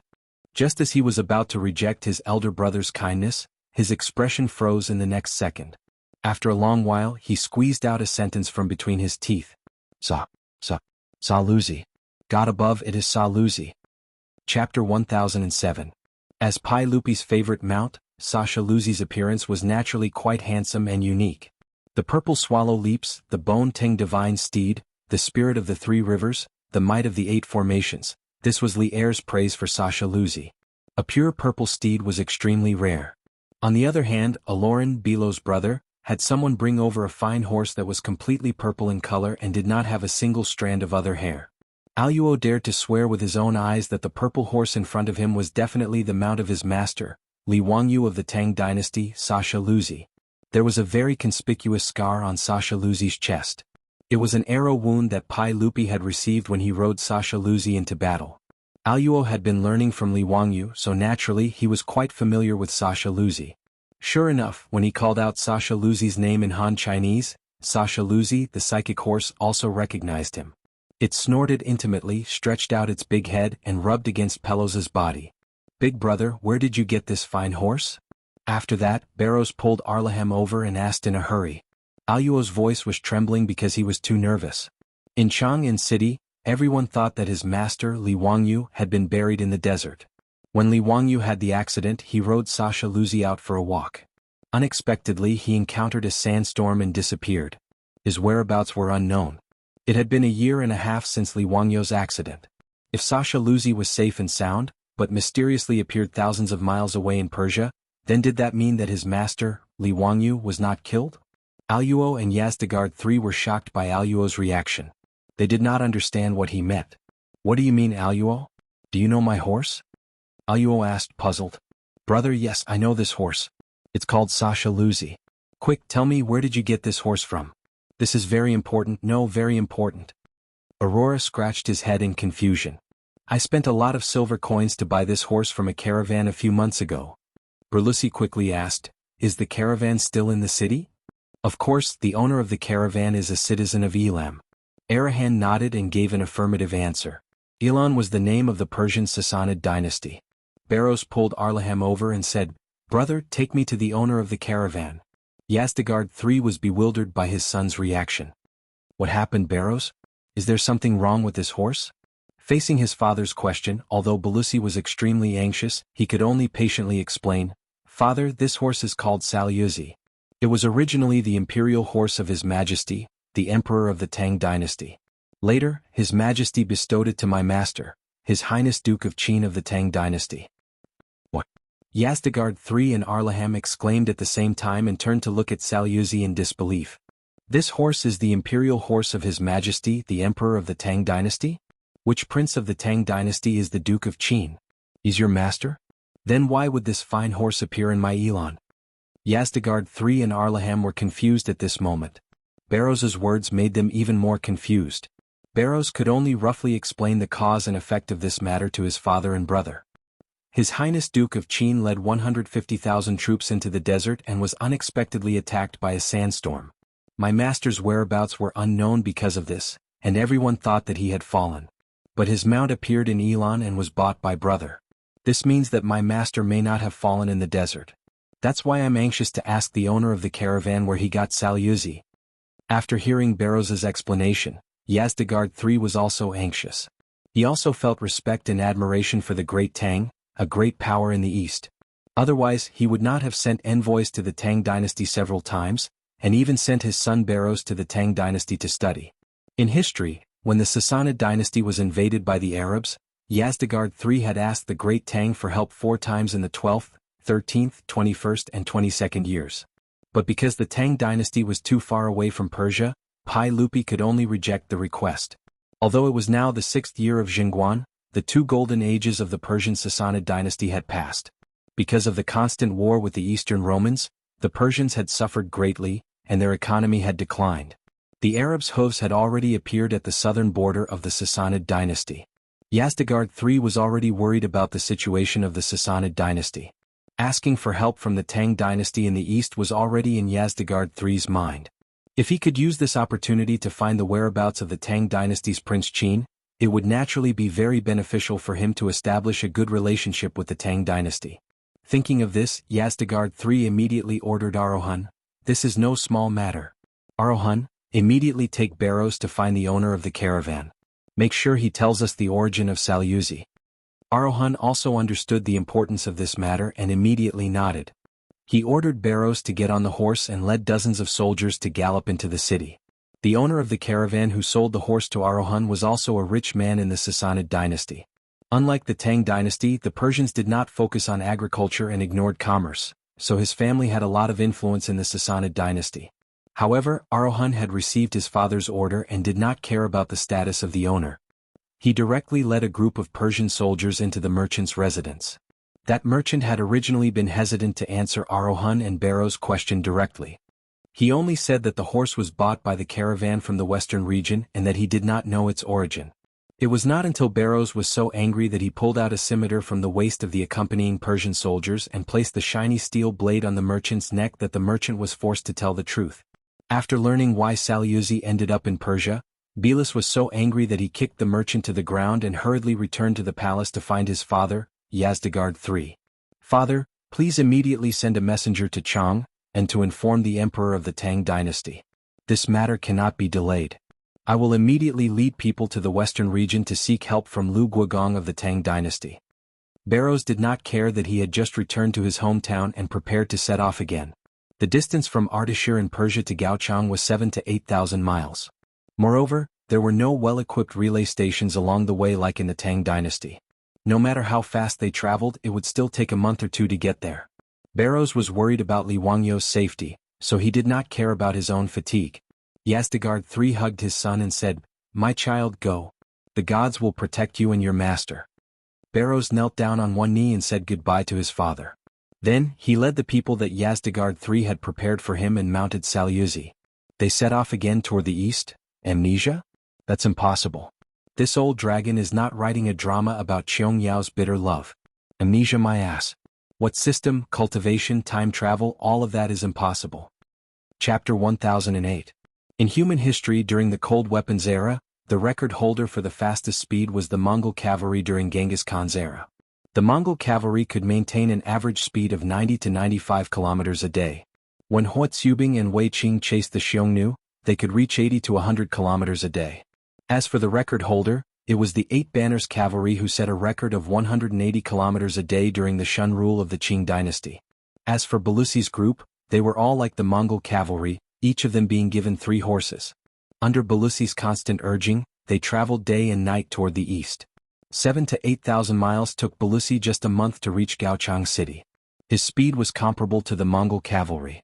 Qing Yaojin naturally recognized Belusi. When he learned that Li Wangyo's disciple, the Persia prince Belusi, wanted to meet him, he was a little stunned. When Qing Yaojin ordered his men to bring in Belusi, who was so thin that he was almost out of shape after a month of hard work, he couldn't help but be shocked. "Belusi, how did you end up like this? Why didn't you stay in Chang'an city? Why did you come to Gaochang city?" Qing Yaojin did not know that Belusi had returned to Persia, so he asked. "Duke, half a year ago I said goodbye to His Majesty and Master's wife and returned to Persia," Belusi explained. Then why did you come to Gaochang City instead of Persia? Qing Yaojin did not understand. Belusi did not explain, directly ordering people to bring Sasha Luzi in. Duke, look at this horse. Due to rushing for 7 to 8,000 miles, even a horse like Sasha Luzi was so tired that its fur was not as bright. However, Qing Yaojin was able to recognize it right away. The old hooligan jumped up like he had seen a ghost. Isn't this Sasha Luzi? Belusi, tell me, where did you find Sasha Luzi? Since Sasha Luzi is still alive, then is Zio okay? Where is he now? Belusi smiled bitterly. Duke, this is the reason why I rushed from Persia to Gaochang City. After I returned to my homeland, I accidentally discovered that someone had sold Salyuzi to my homeland. Moreover, it just so happened that it was sold to my elder brother. It was a long story, so Bei Lucy did not keep Qing Yaojin in suspense. He told Qing Yaojin everything that he knew, spilling the beans from a bamboo tube. It turned out that back in the city of Ardashir, the Persian merchant was forced to reveal the truth as he had no other choice. Shaluzi was indeed brought back from the western regions by his caravan. However, it wasn't purchased through any proper channels. It was stolen goods. Due to the enormous profits from trade between the east and the west, the Silk Road of the western regions had attracted countless caravans, transporting all sorts of precious goods and treasures back and forth. From a certain point of view, the Silk Road could be called the Golden Road, and the caravans were like flowing rivers of gold. Such a huge amount of wealth attracted not only many merchant groups, but also many bandits. Other than the challenges of nature such as sandstorms, quicksand, and lack of water, the biggest enemies of the caravans were the various bandits and desert robbers of the western regions. These bandits and desert robbers would often choose to ambush caravans that were resting at night, killing and robbing. They were very vicious. However, no matter how vicious the bandits and desert robbers were, the gold, silver, and jewels they robbed could not be eaten or drunk. Therefore, these bandits and desert robbers of the western regions all had their own channels to dispose of their stolen goods. They would hand over the gold, silver, jewels, and precious porcelain to the caravans that colluded with them. The caravans would then sell these stolen goods and exchange them for the weapons, equipment, food, wine, and even women that the bandits and desert robbers needed. The Persian merchant who sold Sasha Luzi to Arohan and his caravan were engaged in such activities. According to him, Sasha Luzi had been acquired by his caravan from a group of desert bandits named Black Sand, who were entrenched in the desert. Because the desert robbers mostly used camels as their mounts, even if Sasha Luzi was a rare horse, it was not very useful to the desert robbers. Therefore, it was handed over to the caravan for them to dispose of the stolen goods. The owner of the caravan would never have thought that after more than 10 years of colluding with the desert robbers to dispose of their stolen goods, he would be overthrown because of a horse. He also did not expect that Prince Belus would recognize the horse from the east 7 to 8,000 miles away from the western regions. Not to mention how regretful the owner of the caravan was and how Yazdegard III would punish him. After hearing Belus' words, Qing Yaojin's mouth was so wide open that his fist could be stuffed in. Damn it, Sasha Luzi actually fell into the hands of the desert robbers? Is Zio also in the hands of the desert robbers? Belus shook his head. I don't know about this.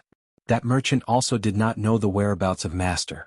He only received the stolen goods from the desert robbers. As for the origin of the stolen goods, they did not care at all. However, I suspect that Master lost his way because of the sandstorm and was accidentally captured by the desert robbers. Sasha Luzi was handed over to the caravan to dispose of their stolen goods, and Master might still be imprisoned in the desert robbers' lair. Duke, I rushed here from my homeland to ask you to immediately send troops to attack the desert robbers' lair and rescue Master. He rushed to Gaochang in such a hurry because he was worried that something would happen if he delayed.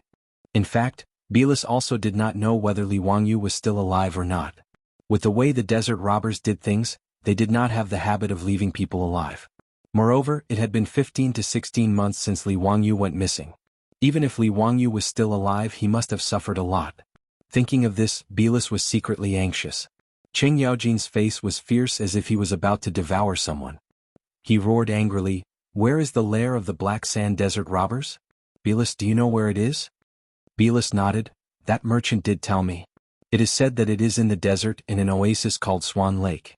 That is the lair of the desert robbers. He reached out and took out a roll of parchment. Duke, this is the map I asked the merchant to draw. This is Swan Lake. Qing Yaojin snatched the parchment and looked at it carefully. He could not help but curse. Damn it, they actually hid so far away. No wonder the army of more than 100,000 couldn't find them after searching for so long. The Tingher Desert was the fourth largest desert in Huaxia. It was nearly 500 miles long from north to south and 300 miles wide from east to west. The Swan Lake on the map was 200 to 300 miles away from the place where Li Wangyu was killed. It was already in the territory of the Shui Yantua Khanate in the north of the desert. The army searched everywhere in the desert, but they only searched about 100 miles around the starting point. They did not expect Sasha Luzi to run so far away to the desert robber's lair.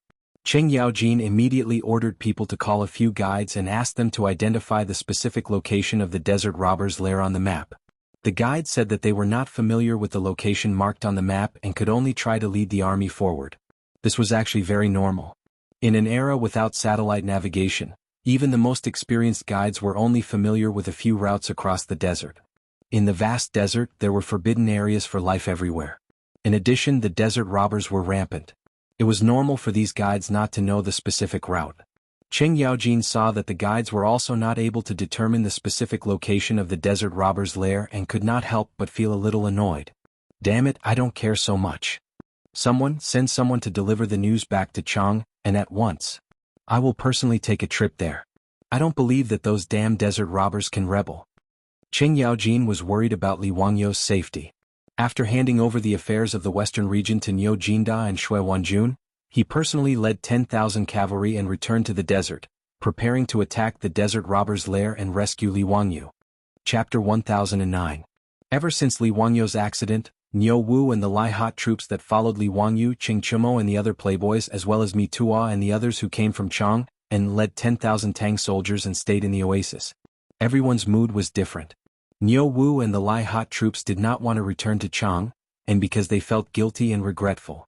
As Li Wangyu's troops, they were unable to protect their Langjun. This made Niu Wu and the others feel ashamed to return to Chang, and then see Su Changqing. Therefore, even though they were sure that Li Wangyu had died in the desert, Niu Wu and the Lai Hot troops still searched the desert every day in vain. Rather than saying that Niu Wu and the others were searching for Li Wangyu, it was better to say that they were exiling themselves. Cheng Chumo and the other playboys were sad because of their brotherly love and planned to pay respects to Li Wangyu at the place where he died. When the army returned from the western region, they were ready to leave. In comparison, the most depressed person was Mi Tua. Pai Lupi had said that if he could not find Li Wangyu, he did not need to return to Chang'an. This meant that he wanted to see Li Wangyu if he was alive, and his corpse if he was dead. But in this vast desert, where could he find Li Wangyu's corpse? Therefore, the miserable Mi Tua could only lead the spies of the 100 Cavalry Department and eat sand in the desert in vain. The camp where 10,000 Tang soldiers were stationed was lifeless every day. There was not a trace of cheerfulness to be seen. Even if the Western Punitive Expedition Army was unstoppable in the western region, it would not affect this place. But when Cheng Yaojin led Bei Lucy and 10,000 Tang cavalry back to the oasis, the whole camp was in an uproar. Niu Wu, the one-eyed man, hugged Sha Luzi's neck and cried. He never thought that his Langjun would still have a chance to live. After Niu Wu vented his emotions with everyone, he immediately knelt down with red eyes in front of Cheng Yaojin. Duke, please give the order immediately. I'm willing to be the vanguard of the army and flatten the lair of those damn bandits. The Lai Hot troops all gnashed their teeth and knelt down on one knee, asking Cheng Yaojin for permission to fight. Please give the order, Duke, so that we can avenge our previous disgrace. Cheng Yaojin understood the intentions of Niu Wu and the others, and naturally nodded in agreement. The army stayed in the oasis for a day to replenish their water.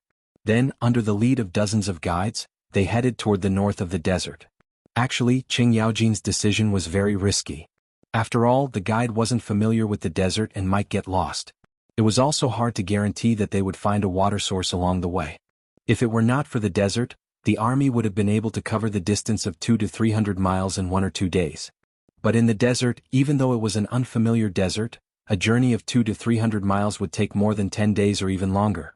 The safest way was to send out a large number of scouts and guides to find the exact location of the desert bandits before the army set off.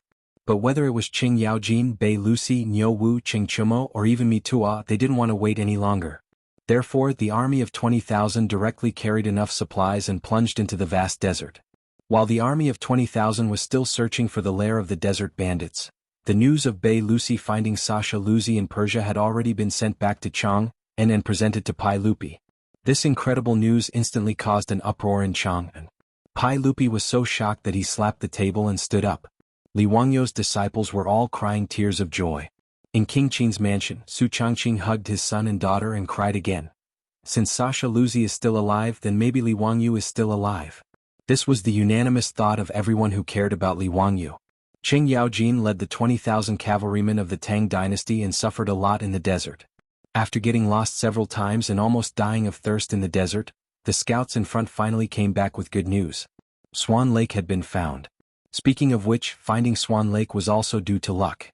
According to Bei Lucy, the reason why Swan Lake was called Swan Lake was because the lake covered a large area. Every spring and autumn, swans would fly to the lake and stay there, hence the name. And the scouts happened to find flocks of swans flying in the air. Following the tracks of those swans, they accidentally found the lake and the desert bandits' camp hidden in the sand dunes. According to the scouts' observation, this desert bandit group called Black Sand was indeed very large. There were no less than 2,000 desert bandits gathered in the camp. Of course, 2,000 desert bandits was a disaster for the caravan, but in front of the 20,000 cavalrymen of the Tang dynasty, it was not worth mentioning. After Qing Yaojin received the report from the scouts, he immediately led the army to attack. When the black mass of Tang cavalry appeared from the sand dunes in all directions, the desert bandits at Swan Lake were horrified to find that they were surrounded and could not escape even if they had wings.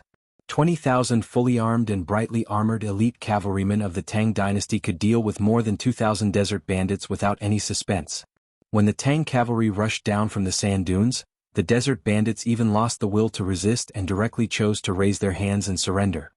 The leader of the desert bandits could never imagine why the Tang cavalry would appear here, let alone why the Tang army would encircle and annihilate them. Niu Wu and the foppish lords immediately rushed into the bandits' lair and led their men to search inside and out, but they did not find any trace of Li Wangyu. This made everyone's heart turn cold. Could it be that Li Wangyu had really been murdered by these damn desert bandits? The Tang army dragged the leader of the desert bandits in front of Qing Yaojin like a dead dog. This great bandit who had rebuked the desert for more than 10 years no longer had the prestige of the past and kept kowtowing to Qing Yaojin to beg for mercy. "Spare my life, Langjun, spare my life. King B** cut the crap. Let me ask you, do you know this horse? Where is its owner? Has he been harmed by you? If you dare to lie, I will immediately order my men to chop you into minced meat." Qing Yaojin grabbed the leader's collar and roared with a murderous look. The leader of the desert bandits looked up with fear and trepidation. When he saw Sha Luzi's appearance, he gasped.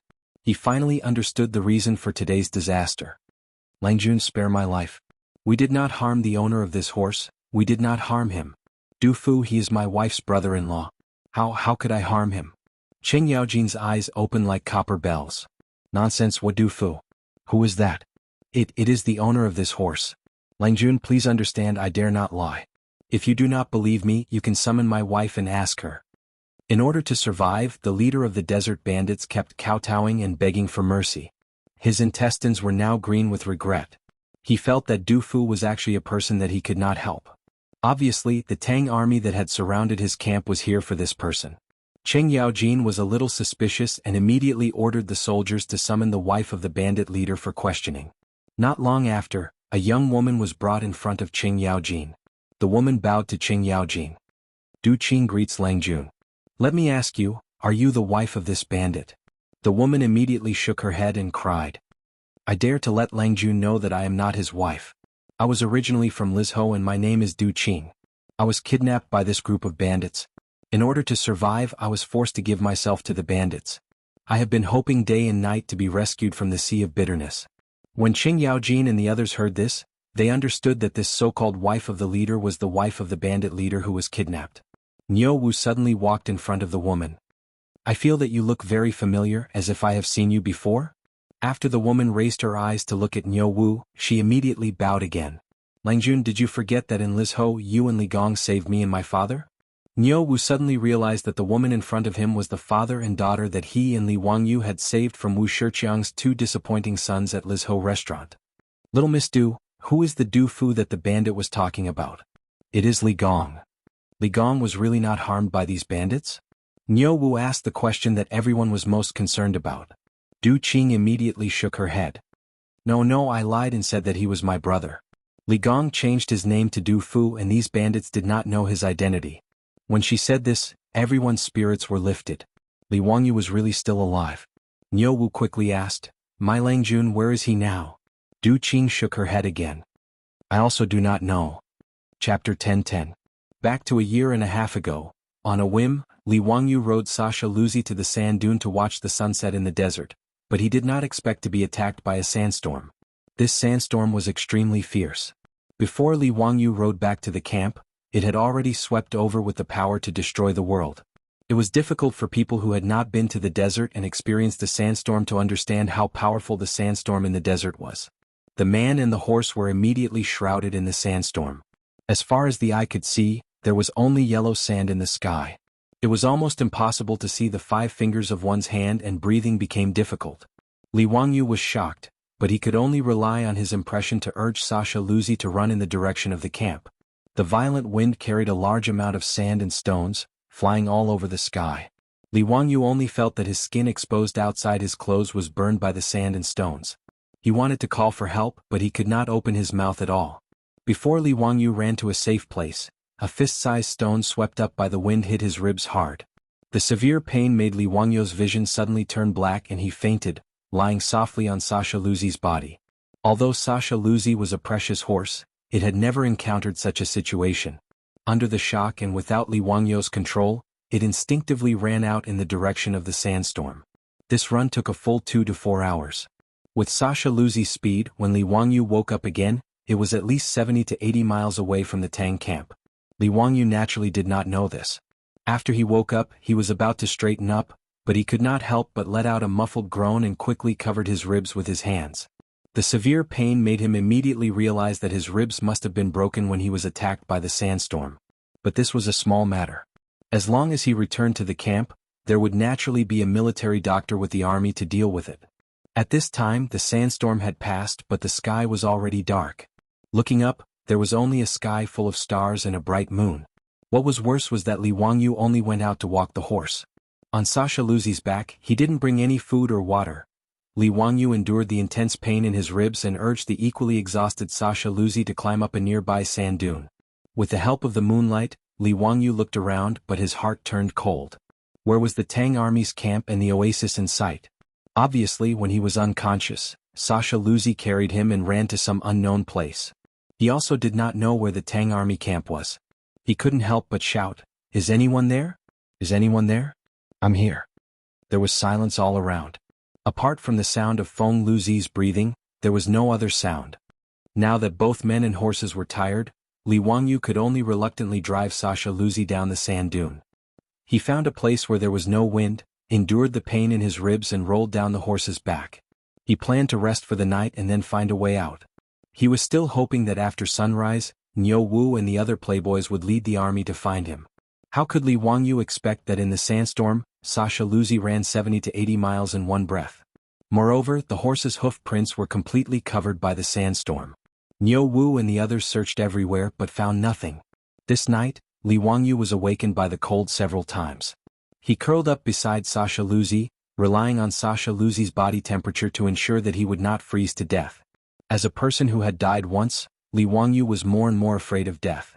It was not that he was afraid of the consequences of death, but he was afraid that he would never see Su Changqing and his unborn child again. Relying on his strong will to live, Li Wangyu endured the pain and hunger. He survived this long night and welcomed the rising sun. Thirsty, hungry, and tired, he managed to climb onto Sasha Luzi's back and urged Sasha Luzi to quickly find the way back to the camp. In fact, Sasha Luzi's current situation was not much better than Li Wangyu's. Yesterday evening, because of fear, it ran 70 to 80 miles in the sand. Now, like Li Wangyu, it was thirsty and hungry. Therefore, even if Li Wangyu kept urging it on horseback, Sasha Luzi could only slowly walk on the sand with difficulty, looking for the way back to the camp. Li Wangyu did not know that the direction he and Sasha Luzi were walking in was exactly the opposite of the Tang army camp. One man and one horse were exhausted as they trudged through the desert with great difficulty. When the sun set in the west again, Li Wangyu could no longer hold on because of his injuries and the fact that he had not eaten or drunk water for an entire day. His body was limp as he lay on Sasha Luzi's body that was also swaying. His eyes were lifeless as he looked into the distance. Just before Li Wangyu was about to lose consciousness, he seemed to see a few blurry figures on the distant horizon. Li Wangyu's dry throat barely spat out a sentence, "Save me?" Then his head tilted and he completely fainted. When Li Wangyu was once again stimulated by the severe pain and woke up, he was shocked to find that his hands and feet were tied, like a commodity placed horizontally between the humps of a camel. Every time the camel bumped, it stimulated the wound on his waist. It was so painful that the beads of sweat on his forehead immediately fell down. Li Wangyu immediately realized that before he fainted, the figures he saw were not the reinforcements he expected. It seemed to be different from what he imagined.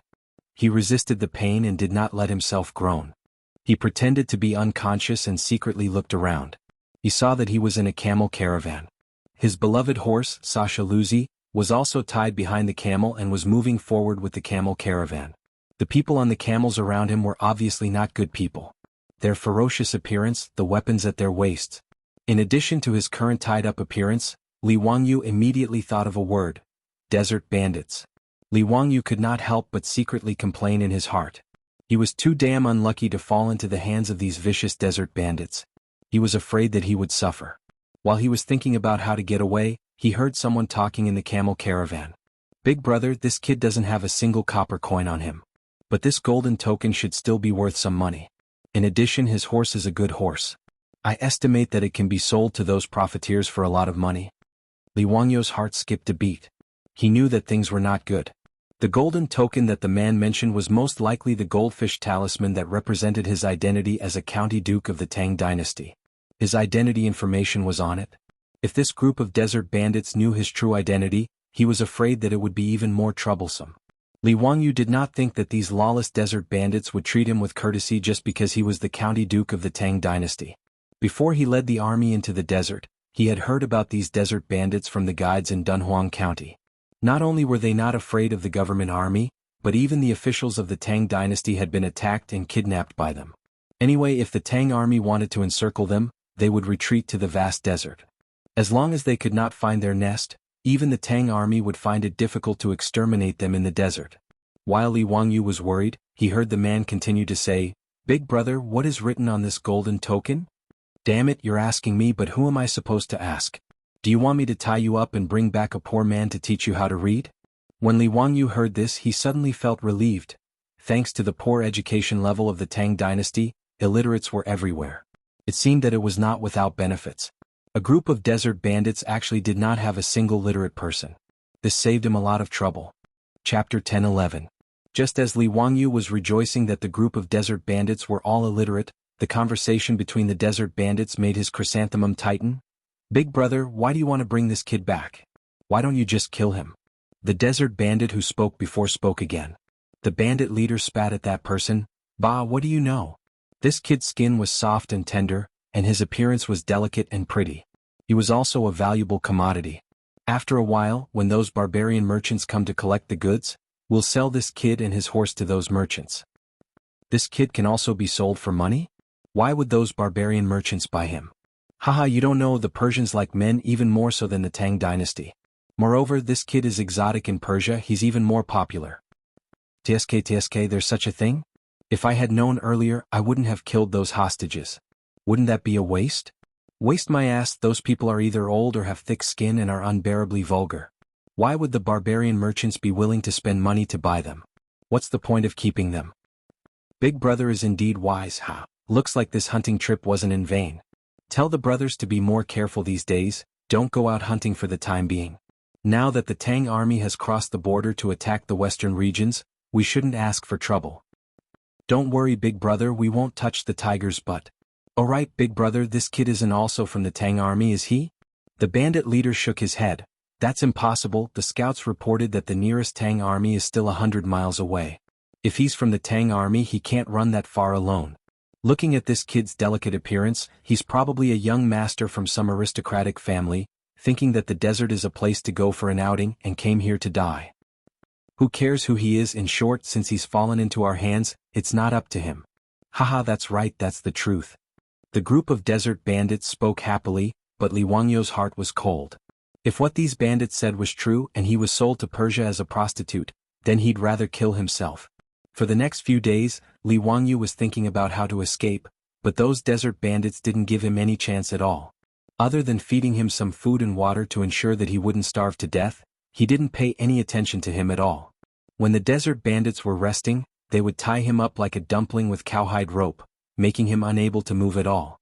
In the eyes of the desert bandits, Li Wangyu was just a commodity. This made Li Wangyu, who had prepared a bellyful of excuses to fool these desert bandits, unable to use them. He felt aggrieved and uncomfortable. The desert bandits wandered around the desert for a few days before returning to their lair. Li Wangyu was still tied up and thrown on the camel's back like a cargo. When he crossed the top of the last sand dune, the scenery in front of him made Li Wangyu feel refreshed. What a tranquil and serene desert lake. Below the sand dune, tens of thousands of malin flowers were in full bloom around the lake. The lake water was clear and bright, and wild ducks, gray cranes and swans were flying up and down on the lake, adding a bit of vitality. There was a camp by the lake, which was obviously the lair of the desert bandits. Li Wangyu cursed in his heart. It was a pity that such a magnificent desert lake was actually occupied by these damn desert bandits. It was really a waste of God's gift.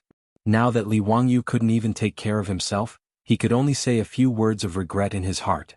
As for what would happen next, he had no idea. But as the saying goes, there is no story without coincidences. Li Wangyu didn't expect that in the desert bandits' camp, he would actually meet the father and daughter that he and Su Changqing had saved from the hands of Wu Shiqiang's two disappointing sons when they left home to travel to Lizhou. And it was precisely this father and daughter pair that had temporarily saved Li Wangyu, preventing him from being sold to the Persian merchants like Sha Luzi. This father and daughter pair, after leaving Lizhou, took the 10 taels of gold that Wu Shiqiang had given them as compensation and prepared to seek refuge with their relatives. But their relatives died unexpectedly, and the father and daughter pair had no choice but to run to Dunhuang County, planning to make a living here. Ever since Dunhuang County was established as a trade hub, it became more and more prosperous. There was an endless stream of people from the Central Plains who came to make a living here. In the end, this father and daughter pair didn't even have time to settle down in Dunhuang County before they met with desert bandits halfway. That woman was called Du Qing, and she was harassed by Wu Shiqiang's two sons back then. Naturally, she had some beauty. Du Qing was valued by the leader of the desert bandits and was directly snatched back to be his wife. As a weak woman, Du Qing could only helplessly enter the bandits' lair to protect herself. When Li Wangyu was captured by the desert bandits and brought back to their lair, Du Qing recognized at a glance the benefactor that had saved her and her father a few years ago in Lizhou. Thus, Du Qing lied and said that Li Wangyu was her younger brother. Li Wangyu also took advantage of the situation and named himself Du Fu, acknowledging this sister. The leader of the desert bandits doted on the woman he had snatched, so he didn't continue to make things difficult for Li Wangyu and allowed him to stay in the desert bandits' camp beside Swan Lake. Of course, even if Li Wangyu escaped the fate of being sold to Persia, his life in the desert bandits' camp was also difficult. Those desert bandits completely treated him as a servant, ordering him around and ordering him to do things. They would beat and scold him at every turn. As for eating and drinking, they were leftovers, barely surviving. Fortunately, Li Wangyu's brain was considered smart. After recovering from the injury between his ribs, he immediately asked Du Qing for help to think of a way to get him some wine. There were many wild grapes beside Swan Lake. Li Wangyu picked some and tried to make wine with them. After confirming that the wine was good, Li Wangyu asked Du Qing to give the wine to the leader of the desert bandits to taste. He said that he knew how to make wine and was willing to make these good wines for the desert bandits. The desert bandits naturally loved wine. After tasting such good wine, they were naturally overjoyed. Thus, Li Wangyu's life in the desert bandits' lair finally improved after being captured for a few months. The leader of the desert bandits specially ordered people to prepare a house for him to live in and make wine. At the same time, he didn't have to eat and eat. At least he could see some meat. And those desert bandits didn't punch and kick him at every turn. Li Wangyu's personal safety was finally guaranteed. But how could Li Wangyu be willing to give up like this? He was still worried about his unborn child and his wife, Su Changqing. At every moment, his mind was not thinking about how to escape from the hands of the desert bandits. In this matter, Du Qing couldn't help at all. She didn't have any freedom to speak of. She was just a captive that was being toyed with by the leader of the desert bandits. And to escape from the hands of more than 2,000 desert bandits in the vast desert was easier said than done. This desert, to Li Wangyu, was an island prison with nowhere to escape. Even if he risked his life to escape from the desert bandits' lair, he couldn't guarantee that he would be able to cross the desert and find his way home. Under such helplessness, Li Wangyu was trapped in the desert bandits' lair for more than a year. Until one day when he went out to collect wild grapes as usual, he chanced upon something. Finally, he found a glimmer of hope to escape from the desert bandits' lair. Chapter 10-12. Li Wangyu did not expect that there would be rubber grass in the desert bandits' lair, Swan Lake. In fact, he did not know about rubber grass. After all, not many people in later generations had seen this kind of thing. Even the name rubber grass, Li Wangyu occasionally saw it when surfing the internet. It was not until that day when he collected wild grapes and brought them back to the desert bandits' camp to prepare wine that he noticed that the corner of his clothes was rubbed with some milky white gelatinous substance. He wanted to wipe it with his hand, but found that the gelatinous substance had solidified. And this kind of elastic solid substance made Li Wangyu's mind immediately flash a lightning, natural rubber. In the desert bandits' camp, of course, natural rubber would not appear inexplicably. The only possibility was that when he went out to collect wild grapes by the lake, his clothes were rubbed with the gelatinous substance of the rubber grass. After it solidified, this small piece of natural rubber was left. Thinking of this, Li Wangyu immediately rushed out of the desert bandits' camp like a whirlwind and ran to the area where he had collected wild grapes. After a careful search, Li Wangyu finally found a plant that looked like a dandelion. One of the stem veins had been broken, and there was also a milky white elastic gelatinous substance on it. Li Wangyu was overjoyed. After confirming the appearance of the rubber grass, he searched around and found a lot of rubber grass.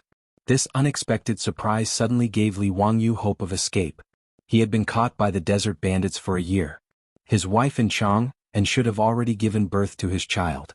The idea of going home was always stimulating him, almost driving him crazy. Li Wangyu took the opportunity to make wine for the desert bandits and secretly collected a lot of saltpeter, sulfur, and charcoal to make some explosives. He even thought of using these explosives to threaten the desert bandit leader in exchange for a chance to escape.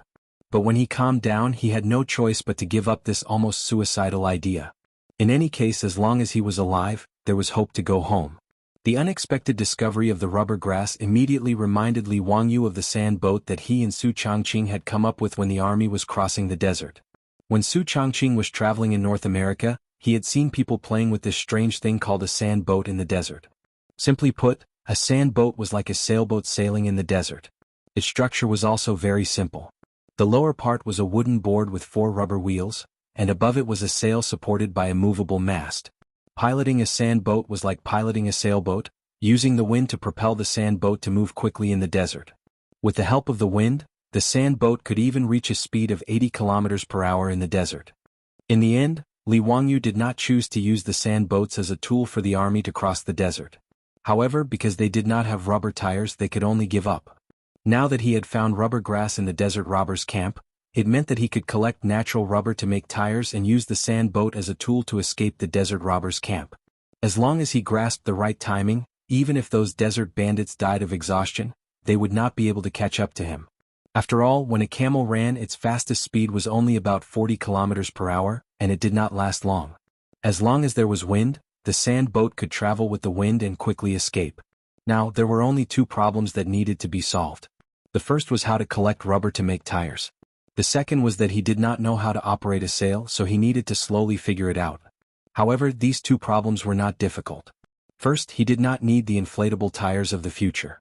He only needed to make 4 elastic solid tires. Although natural rubber that had not been treated was not resistant to aging, this did not affect Li Wangyu. He made the tires only for escaping and did not need to use them for a long time. The only way he could think of was to make a few tire molds, and then collect rubber grass glue every day and inject it into the molds to let it solidify into natural rubber. When the glue filled the molds, the result would be a round natural rubber tire. Although the tire made this way would definitely be very weak in terms of strength and durability, Li Wangyu did not care so much. As for learning how to operate a sail, he had also thought of a way. Swan Lake covered a large area and there was a large amount of fish resources in the lake. However, these desert bandits were lazy people. Otherwise, they would not rely on robbery for a living. Therefore, they naturally would not do something like fishing. Therefore, Li Wangyu asked Du Qing to help plead with the desert bandit leader. He was willing to go into the lake to fish for the desert bandits to improve their meals. Naturally, the desert bandits would not refuse such a thing. In any case, Swan Lake was surrounded by a vast desert, so there was no need to worry about Li Wangyu escaping with the boat. The desert bandit leader happily agreed to Li Wangyu's request. He also asked the artisans they had captured in the camp to build a small boat according to Li Wangyu's request. Unlike the traditional boat of the Tang dynasty, Li Wangyu asked the artisans to install a sail on the boat. His goal was very simple. He wanted to use the opportunity of helping the desert bandits fish to practice how to operate a sail. Li Wangyu had never touched a sail before. When he first started practicing, the sailboat was not obedient at all and kept spinning in the water. This made the desert bandits treat it as a joke. They pointed at it and made fun of it. He did not care about the desert bandits' mockery. Every day he repeatedly went to the lake to practice steering the boat. He also collected rubber grass by the lake and injected it into the tire mold. After practicing for almost half a year, Li Wangyu's ability to operate a sail had reached the point of perfection. The 4 rubber tires had also been completed. The conditions for escaping were finally ripe. He originally wanted to take Du Qing and his daughter with him to escape. However, after Du Qing learned of his escape plan, he shook his head and refused. "Duke, if you take me and my father, you will have 2 more burdens. We may not be able to escape from the hands of the desert bandits. I am willing to stay behind and cover for Duke and wait here for Duke to lead the army to save me." Li Wangyu knew that Du Qing's words were not wrong. If the sand boat carried 3 people, its speed would inevitably be slowed down a lot. Moreover, they would have to prepare food and water for 3 people, which would be heavier. Du Qing's father was also missing a leg. If he wanted to escape with them, it would be very inconvenient. Li Wangyu was not a hypocritical person. He immediately promised Du Qing, "Qingyang, don't worry. I, Li Wangyu, swear to the heavens that after I successfully escape back to the Tang dynasty, I will immediately lead the army to eliminate the desert bandits and rescue Qingyang. If I violate this oath, may I be struck by lightning and die a horrible death." Du Qing quickly bowed and said, "Duke, you are too serious. I naturally believe in Duke." Therefore Li Wangyu finally chose to escape alone. But neither he nor Du Qing could have expected that less than 10 days after Li Wangyu successfully escaped from the desert bandits' camp, Qing Yaojin, that old scoundrel, would lead the great Tang Iron Cavalry, like divine soldiers descending from the heavens, swiftly exterminating the desert bandits and rescuing Du Qing and his daughter. In other words, if Li Wangyu had continued to stay in the desert bandits' camp, he would have been rescued and could return to Chang and to see his wife and child. However, fate made fools of people. Li Wangyu did not expect that because he had escaped 10 days earlier, he had escaped from the wolf's mouth and entered the tiger's den. Chapter 10:13. When Li Wangyu was ready, he used the excuse of going out to fish as an excuse and drove the small sailboat, which was very unusual in the eyes of the desert bandits, down the lake as usual. However, this time, the desert robber who was in charge of keeping watch at the bandit camp was shocked to find that Li Wangyu had actually steered the sailboat straight past Swan Lake and landed on the opposite shore. This kind of thing was naturally absolutely forbidden. The desert bandits immediately blew their copper whistles and loudly warned their companions in the desert bandits' camp. Not long after, hundreds of camels rushed out of the desert bandits' camp, went around Swan Lake and rushed straight to the opposite shore. Li Wangyu also knew that his whereabouts would be exposed immediately, but he did not panic. He had carefully calculated that from the time the desert bandits rushed out of the camp to the time they drove the camels to the other side of the lake, it would take at least half an hour. And this time was enough for him to assemble the sand boat and escape with the help of the wind. After familiarizing himself with the sail, it became easy to drive the sand boat. When Li Wangyu had asked the craftsman to build the small sailboat, he had secretly installed 2 axles at the bottom of the boat. When he dragged the small sailboat up the sand, he directly installed the rubber tires and the sand boat was assembled. With the sail raised, the sand boat began to slowly accelerate under the push of the wind, and then it went faster and faster. But the desert bandits had never expected that before they went around the lake and caught Li Wangyu, they would be shocked to find that Li Wangyu was driving the small sailboat in the desert, and it was getting faster and faster. Not long after, they saw the white sail go around a sand dune and disappear in front of everyone's eyes. They had seen a ghost. A boat could travel in the desert? Many of the desert bandits rubbed their eyes hard, wondering if they were hallucinating. The scene in front of them had completely overturned the 3 views of the desert bandits.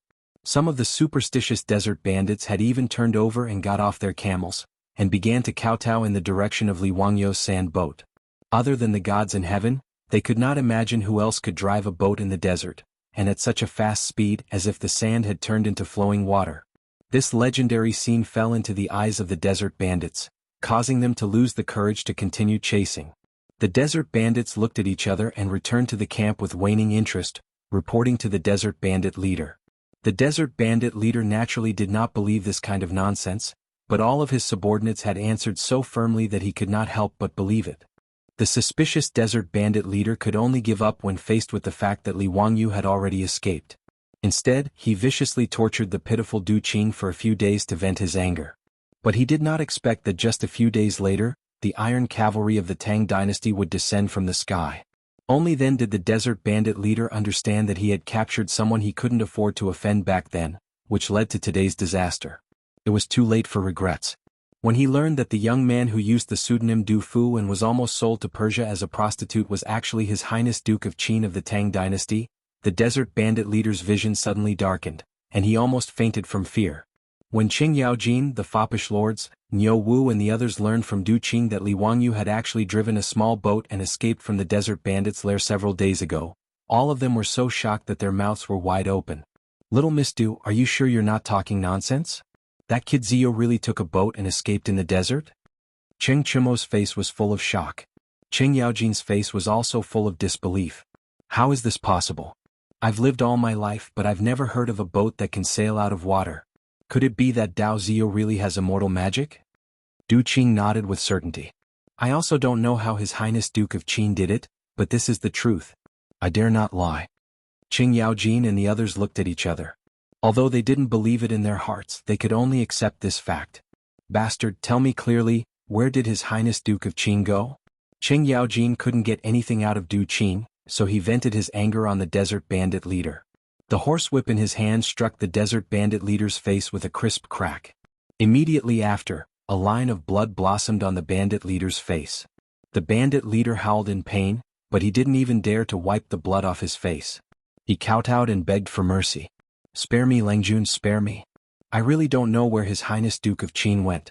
However, when His Highness Duke of Qin sailed the boat with immortal magic, the wind blew from the south. I reckon that His Highness Duke of Qin went to the Mabe Desert." He didn't dare to lie now. In order to survive, he naturally didn't hide anything. When Li Wangyu escaped from the desert bandit camp, he probably would have returned safely to the Tang dynasty if he had headed south. Unfortunately, although in the eyes of Pai Lupi and the other disciples, Li Wangyu was nothing more than an ordinary person from the future. At the very least, Li Wangyu didn't know how to survive in the wilderness or how to use the stars in the sky to determine one's position. Therefore, even though Li Wangyu had been captured and imprisoned in the desert bandit camp for more than a year, he still didn't know where exactly the bandit camp was. Therefore, when he escaped that day, he didn't deliberately choose the direction of the wind. And when he chose to escape, the wind blew from the south. Li Wangyu's sand boat sailed with the wind, and the direction he left in was indeed the north. Qing Yaojin raised his head and looked towards the north, his expression uncertain. North of Swan Lake was the territory of the Shui Yintua Khanate. Strictly speaking, including Swan Lake, it was under the influence of the Shui Yintua Khanate. If Li Wangyu really went to the Shui Yintua Khanate, then it would be troublesome. At the very least, Qing Yaojin couldn't lead 20,000 troops to the Shui Yintua Khanate to find Li Wangyu. Mi Tua also saw Qing Yaojin's hesitation and immediately said, "Lu Guogong, I'm afraid we can only quickly report this matter to His Majesty and ask His Majesty to send an envoy to ask Shui Yintua to help find Qin Wang." Qing Yaojin pondered for a moment and nodded in agreement with Mi Tuo's suggestion. The army rested for a day at Swan Lake. Qing Yaojin ordered people to burn down the desert bandit camp and escorted the bandits back to the Tang dynasty. Actually, with the temperament of Niu Wu and the other playboys, they couldn't wait to chop off the heads of all the desert bandits. However, Qing Yaojin stopped them. A year ago, if Li Wangyu wasn't accidentally captured by the desert bandits, he might have died in the desert with Sha Luzi. From this point of view, these desert bandits could be considered meritorious. It was also because of this that Qing Yaojin spared the lives of these desert bandits. Of course, although they could avoid death, they couldn't escape punishment. These desert bandits would definitely be exiled to hard labor. To a certain extent, it could be said that they were better off dead. Not to mention how Qing Yaojin would deal with these desert bandits. When the news was sent back to Chang'an City, Pai Lupi was overjoyed again. Although they hadn't found Li Wangyu, at least they could confirm that Li Wangyu was still alive. Pai Lupi immediately ordered Tang Jian's son, Tang Songling, to set off immediately to Shui Yintua. He ordered the Shui Yintua Khanate to send people to search for Li Wangyu in the North Desert and safely send him back to the Tang dynasty. Currently, the relationship between Shui Yintua and the Tang dynasty could be considered harmonious. In the third year of Jingguan, Pai Lupi conferred the title of Jinju Pika Khan to the leader of Shui Yintua. Therefore, in the eyes of the emperor and the ministers of the Tang dynasty, Shui Yintua would definitely not refuse the request of the Tang dynasty. However, Pai Lupi and the ministers didn't know that when Tang Songling, the assistant minister of the Ministry of Rites, was ordered to set off from Chang and city to the North Desert, the Shui Yintua Khanate was also searching for Li Wangyu everywhere. My frozen shoulder caused my arm to be really sore yesterday. I didn't have the heart to write and didn't update for a day. I'm really sorry. Chapter 10:14. Li Wangyu's escape from the desert bandits' lair on the sand boat was rather smooth. In order to successfully escape and avoid the pursuit of the desert bandits, Li Wangyu specifically chose a windy day. After the sand boat's sails were filled with wind, it propelled the sand boat towards the north at an unparalleled speed. With an average speed of 50 to 60 kilometers per hour, the sand boat ran wildly across the desert for 4 to 5 hours. When the sun was setting in the west, Li Wangyu was pleasantly surprised to find that he had actually run out of the desert and entered a vast grassland. In fact, the desert bandits' lair was very close to the Xianchuo Khanate in the north, and the speed of the sand boat was so fast that it only took half a day for Li Wangyu to leave the desert area.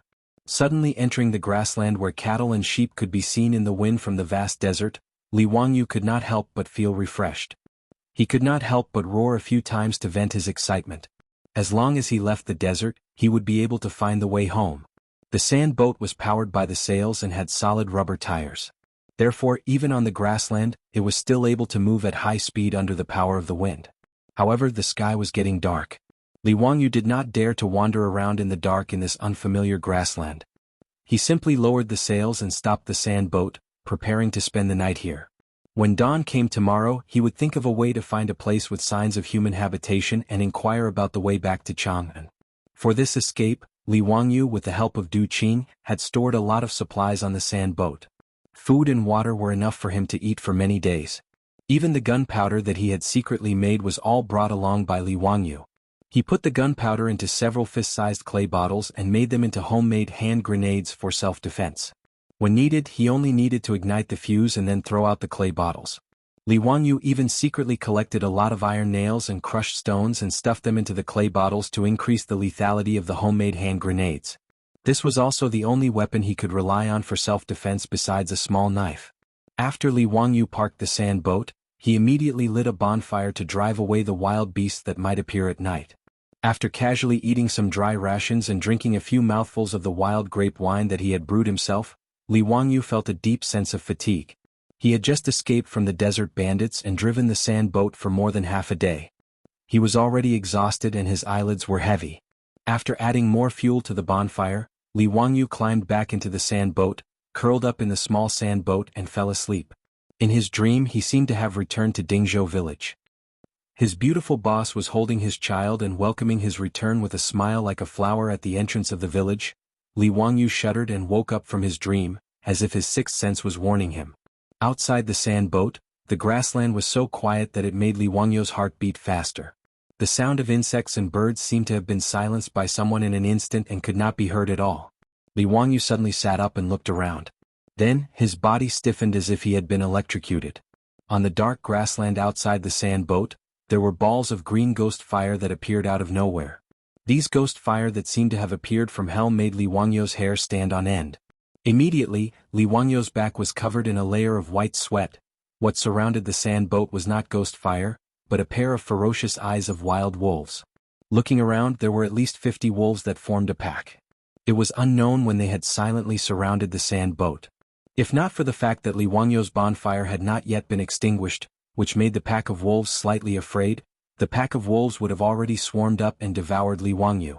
Li Wangyu's subconscious reaction was to immediately pull up the sails of the sand boat and escape with the help of the wind. But when Li Wangyu carefully raised the sails without alerting the pack of wolves, his heart became even colder. The raised sails hung weakly on the mast, not moving in the slightest by the wind. Li Wangyu then noticed that the wind on the grassland had stopped at some point. His heart almost jumped out of his throat. After silently cursing in his heart, he grabbed a few pottery bottles and took out a match, ready to fight with his life. Li Wangyu did not have the slightest confidence that a few homemade grenades would be able to scare away the pack of wolves. Even if he was given an assault rifle from the future, he would not dare to say that he could escape from the wolves. Facing a pack of hungry wolves on the grassland, the strength of an individual was too insignificant. Not to mention him, even if that old hooligan Qing Yaojin came, he would still have to kneel. Li Wangyu only felt desolate in his heart. It was not easy to escape from the desert bandit's lair, but he had sent himself into the wolf's mouth. The bonfire was still burning weakly. Li Wangyu shrank into the sand boat, not daring to breathe too loudly for fear of alerting the pack of wolves. And the pack of wolves seemed to be afraid of the flickering flames. They only surrounded the sand boat but did not launch an attack. Both sides were in a stalemate. Time passed by minute by minute.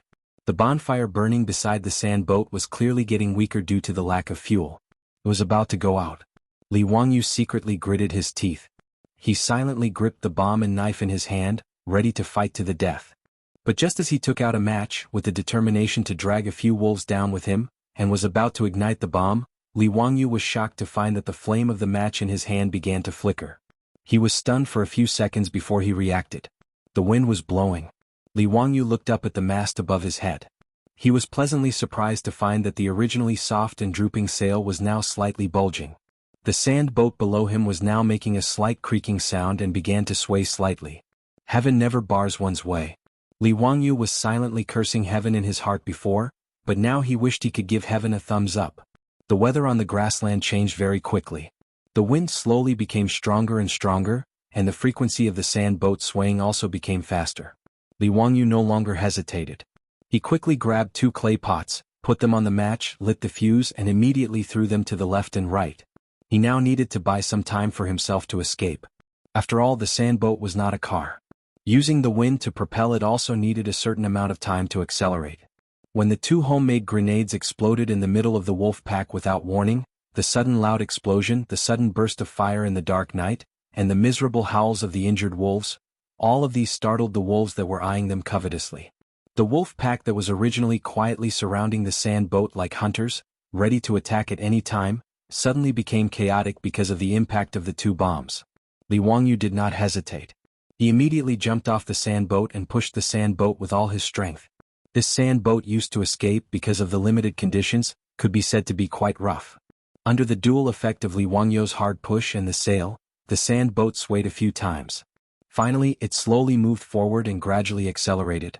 Li Wangyu pushed the sand boat for 2 steps and then jumped back into the sand boat again. At this moment, the grassland was still dark. He did not care where the wind would take him. As long as he could escape from the wolf pack, he would be thankful. When the sand boat finally started to run again under the push of the wind, the wolf pack that was previously in chaos because of the bomb attack also reacted at this moment. Accompanied by several wolf howls, the wolf pack immediately followed the sand boat and chased after it. Chapter 10:15. Li Wangyu had never expected that the wolves on the grassland could run so fast. When he drove the sand boat and rushed out of the wolf encirclement while the wolves were in chaos due to the explosion, the wolves chased after him. Their speed was so fast that Li Wangyu felt his scalp tingle. How could he know that wolves could run at a speed of 50 to 60 kilometers per hour?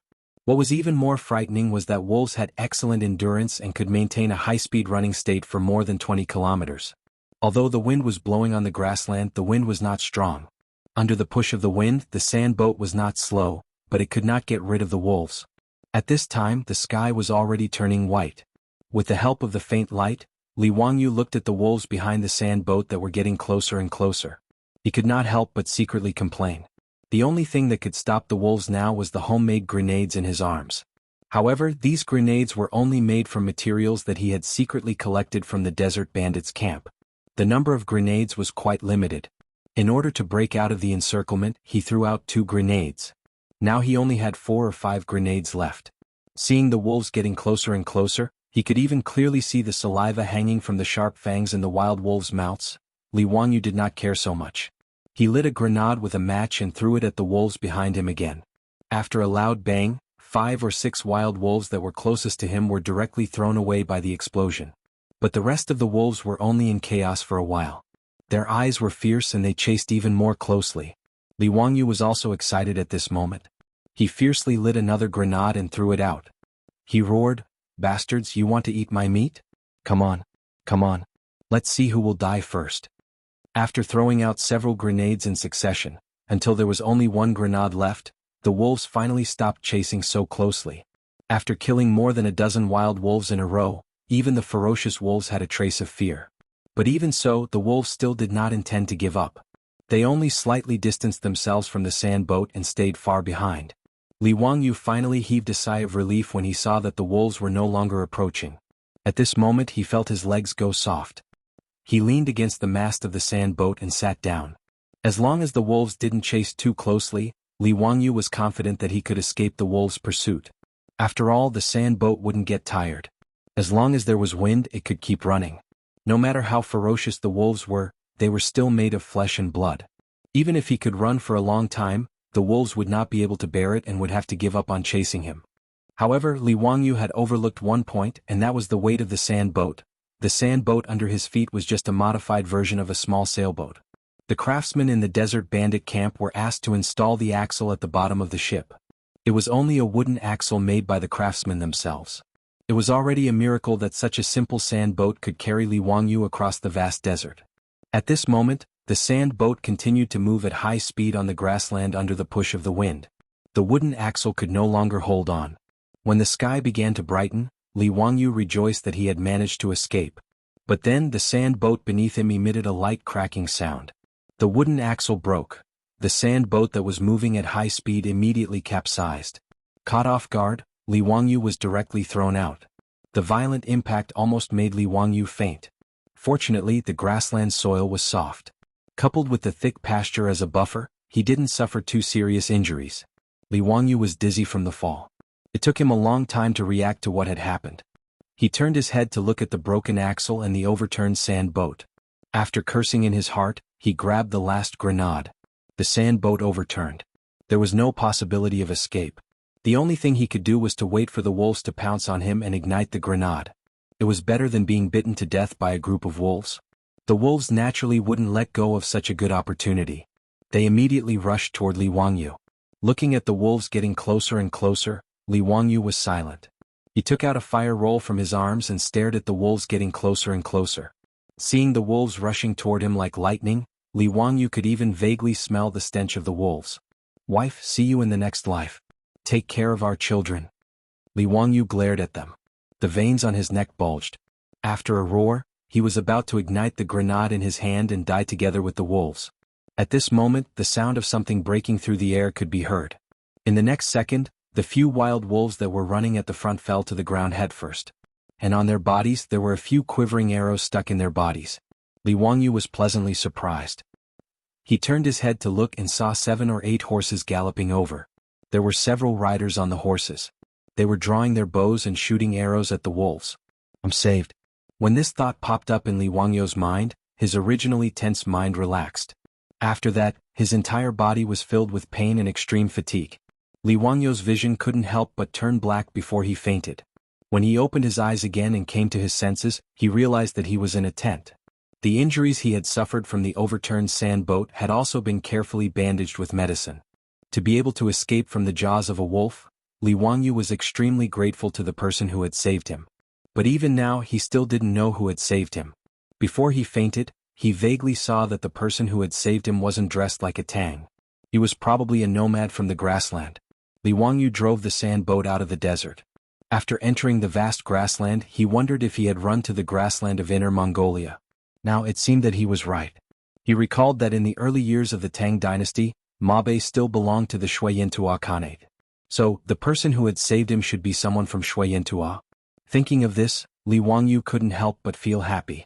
After all, in the early years of the Tang dynasty, Shui-Yantua had a good relationship with the Tang dynasty. The leader of Shui-Yantua was a barbarian.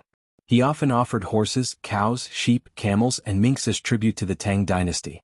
If he had run to the territory of Shui-Yantua, it would be easy for the barbarian to ask for help from Shui-Yantua and return to the Tang dynasty. While he was thinking about these things, the tent lit up. Someone opened the tent and walked in. Li Wangyu immediately struggled to get up and thank the person. "Thank you for saving me. I'm a Tang. My surname is Wangyu. How should I address you?" He didn't dare to report his identity directly, so he was still cautious. Although the other party had saved him and bandaged his wounds, Li Wangyu still had some reservations because he was in an unfamiliar environment. The person who had come was a capable middle-aged man. Just by looking at his hairstyle, Li Wangyu could confirm that his previous guess was correct. Shave hairstyle, which was characterized by shaving all or part of the hair on the top of the head, leaving only a small amount of hair on the temples or the forehead. This was the traditional hairstyle of the Chela people. And Shuiyantua was a khanate formed by the Chela people. Seeing that Li Wangyu had woken up, the middle-aged Chela man was also happy. He quickly went forward to support Li Wangyu and motioned him not to get up in case his wounds reopened. However, the first thing he said made Li Wangyu gloomy. Chapter 10:16. And, yen at yen %and. Li Wangyu couldn't understand a single word from the Chela man, which made him depressed. There was still a long way to go to promote Mandarin. The two sides couldn't communicate with each other because of the language barrier. Li Wangyu suddenly thought of something. Why didn't Su Changqing encounter any language barrier when he transmigrated to the Tang dynasty? After all, his soul had transmigrated to the Tang dynasty and inherited the memories of the original owner of the body. However, Su Changqing's physical body had transmigrated to the Tang dynasty. Why could he understand the language of the Tang people? The official language of the Tang dynasty was based on the Sui dynasty's Jie Yun, which was called Hanin or Qinin. The difference between the Mandarin of the Middle Ages and the Mandarin of the future was almost like a foreign language. However, Su Changqing didn't have any language barrier when he transmigrated. This was very interesting. Did transmigration come with a translation system? While Li Wangyu's imagination was running wild, the Chela man saw that the two of them were like chickens and ducks, unable to communicate at all. He stood up, lifted the tent flap and walked out. Not long after, the middle-aged Chela man brought back a young Chela man. Honorable guest, the Huertas welcome you. The young Chela man could speak fluent Hanin, which made Li Wangyu overjoyed. You can speak Hanin? That's great. I'm a Tang person surnamed Li and my name is Wangyu. Thank you for saving me. Li Wangyu struggled to get up again and saluted the two Chela men. The young Chela man quickly helped him up, his eyes shining with admiration and respect. Honorable guest, please don't be so polite. It's our honor to be able to help you. You're a true warrior. Even the strongest warrior of the Chela people might not be able to kill so many wolves on your own.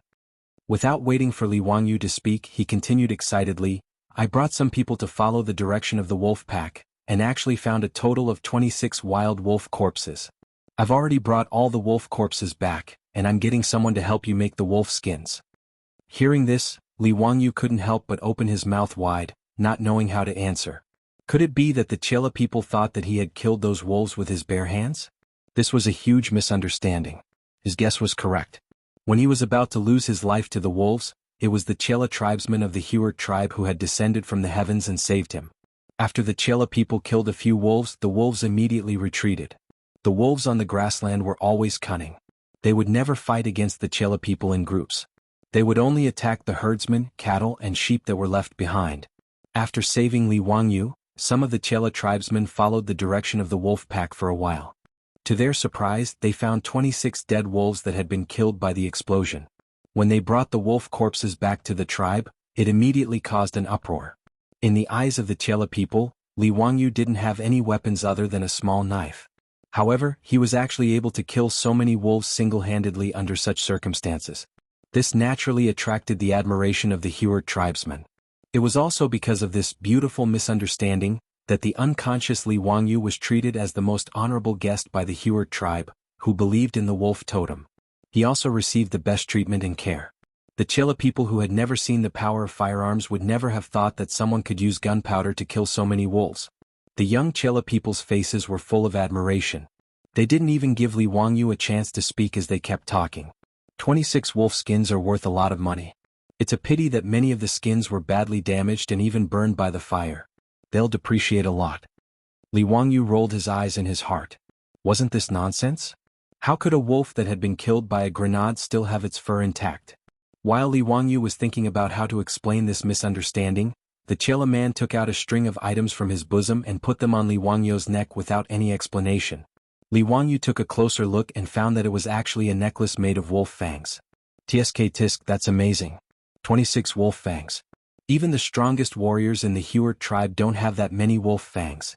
If you go out, the most beautiful girls in the tribe will be willing to enter your tent. Li Wangyu didn't know whether to laugh or cry. He vaguely remembered that the Chela people seemed to worship the wolf totem. It was the greatest glory to hang the fangs of the wolves that they had killed with their own hands. The Chela people in front of him all had different numbers of wolf fangs hanging around their necks. This was obviously the Chela people's Medal of Honor. Including the wolf skins, they were all popular goods in the Xianchuo Khanate, so it wasn't strange. Li Wangyu only felt that since the Chela people worshipped the wolf totem, why would they take the honor of killing wolves as a form of honor? Why did this logic feel weird?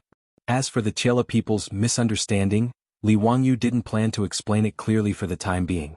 After all, although these Chela people saved him and didn't seem to have any bad intentions, he was alone in this unfamiliar environment.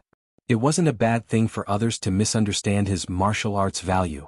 Through this talkative young man in front of him, Li Wangyu understood many things. This tribe called Huart was a small Chela tribe in the Xianchuo Khanate. The middle-aged Chela man was the leader of the Huart tribe, Shijie. The talkative young man was called Adai. Li Wangyu couldn't help but roll his eyes after hearing his self-introduction. What kind of lousy name is this? Taking advantage of others? Adai? Father? The Chela people didn't have surnames, only names. Using Adai's words in the Chela language, Adai meant boss, the same meaning as the Tang people called him Dalong. Adai. Li Wangyu hesitated but still didn't want to be taken advantage of by Adai, so he smiled and said, "Why don't I call you Dalong?" "Sure." Ague didn't have any objections as he nodded his head in agreement. "Li Wangyu, we have also towed your car back. However, we didn't find the animal that pulled the carriage. It was probably eaten by the wolves or ran away.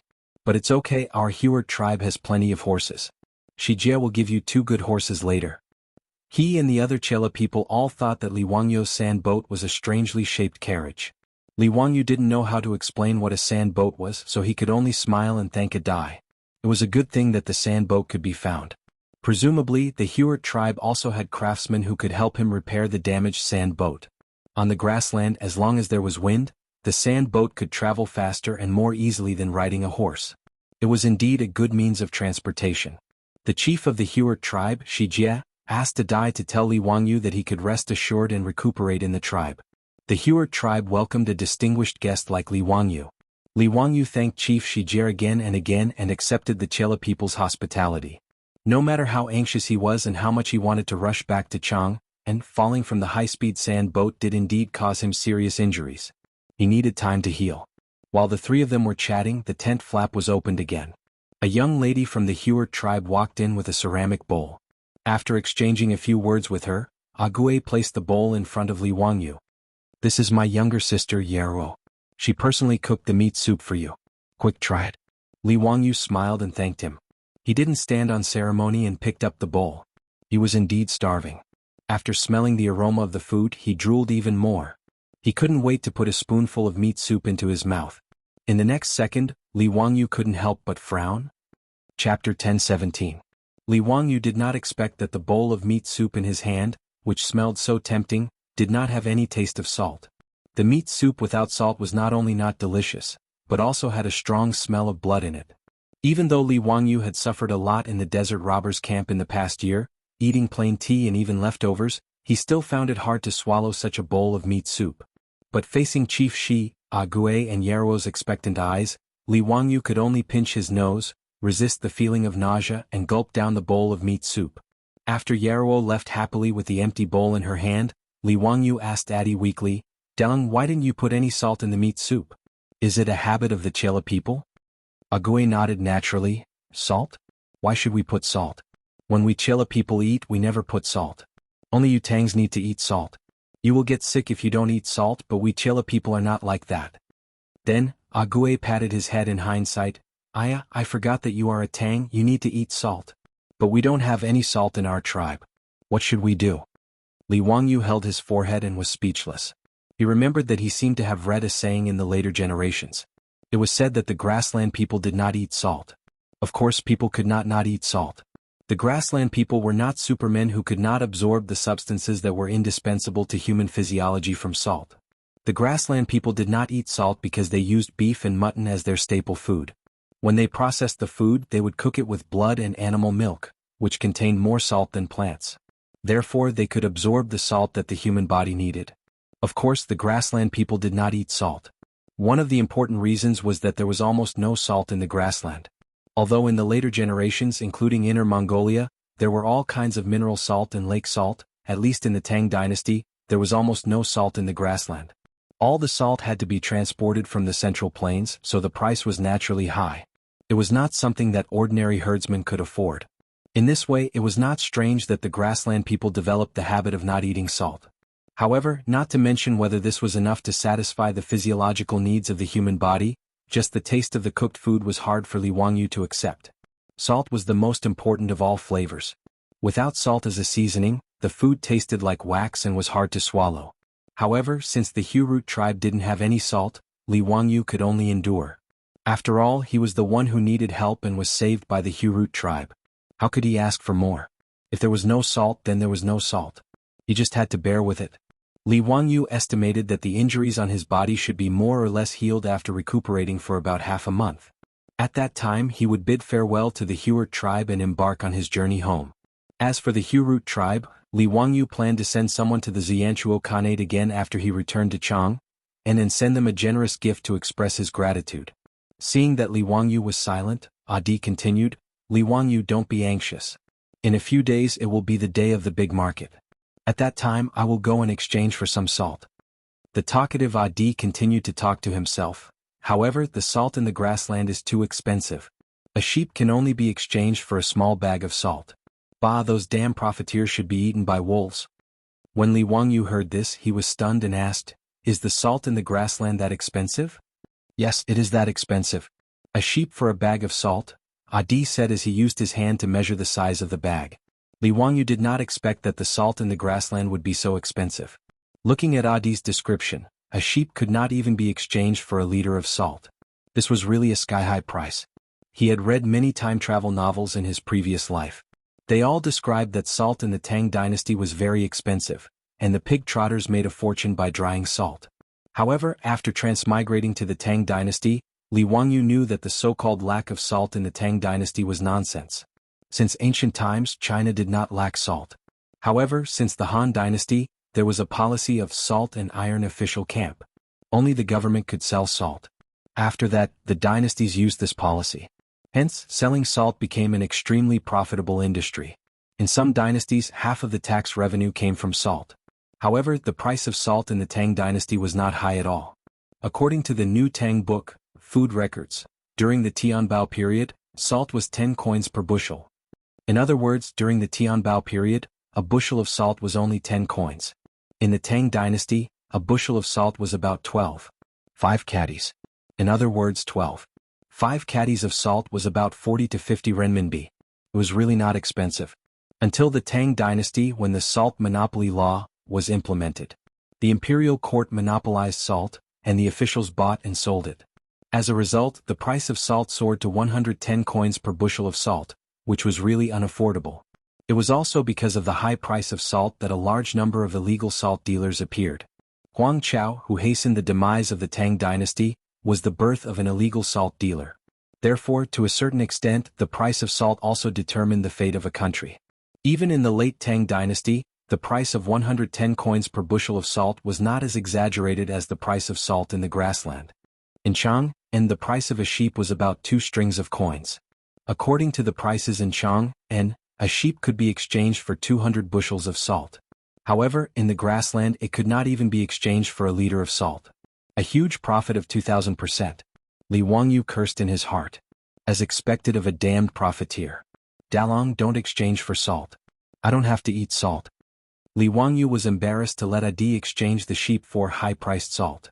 As a guest of the Hu tribe, how could he have the nerve to eat such expensive salt? Besides, after he woke up, although he did not leave the tent, just by looking at the furnishings in his tent, Li Wangyu knew that the Hu tribe was not rich either. According to Adi, this tent was the tent of the Shijie chief. However, looking at the tent of the Hu tribe chief, it was so simple and even a little shabby. How could Li Wangyu say that he wanted to eat salt? Hearing Li Wangyu say so, Adi did not insist. After all, he also felt the heartache of using the sheep to exchange for a little bit of salt. Under the warm invitation of the Shijie chief and Adi, Li Wangyu peacefully stayed in the Hu tribe to recuperate. When he fell from the sand boat, it was mainly some flesh wounds. It was fortunate that he did not hurt his bones. Therefore, after lying in the tent for a few days, he was able to get up and walk. On this day, Li Wangyu finally walked out of the tent with the help of Adi. He was ready to go out to bask in the sun and get some fresh air. After lying in the tent for a few days, he was really suffocated. Out of the tent, what appeared in front of Li Wangyu was a small tribe full of vitality. Under the blue sky, in the Hu tribe, which was formed by dozens of tents, children were happily chasing each other. The men of the tribe were riding on horses and waving the leather whips in their hands, driving the herds of cattle and sheep. The women of the tribe were gathered in groups of 3 to 5, doing all kinds of housework, and letting out bursts of bell-like laughter. Everything in front of him was so lively that Li Wangyu, who had escaped from the hands of the desert bandits and wolves with great difficulty, could not help but feel a lump in his throat and almost shed tears. When Li Wangyu was feeling emotional about life and felt that it was really good to be alive, he saw many young women of the Hurut tribe running in front of him. Without any explanation, they stuffed arrows with colorful ribbons into his arms. Even Adi's sister Yeruo did the same. Before Li Wangyu could react, these young women of the Hurut tribe covered their mouths and ran away, laughing secretly, leaving behind a confused Li Wangyu who did not know what was going on. Chapter 10:18. Ati laughed heartily at the side, making Li Wangyu very gloomy. He could only ask, "Dalong, what do you mean by this?" "Haha, as I said before, if you appear in the tribe with these 26 wolf fangs, you will definitely attract the attention of the girls in the tribe. These feather arrows mean that they like you and are willing to spend the night in your tent." Agui's words almost caused Li Wangyu's jaw to drop. Spend the night? Wasn't the customs of the Hurut tribe a little too open? "Whichever girl you like, you can hang the feather arrows she gives you at the entrance of your tent." Laughing, Adi pointed at the bundle of arrows in Li Wangyu's hand. He winked at Li Wangyu and smiled. "Whoever you hang the feather arrows of, that girl will enter your tent at night. With so many feather arrows, you are the most popular man in the tribe. Tiske, when I hunted 3 wild wolves, I only received 5 or 6 feather arrows." Adi threw a tacit smile at Li Wangyu and continued, "This feather arrow belongs to my sister Yeruo. She is the most beautiful flower in our Hurut tribe. Li Wangyu, hang my sister's feather arrow tonight. She will definitely satisfy you." For a moment, Li Wangyu even felt that Adi's tone and expression were very similar to those brothels in Chang and city's Pingkong Square, the way the brothels solicited customers. Pushing his own sister into another man's tent, was this something a human would do? The corner of his mouth couldn't help but twitch as he murmured, "Don't you Chela people need to get married?" Adi looked at him strangely. "Get married? Why do we need to get married? We Chela people don't have this custom. The strongest man would gain the favor of more women and be able to give birth to stronger children. This way the tribe will become stronger and stronger. A weak man doesn't deserve to be favored by women." Li Wangyu was completely speechless. The custom of the Chela people was really hard to accept. However, this might be the survival method of the grassland people. Although Li Wangyu felt that it was inconceivable, he did not want to comment on it.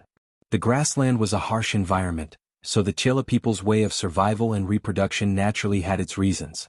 Although Li Wangyu didn't agree, he wouldn't criticize and make irresponsible remarks. He couldn't help but lower his head to look at the pile of arrows in his hand. Li Wangyu wasn't some kind of Lu Xiaohui who could sit still in his bed. If he said that he wasn't moved by this kind of good thing where a girl took the initiative to hook up with him, then he would be lying to himself. However, all he cared about now was his wife in Chang and city and their newborn child. He was not in the mood to sow and fertilize on the grassland. What's more, Li Wangyu wasn't a promiscuous person. Although apart from Su Changqing, he still had Avro, the blonde girl from Europe, to accompany him. However, it didn't mean that he would only think with his lower body like a stallion.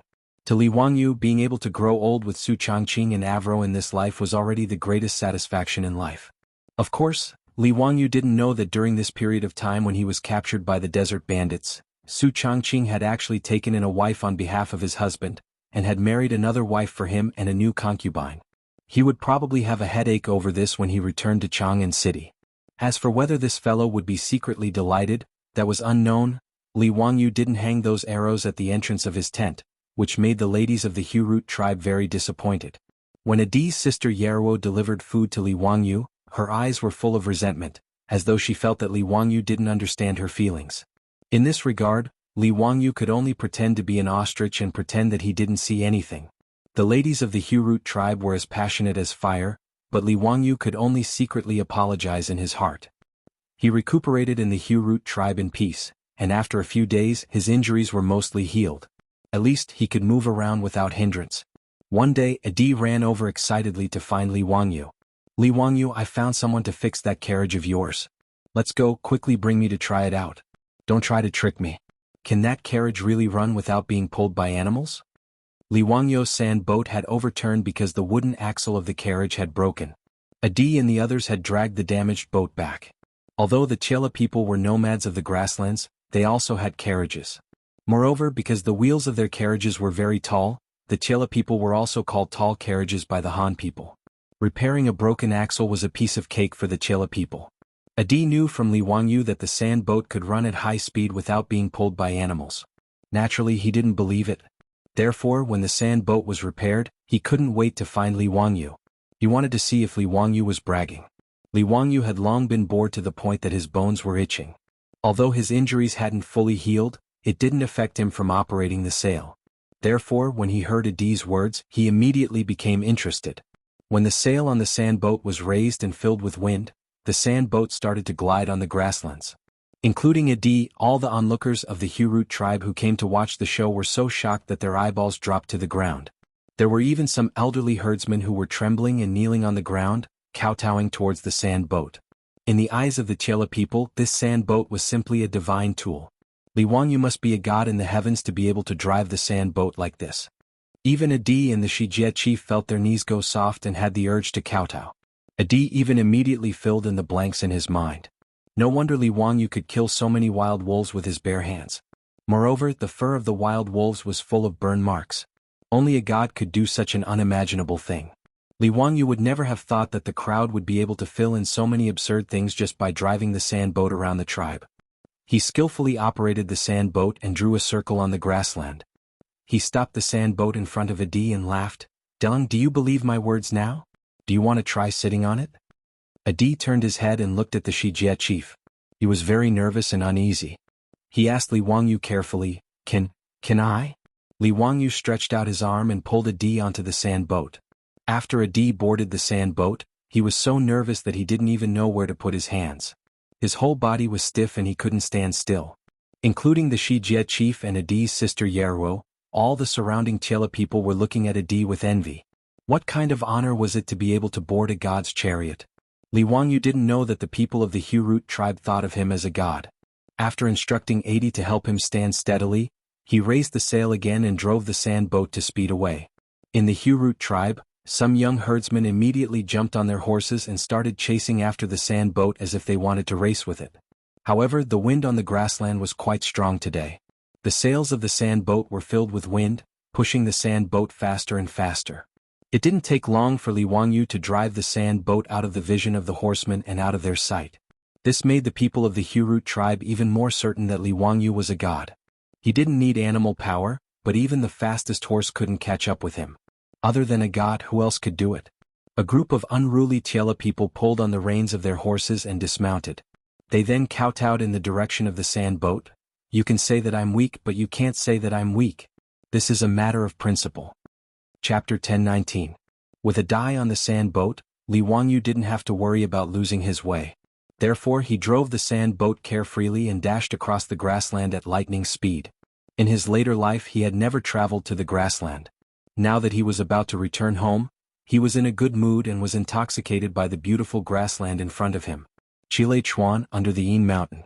The sky was like a dome covering the wilderness. The sky was vast, the wilderness was boundless. Cattle and sheep could be seen when the wind blew through the grass. A Chile song described the magnificent scenery of the grassland. Li Wangyu suddenly roared, releasing all the depression, longing and sorrow that he had felt in the past 1.5 years. After venting for a while, Li Wangyu felt extremely happy. After the initial hesitation and fear, Adi slowly got used to the unparalleled speed of the sand boat. Now that he saw Li Wangyu roaring, he couldn't help but roar as well. The two looked at each other and smiled. Adi finally recovered and didn't revere Li Wangyu as a god like before. Adi used the Chela language to sing a song of the Chela people. Although Li Wangyu couldn't understand the simple and resounding melody, he could feel the content of Adi's song. Grassland, fine horses, cattle and sheep, blue sky, white clouds. Li Wangyu drove the sand boat and ran on the grassland for more than an hour. Only when the sand boat reached the vicinity of a lake did he lower the sail and stop the sand boat by the lake. When he and Adi went out, they didn't bring a water bag. Now that they felt thirsty, they prepared to go to the lake to drink. Today's rivers and lakes were all natural and pollution-free water sources. Even if it was a small stream that could be found everywhere, Li Wangyu believed that the quality of the water source would be far better than the sweet and pure water from the portals of nature, in his later life. Therefore when he saw a lake, he prepared to drink some lake water to quench his thirst. However, Li Wangyu also felt that it was strange that such a large lake didn't have any birds or animals. From what he had seen and heard along the way, whether it was the desert or the grassland, as long as there was a water source, there would always be birds and all kinds of animals. However, he couldn't be bothered to find out what was going on, so he walked towards the lake on his own. When Ajie saw that Li Wangyu actually wanted to drink water by the lake, he couldn't help but reveal a strange smile. However, he didn't say anything. He only looked at Li Wangyu's figure with anticipation. Li Wangyu didn't have eyes on the back of his head, so he naturally couldn't see that mischievous smile on Ague's face. He walked to the lakeside, squatted down, and scooped up a handful of clear lake water with both hands and sent it into his mouth. The next second, Li Wangyu choked. With a pfff he spat out all the water that he had just drunk. His clothes were also drenched by the lake water, making him look very miserable. Only then did Ague burst out laughing. He held his abdomen and laughed so hard that he couldn't even straighten his back. Haha, Li Wangyu, you really aren't a god. You don't even know that the water in this bitter salty lake can't be drunk.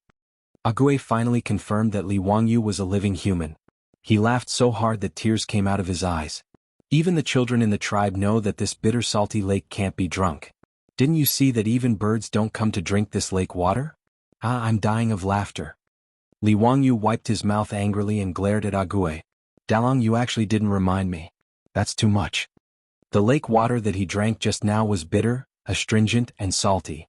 It was just like the seawater that he accidentally choked on when he was swimming by the sea in his previous life. It was completely inedible. No wonder there weren't any birds resting in this lake. It turned out that this lake was actually a saltwater lake.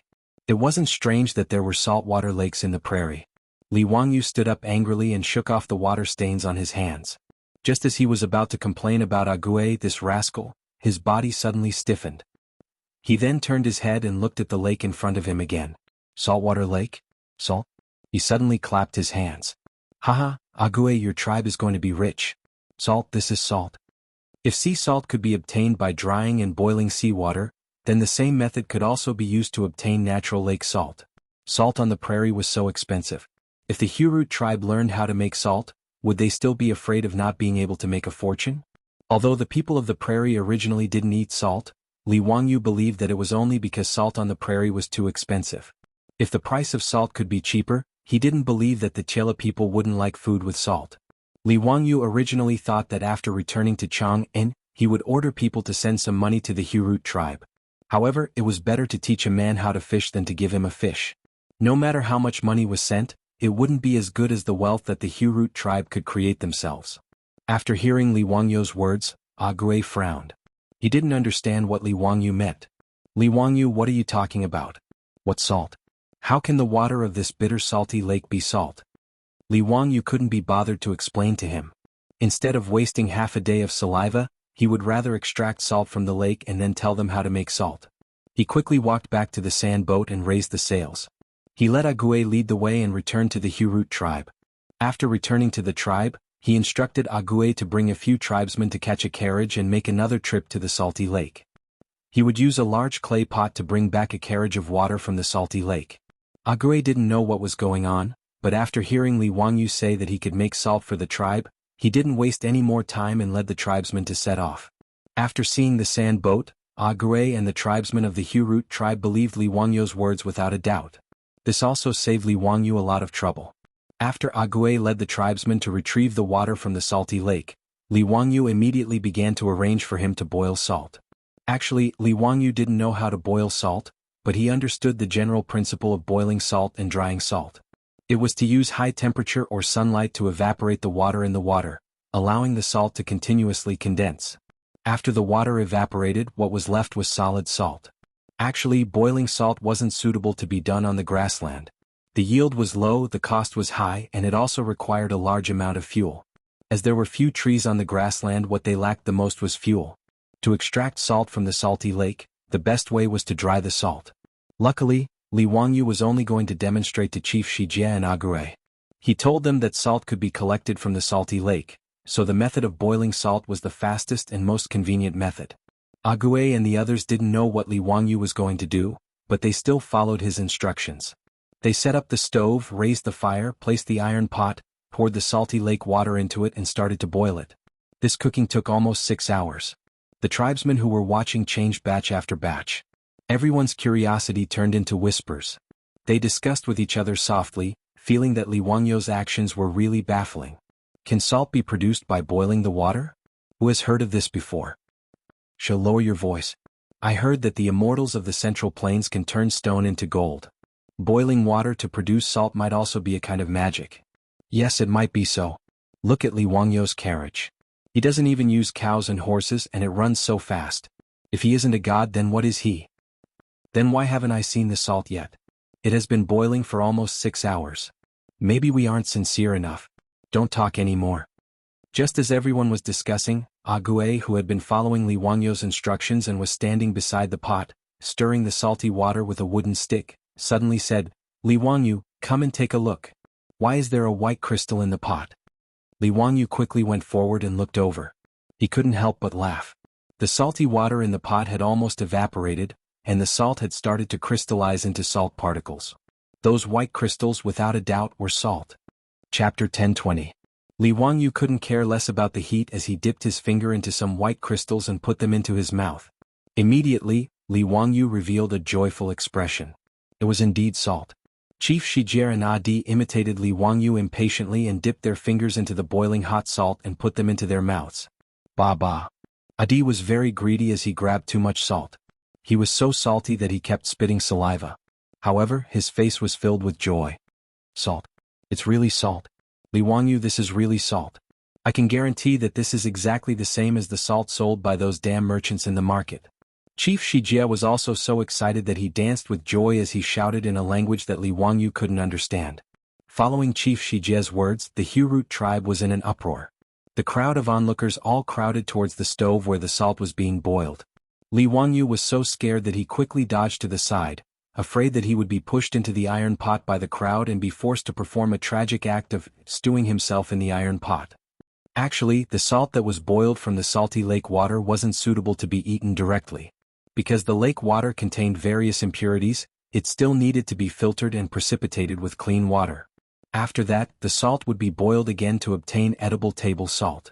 However, Li Wangyu didn't intend to stop the crowd. After all, they were just excited and wanted to taste the taste of the salt. It wasn't a big deal. Although the Chela people didn't eat salt, they knew how precious it was. If their tribe could produce salt, how much benefit would it bring? Even these simple grassland herdsmen couldn't help but widen their eyes and breathe heavily after tasting the taste of the salt. Their eyes turned red. The entire Hurut tribe was in an uproar. The Chela people sang again in a language that Li Wangyu couldn't understand. They danced around the stove where the salt was being boiled and were extremely jubilant. Li Wangyu, who was injured, was forcefully pulled down by Yerua to sing and dance with the crowd. Unfortunately, although Yerua was Adi's sister, she couldn't speak Chinese.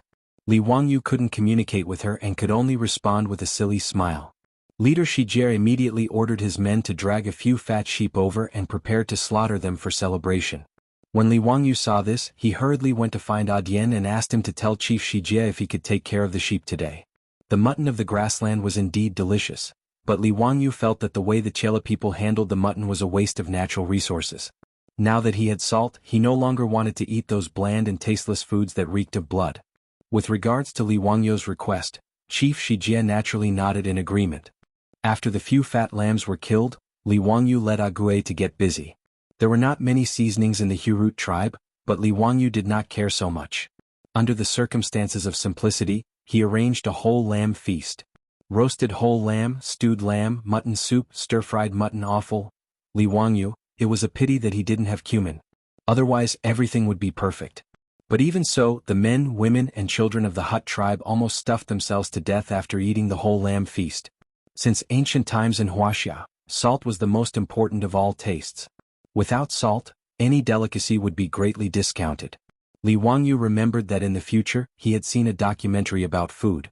It said that saltiness was a kind of spiritual experience distributed on the tip of one's tongue. Therefore, salt would bring a strong stimulation to the taste buds.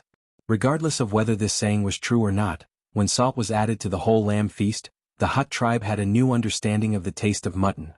Diane's mouth was full of oil, and his stomach was so bloated that he didn't want to move anymore.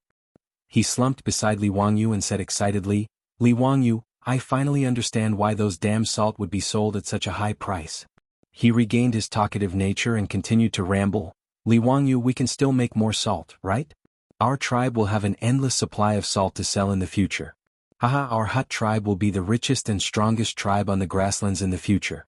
Li Wangyu, I really don't know how to thank you, but I swear to the gods that you will always be the most honorable guest of the Hut tribe. No matter what you need in the future, our Hut tribe will not frown even if we have to climb a mountain of swords or plunge into a sea of fire.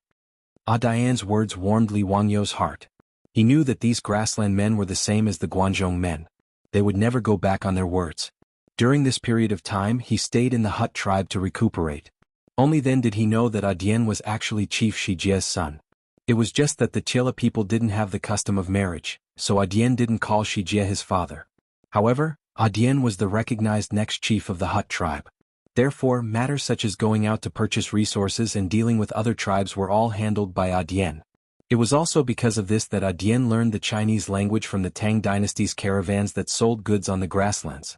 Therefore, what Dian said just now also represented the will of Chief Shijie and the Hut tribe to a certain extent. Li Wangyu patted Dian's shoulder gratefully, although he didn't feel that he needed the Hut tribe to repay him.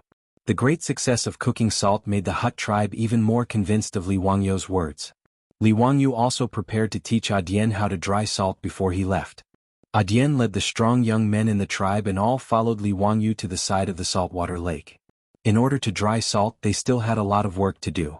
As there was no lime on the grasslands, Li Wangyu also couldn't make volcanic ash to replace cement. Therefore, in order to dry salt on the grasslands, they had to move stones and build evaporation and crystallization ponds to dry salt. This wasn't a small project. During this period of time, Li Wangyu, Dian and the rest directly moved their tents to the side of the saltwater lake. They ate and lived here. Li Wangyu's injuries had basically healed. He was also in a hurry to go home, so he could only urge Dian and the rest to finish the project as soon as possible. After teaching Dian and the rest how to dry salt, Li Wangyu prepared to contact the officials of the Xianchuo Khanate and ask them to escort him back to the Tang dynasty. When Li Wangyu led Dian and the rest to the saltwater lake, the Hut tribe also became busy. The women in the tribe were busy tying up sheepskin, cowhide and other things and moving them onto the tribe's horse carriages. The grassland bazaar was about to start. According to the usual practice, the Hut tribe would set off to the bazaar to sell their goods and exchange them for various necessities. Originally, it was Dian who brought people to the bazaar. However, now that Dian was busy beside the saltwater lake, Chief Shijie prepared to personally go to the bazaar to complete the transaction. The last time Li Wangyu cooked salt, he produced a total of 7 to 8 caddies of salt. Chief Shijie also prepared to bring all of it, intending to test if the salt produced by his tribe had a market. After everything was ready, Chief Shijie led people and drove the horse carriages to participate in the bazaar over 200 li away. But no one would have expected that his departure would bring a calamity to the Hurut tribe. Chapter 10:21. Li Wangyu and 80 led the hundreds of young men of the Hurut tribe and busied themselves beside the saltwater lake for nearly a week. Beside the saltwater lake, the evaporation pond and crystallization pond, which were built by piling stones to dry the salt, had begun to take shape. It wasn't easy to build these two small saltwater ponds. Every day the young men of the Hurut tribe had to ride horses to the Gobi Desert, which was dozens of miles away, to find stones of suitable size, and then use horses to transport them back. After a certain amount of polishing and cutting, they were pieced together seamlessly. The work was very hard, but none of the men of the Hurut tribe, including 80, the future leader of the tribe, complained. No matter how much they sweated, these Chila people's faces were always brimming with smiles. Every time they rested, 80, the chatterbox, would pester Li Wangyu and chatter about his beautiful vision for the future. Li Wangyu, how much do you think we should sell our salt? How about a scoop of salt for a sheep? Haha, it will definitely anger those damn profiteers to death. Dalong, from now on your tribe will have as many sheep as the clouds in the sky, haha. Li Wangyu also hoped that the simple and honest Hurut tribe would have better days. He laughed heartily and patted 80's shoulder. 80 also laughed heartily. Just as he was about to say something, he saw a fast horse galloping towards them from the grassland. Li Wangyu found the middle-aged Chela man on the horse's back familiar. He should be from the Hurut tribe. However, his current appearance, which was covered in blood, gave Li Wangyu a fright. Before the man who was covered in blood could reach 80, his body tilted and he fell from the horse's back. Li Wangyu just noticed that the man's body was covered with bloody wounds. Blood had already dyed the clothes of this middle-aged Chela man and the horse he was sitting on. 80 and the others rushed forward and held the man, preparing to save him. However, the man only had time to say a few words to 80 and the others before he stopped breathing due to his severe injuries. Li Wangyu couldn't understand the Tai Li language, so he didn't know what they were talking about. However, the reaction of Adai and the others gave him another shock. Including Adhai, all of the Chela people showed grief and indignation after hearing the words of the person who came. With a furious roar, 80 pulled out the knife on his waist and roared at Tai Lu. All the Chela people's eyes turned bloodshot. After calling for their mounts, they immediately leapt onto their horses and charged out. Li Wangyu hurriedly shouted at 80, "Delong, what happened? Our tribe was attacked and we suffered heavy casualties." After Adi threw down these words, he didn't have time to care about Li Wangyu anymore. Gnashing his teeth, he led the group of strong youths from the tribe and galloped towards the direction of the tribe. Hearing this, Li Wangyu's expression changed drastically. After being stunned for a few seconds, he hurriedly ran towards his sand boat, raised the sail and chased after Adien and the others. In order to build the salt drying pond next to the saltwater lake, Adi took away almost all of the strong youths in the tribe. Now that the Hurut tribe was in the camp, almost all of them were women and children. Now that they were attacked, how could they have the ability to protect themselves? Even Li Wangyu couldn't help but tremble at the terrifying consequences. He didn't dare to imagine it. However, according to his understanding during this period of time, although the Hurut tribe was a small tribe, there weren't any threats within a radius of 2 to 300 li. Although the Xianchuo Khanate was a loose grassland Khanate, ever since the Eastern Turks were defeated by the Tang dynasty, the Xianchuo Khanate had prospered under the rule of their leader, the barbarian Khanate. Although the Chela tribes weren't rich and even had to pay heavy taxes to the Khanate to let their youths join the Khanate's army, at the very least, the Chela tribes weren't allowed to kill each other. Now that it was the 6th year of Jingguan, the Xianchuo Khanate had 200,000 elite soldiers. Could be said that the Xianchuo Khanate was at its peak. Under such circumstances, how could the Hurut tribe still be attacked? Who would have the guts to attack a Chela tribe on the grassland? Weren't they afraid of the Xianchuo Khanate's revenge? Could it be that the desert bandits had followed them all the way here? Li Wangyu shook his head, feeling that this was impossible. No matter how fierce the desert bandits were, they only relied on the desert environment to stir up trouble. Even if they had the guts to leave the desert and enter the grassland to attack a tribe, they wouldn't dare. Li Wangyu couldn't think of a reason, so he couldn't be bothered to think about it. He could only focus on driving the sand boat to catch up with Ague and the others. Actually, he also knew that he didn't have the strength to truss a chicken. Even if he followed Ague and the others back, he probably wouldn't be of much help. He might even be a burden. However, the Hurut tribe had saved his life. How could he turn a blind eye to such a dangerous situation? Li Wangyu touched the clay grenade in his pocket and calmed down slightly. After all, he wasn't completely helpless against the enemy. Unfortunately, this was the last one he had left. When Ague and the group of Chela tribesmen rushed back to the Hurut tribe anxiously, what appeared in front of them was a miserable scene with smoke rising everywhere and dilapidated walls. The culprits who had attacked the tribe had already disappeared, but the Hurut tribe was dead silent. The tribe that used to be lively and cheerful was now like hell on earth. Countless corpses of the tribesmen were lying everywhere, blood flowing like a river. Ague looked at the scene in front of him, his hair standing on end and his eyes almost popping out of their sockets. He looked up to the sky and let out a miserable howl like a wolf. His voice was filled with anger, sorrow, pain and regret.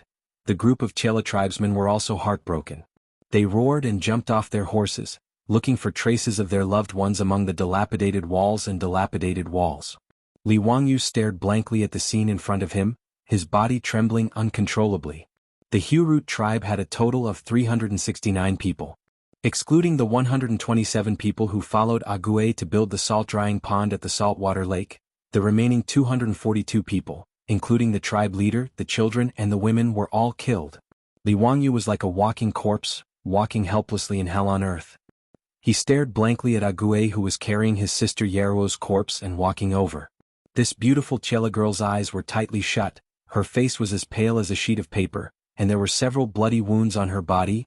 Li Wangyu was finally like Ague and the others. He clenched his fists and let out a roar like an injured beast. His eyes were tightly shut and tears flowed out uncontrollably. Because of the language barrier, he had never spoken to Yeruo before.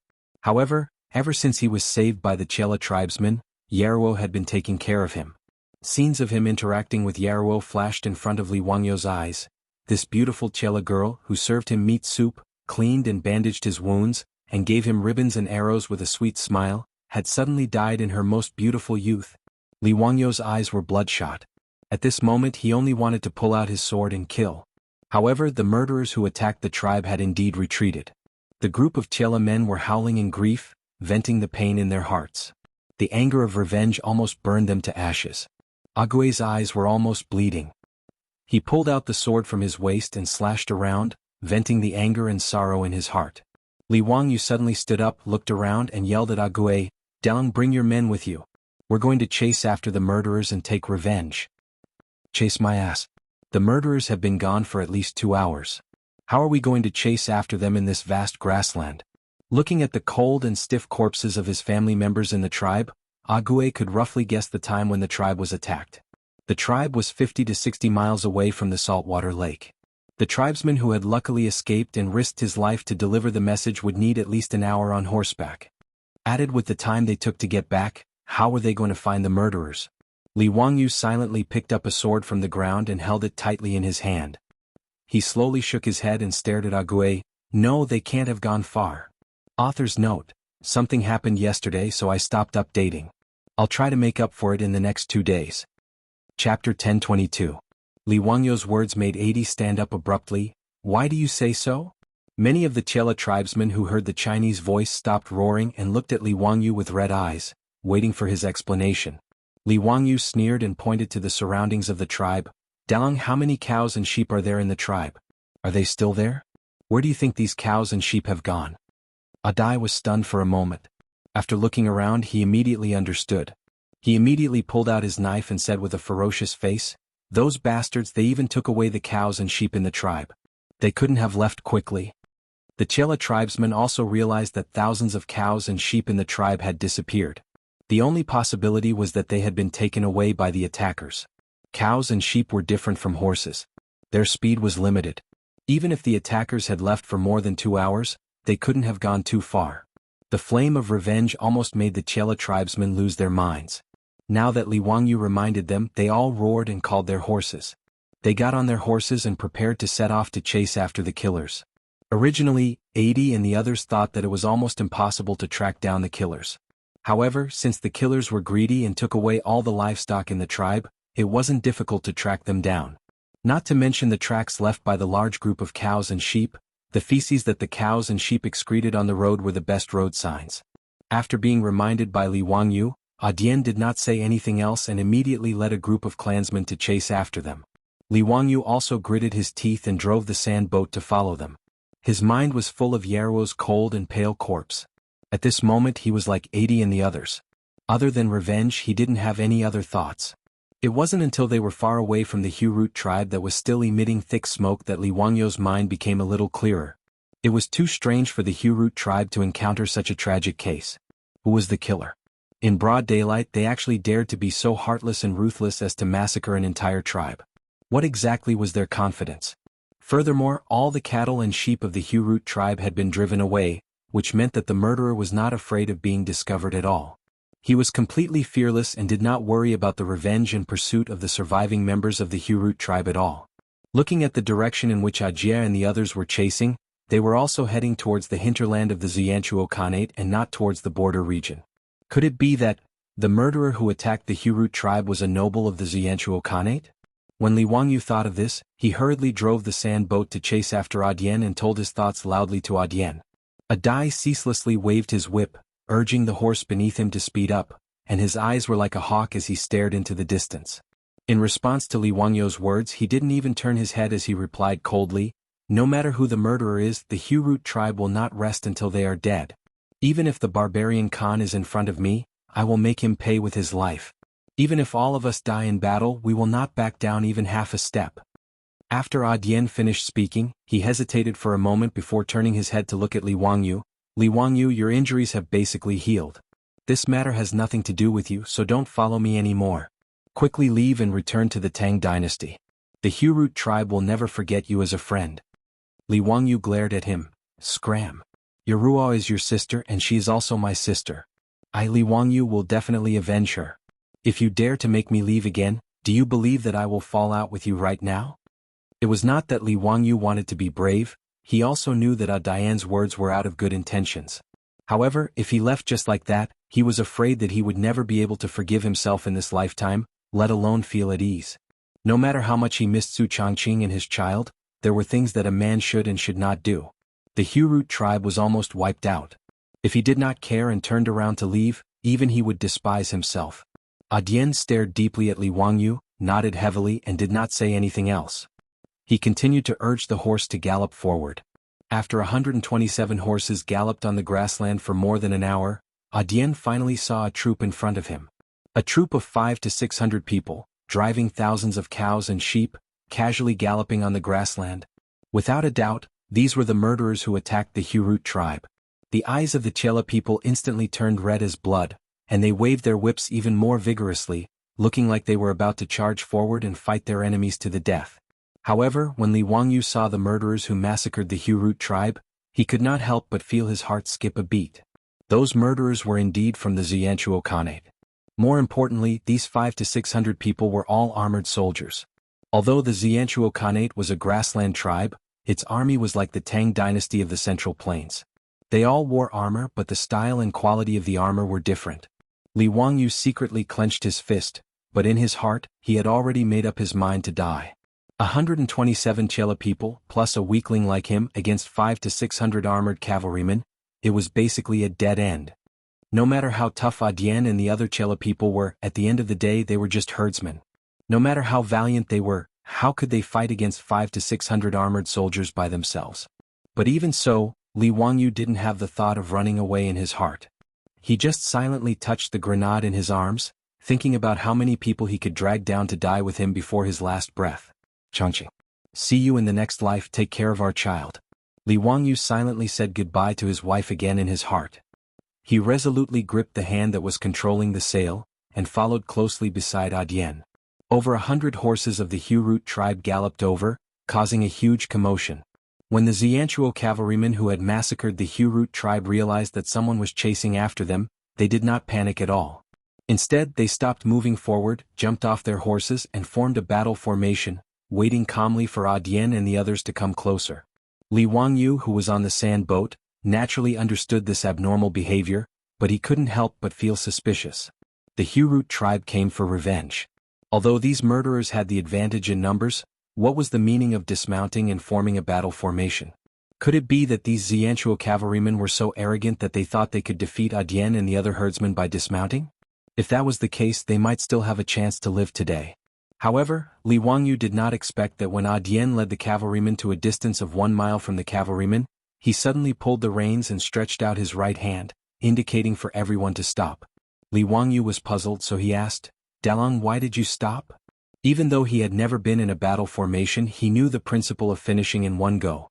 Since the other party had already dismounted, how could they let go of such a good opportunity? At this moment, shouldn't they charge forward and use the speed and charging force of the cavalrymen to defeat their opponents in one go? Dian did not reply but jumped off his horse and pulled out his saber. Those Chela people also jumped off their horses, pulled out their weapons and silently stood behind Dian, forming a battle formation. Li Wangyu, since you don't want to leave, then you are my brother. Today you and I are going to die together. It's a fortunate thing. Stand by my side and we'll charge together. Li Wangyu was completely dumbfounded. What was going on? Chapter 1023. Cavalry getting off their horses and forming a battle formation? Li Wangyu was dumbfounded by the scene in front of him. His brain, which had been filled with blood due to the rush of blood, quickly calmed down. Following which, he thought back to the Battle of Shuiyantua in history. In the 15th year of Jingguan, Pai Lupi ordered Minister of War Li Ji to lead 150,000 troops to attack Mabe. In order not to waste time, Li Ji led 6,000 Tang dynasty cavalry and Tujue cavalry to chase Shuiyantua's army to Nuozen Water, where the Battle of Nuozen Water broke out. In the end, the 200,000 Shuiyantua cavalry dismounted on the Mongol grassland like they had gotten the wrong script. They treated themselves as infantry and fought against the 6,000 Tang cavalry. The 200,000 Shuiyantua's dismounted cavalry were brutally beaten by the 6,000 Tang cavalry and were defeated like a landslide.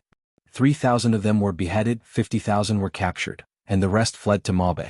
Along the way there was heavy snow and most of the Shui Yintua people died from the cold.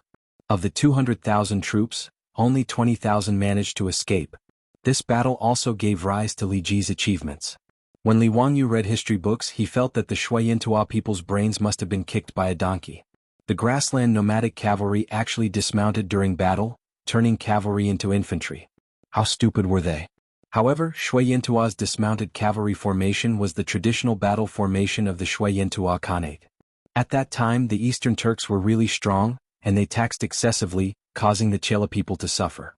In the second year of Jingguan, the barbarian man led his troops to fight against the Turks. Sheli Khan sent troops to suppress the Chela people, but he did not expect that the Turks would be defeated by them. It was because the barbarian man defeated the Turks that his prestige rose, and the Chela people chose him to be the Khan, establishing the Shui Yintua Khanate. The method that the Chela people used to defeat the Turks was to dismount and form a cavalry formation. They all won with their men but they did not use their mounts. 5 men in a group, 1 on the horse, 4 in front. The order was, if you win you ride and chase. If you lose you die. Shui Yintua's strategy was to form a group of 5. One of them would be in charge of the 5 horses, while the other 4 would fight on foot. If they won they would pursue on horseback. If they lost they would retreat on horseback. To Shui Yintua's cavalry, horses were only a means of transportation and not a fighting force. To the people of the grassland this was a wonder. However, such a dismounted cavalry formation was able to defeat the Turkic cavalry who were at the peak of their power. Whether it was the cavalry of the Eastern Turks or the Western Turks, Shui Yintua would always use this move. Moreover, he would win every battle. This made Shui Yintua's people even more superstitious about dismounted cavalry. It was not until the 15th year of Jingguan that Shui Yintua's dismounted cavalry formation was taught a lesson by the iron cavalry of the Tang dynasty that this strange tactic died out. Li Wangyu recalled the history of the Tang dynasty and immediately understood why those Shui Yintua cavalry dismounted and formed a formation, and why Adian and the other Chela people also dismounted. Was there something wrong with his head? One must know that cavalry was the most invincible army in the era of cold weapons. Giving up on being a cavalry with plus 100 combat power and jumping off the back of a horse to become a foot soldier, this was simply crazy. Immediately he jumped down from the sand boat, grabbed Adian and roared, "Dalang, wait! You can't fight like that. This is just courting death. Quickly get on the horse, I have a way to defeat them." Adian and the others were already prepared to charge. Being burned by the flames of vengeance, how could he listen to Li Wangyu's words? Li Wangyu, let go. Adian pulled Li Wangyu to the side and explained, "We Chela people have always fought like this. Horses can't break the formation at all. This is how the Turks were defeated by us Chela people. Listen to me, Dalong. If you charge over like this you are just courting death. Today we don't plan to go back alive. If they don't die we will die. None of us Hurut men are afraid of death." Adian did not listen to him at all. Li Wangyu was so anxious that his face turned red. He opened his arms and stood in front of Adian. "Bullshit. They are already dead, who will avenge Yarwo? Dalong, do you believe me? Listen to me, I guarantee that we can defeat them. If you don't listen to me then just step over my body." Adian was startled by his roar. He looked at the group of Chela people and did not know how to respond. The Chela people were not afraid of death, but more than 200 people in their tribe were slaughtered. Of course they wanted to avenge this blood debt. If they did not care about the consequences and fought with their lives they would die. However, they were not willing to let their enemies leave so easily. Li Wangyu was a Tang man who they picked up from the grassland. Although he was thin and weak, his abilities made everyone gasp in admiration. Whether it was the sand boat that could run without animal power or boiling salt in water, Adian and the others were amazed. Many of them even treated Li Wangyu as a god. Adian hesitated for a moment. He gritted his teeth and asked, "Li Wangyu, tell me, how can we defeat those bastards?" Li Wangyu's eyes flashed as he pointed at the horses behind them and said, "Mounted archery." Mounted archery? Adian did not understand what Li Wangyu meant. Yes, mounted archery. Li Wangyu nodded his head confidently.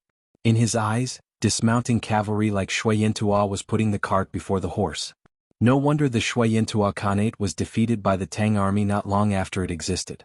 As for the Turks, they were even weaker. They could not even break the dismounted cavalry formation of the Chela people, which was a joke. No wonder the Turks were chased to the west by the Tang army.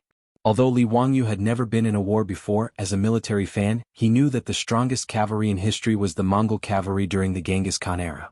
The tactics of the Mongol cavalry were split into the Mongol light cavalry and the Mongol heavy cavalry.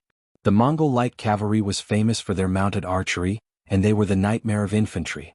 With 100 men in a group, they would walk outside the infantry formation and shoot out arrows to kill the infantry. Before the two armies clashed, the Mongol light cavalry would be able to kill large amounts of enemy troops from afar, causing them to fall into chaos. Following which, the Mongol heavy cavalry would quickly charge forward and crush the enemy like a mountain pressing down on them. The Mongol cavalry relied on such tactics to conquer 2/3 of the Eurasian continent with a small race of less than 2 million people. In Li Wangyou's eyes, the Chela people of the Hurut tribe were also good at mounted archery. It was just that they did not find the right tactic.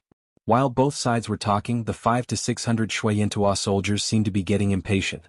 They started to slowly push their formation towards them.